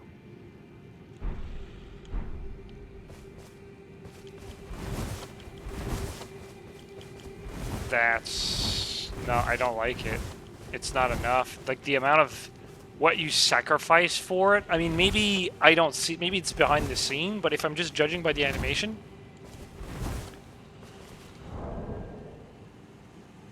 I sacrifice way too much for it.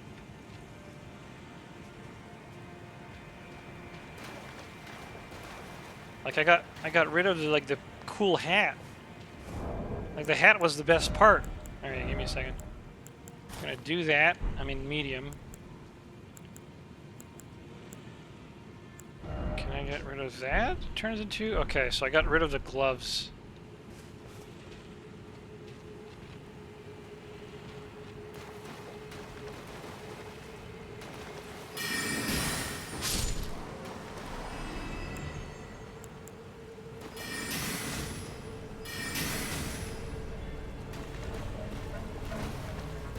Oh, right, I don't have a dagger.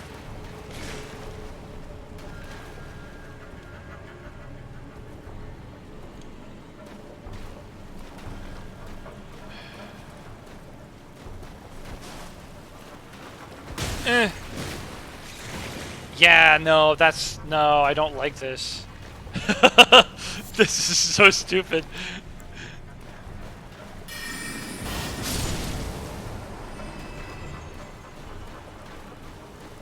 If it helped with, like, mana regen, maybe?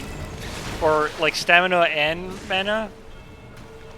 Because you don't want to specifically be for casters, right? You want to be able to... yeah, this is dumb. I personally don't like it. This is...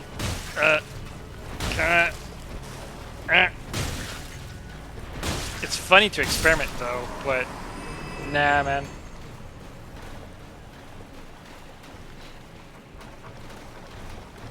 Is that a thing to loot? No. Okay. So, let me go back to...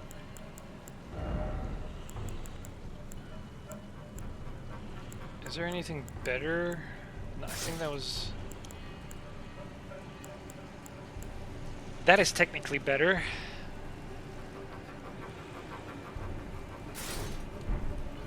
What about...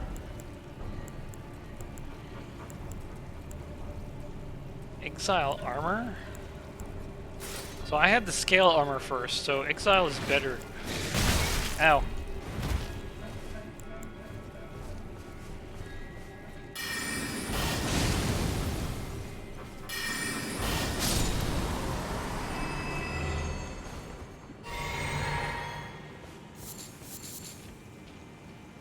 Okay, so now let's go back here. Got that. I'm gonna get like the most heaviest. I might fall into the heavy load, but I don't know what's okay, that's questionable. So what do I look like? I'm still medium. Oh, but I don't have the rest of my equipment. So I had my trusty buckler. Okay, well there it is. I had the steel wire torch is nice, but I'm gonna try it. But I don't think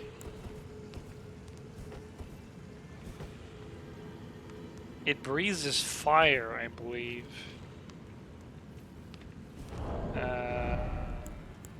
That goes there. Then I had this little...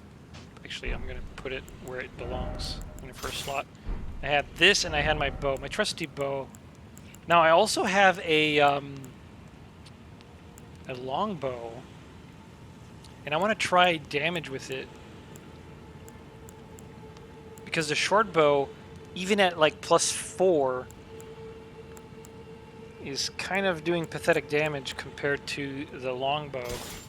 So I need to try that out. Because I really, like, even though like I'm putting points into spellcasting, right now I'm playing a lot with spells, but I kind of want to leverage my mana bar with it, you know what I mean? So I want to be able to snipe people with the bow, and then when I'm out of juice, essentially go with the mana. Or vice versa, right? Because the mana, you know, I could probably do things with it. Because if you want to fight a boss, you probably won't want to use a bow, because then you're wasting ammo. Oh, I'm heavy. Shit, I forgot. Okay. Ah! Ah!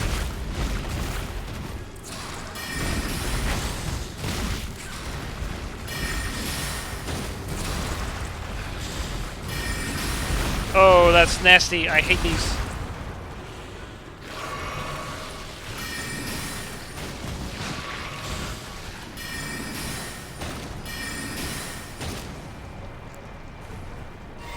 Oh, it's crawling towards me. No, stay back. Oh, it's knocked out. Alright, that's dead.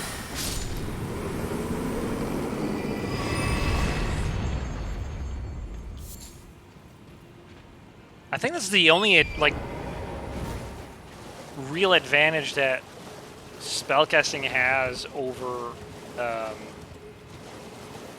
archery, is that archery has limited amount of ammo. So you can't really easily replenish, whereas in the case of spellcasting, you can defeat a group of people and replenish like a flask or two. Wait, I had a purpose. I had a goal here, and it just went around and got distracted. So I'm gonna go... I mean, I killed the plant. That didn't do much. Over here, I believe there was a... it's on the island, I think. There's a teleporter that I want to try.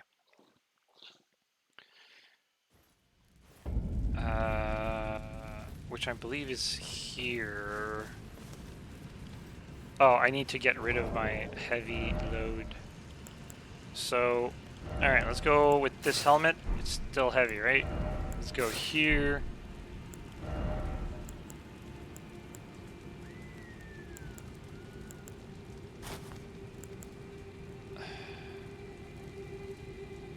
take that one. I'm medium. Is my look okay? Do I look good? Yeah, I'm still all silver. Okay. I don't like it. My armor kind of clashes. Oh! Right. Forgot I need to dodge these guys. And I was standing in the water.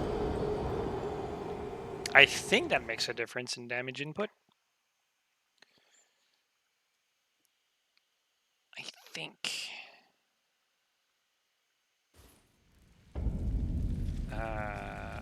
And now I have to be... Well, it didn't have a lot of souls, so I should be fine.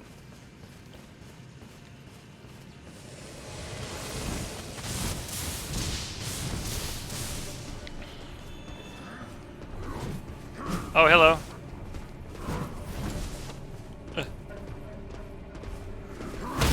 Haha! You can't kill me because I'm doing the thing. So, next. Oh. Oh, he delayed it. No. Your turn. Shit.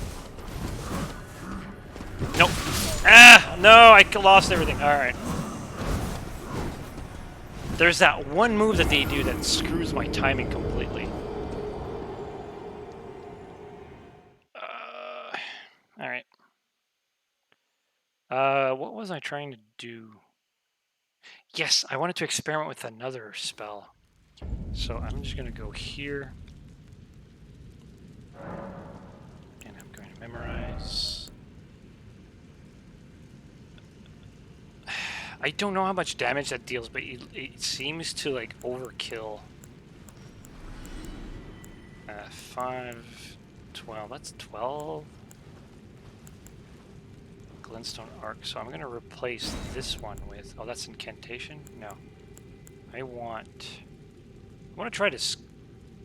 Enhances left-hand shield damage negation. I want to try that. Because if I can overpower my buckler... Oh.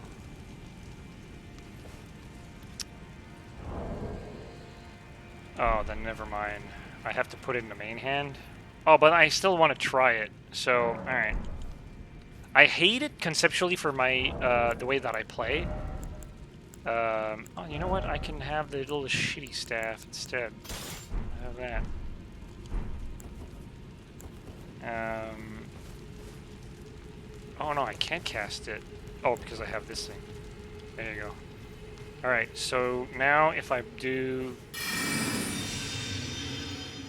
I have the power. Oh, look at it. It's so cute. Alright, I don't know what it does, but... Okay. That's not so bad. I should have tested it differently. Alright, I'm gonna try to fight against the... I want to know if it makes the shield block 100% of damage. It probably doesn't, because that's the characteristic of the buckler. Okay, where are you? I want you.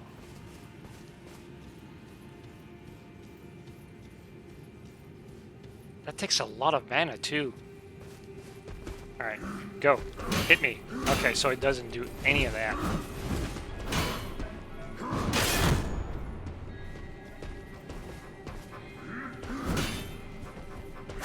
Oh, I messed up. Okay, well...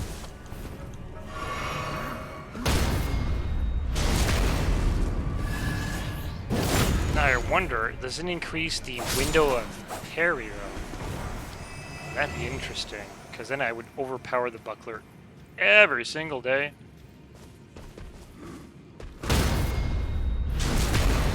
It's hard to tell because these guys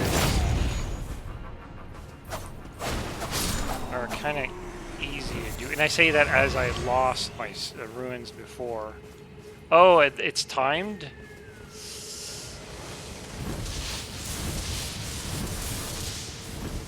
that's gone. Yeah, I really don't like that spell. Like, it's got too many limitations to it.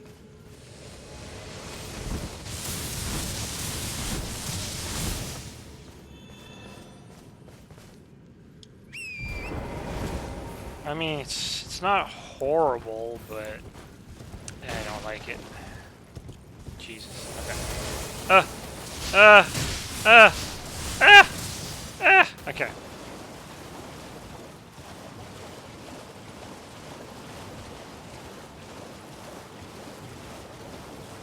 I think the teleporter's over here.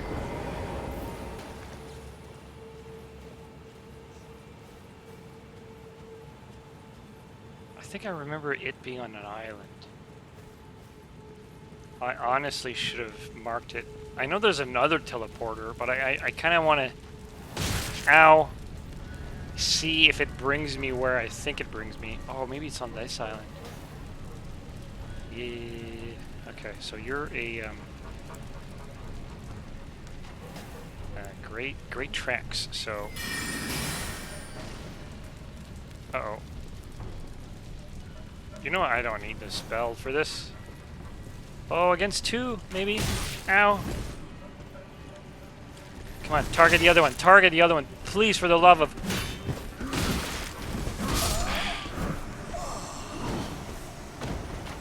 I hate the targeting.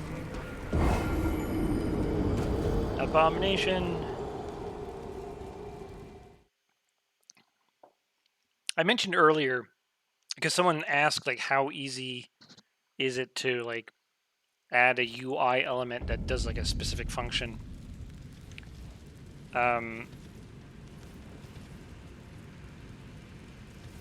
Something like targeting is also, like, a big deal. Because there's so many, like, you can have, like, logic that says, like, oh, when it's in front and stuff like that, but in practice, there's so much going on under the hood to make it work. And I believe that FromSoft didn't do any of that work to try to make it remotely good.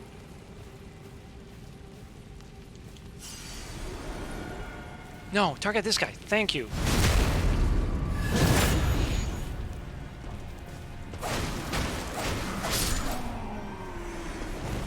Okay, I woke up this guy. I know I have a guy in the back.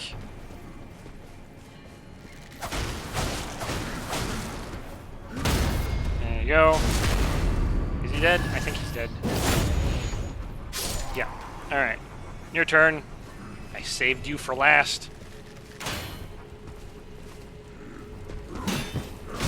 Oh, okay. What?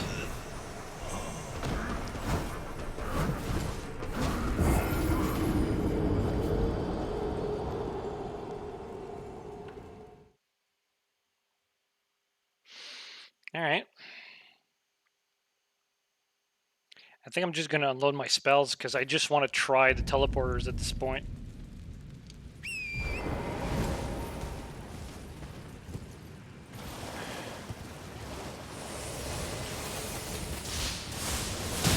Ugh. Eh.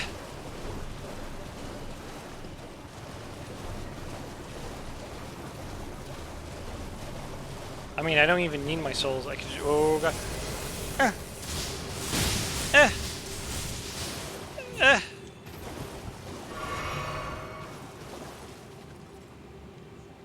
Wait, where is it then?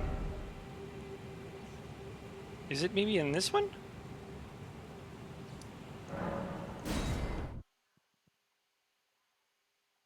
I for sure saw... There's 2 in this area. There's one that's over here. And I believe if I use it, it'll teleport me there. But I just want to know for sure. And I want to know it from the first one that you discover. But now it's like I can't find the original one.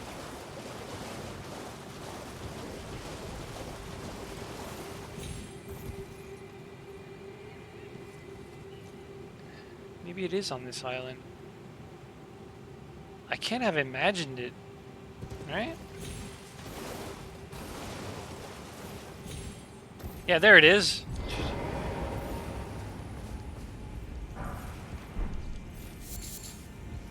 Okay, so where does that take me?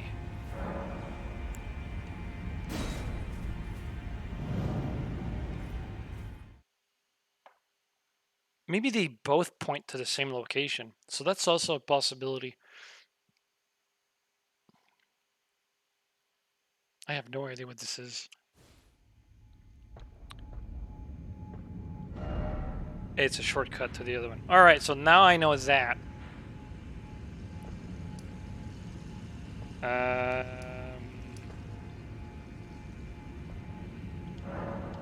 Yeah, I consider myself satisfied. I don't think there's anything left in that area. So, oh, I guess I didn't even need to do that. I have the show above ground. There we go. So what else is there? There is, so pretty much all of the teleporters now kind of confirmed, like this one probably moves me here, which would be stupid. So what I'll do is I'll go here and I'll try one.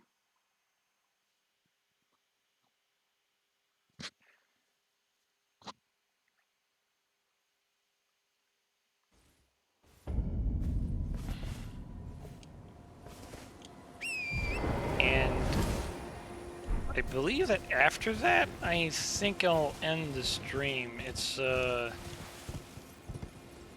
kind of early for me, because it is like close to 7:30 in the afternoon. But at the same time, it is a Sunday, and I don't want to... Okay, the markers do show on the compass. Great. So why did I put a marker here? I'm not necessarily accurate when it comes to markers, so maybe I wanted to point something else.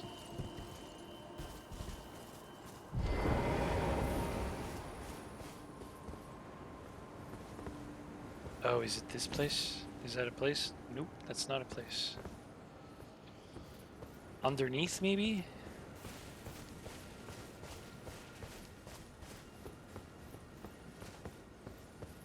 Why did I put a marker?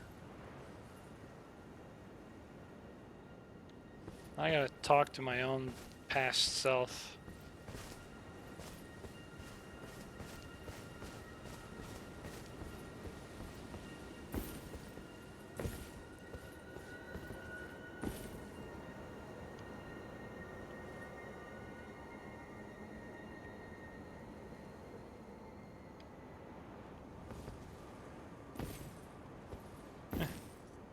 Tiny little platforming there, which is cool. Did I ruin it? Yeah, I think I did. Don't see anything worthwhile though. Maybe at the very top, but... Alright, so... What might have caused me to put a marker here, I wonder?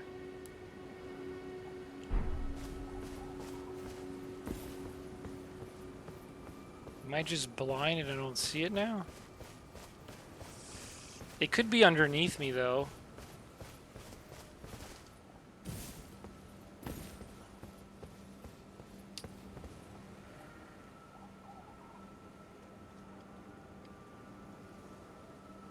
Alright, well I do know that the other one is a teleport. Oh, that was stupid of me. So I'm gonna go there and then I'm gonna pretty much end it. Yeah, I just want to do that for closure. And next time, now that I think about it, I'll do some of the bosses in... yeah, that's what I thought. And some of the... There's a dungeon that I uncovered, I think, last time that got a little too tough, and I think next time I'll be tough enough to deal with him. I don't think I'm ready for him just yet, but maybe I'm overthinking it. Okay, so where do you lead?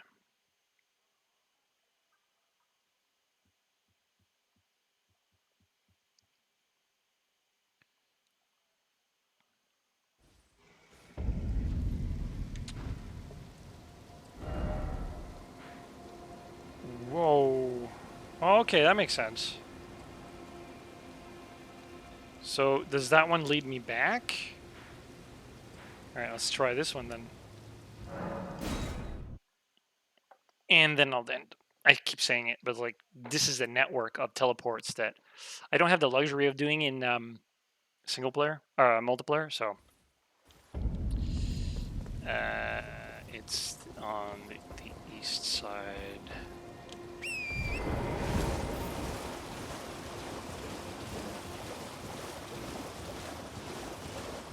Oh, it's right there.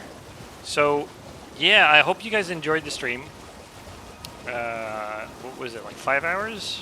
Which is about the average, I believe, for Elden Ring streams.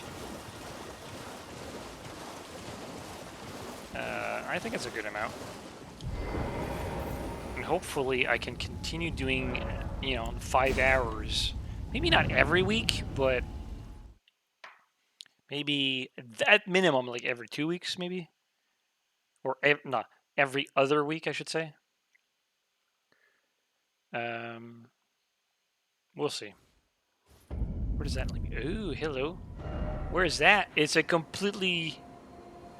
Oh, that's cool. Alright, give me the map. I don't think I've been here. At all. Oh, this is cool. Okay.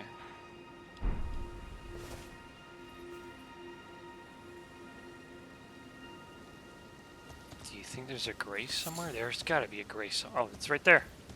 Sweet. Alright, now I'll end it here. So... Perfect. Feels so good. I think I made some progress. I mean, it's been...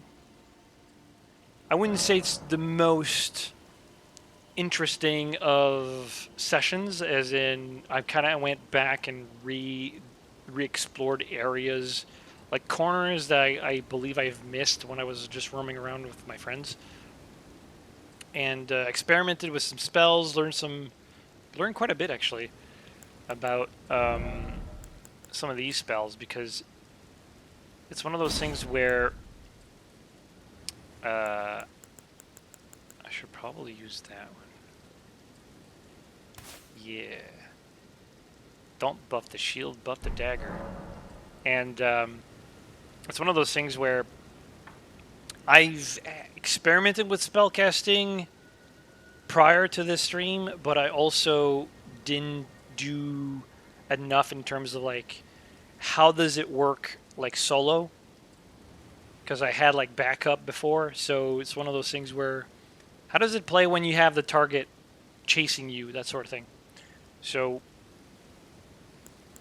I think it works out great. I think magic is probably, and this is with my experiences playing like Dark Souls and stuff like that, because Dark Souls 1 makes it slightly easy to play with a shield, like sword and shield, that type of thing. Dark Souls 3 kind of was the same, although I feel like they made it so that like stamina is a problem with shields. I always felt like Dark Souls 3 was harder than Dark Souls 1 in terms of like wielding a shield. And I think in this game specifically, they overtuned magic, because I'm playing melee with a dagger and a buckler, and of course this is like, I could have used a bigger shield, that sort of thing, but it feels like Magic doesn't really have to worry about anything because the bosses will do almost the same amount of damage regardless of your armor. So that's the impression I got, and I kind of understand where most of the criticism comes from when people say, "Oh, well, you know, Magic makes the game easier, or you're not a real player because you're playing with Magic." Like, you know, playing Melee is a real hardcore or, you know, difficulty mode, but if it allows more players to enjoy, I mean, Magic is flashy in this game. It's beautiful. So I like the fact that they made it more accessible than my experiences playing. I technically I never played a caster in the Dark Souls. It kind of makes me want to experiment with them, but I feel like spellcasting wasn't as potent, even with my limited knowledge of spellcasting in those games. So the fact that I can play Elden Ring, equip a few spells, and notice like, oh my god, I'm doing a way more damage. I think that's a sign that they overtuned it. So that was mainly the thing that I've like learned in this session. Although we did a few, like we did a dungeon, like a mini dungeon, and then we just killed a bunch of bosses. So yeah, it was fun. So until next time.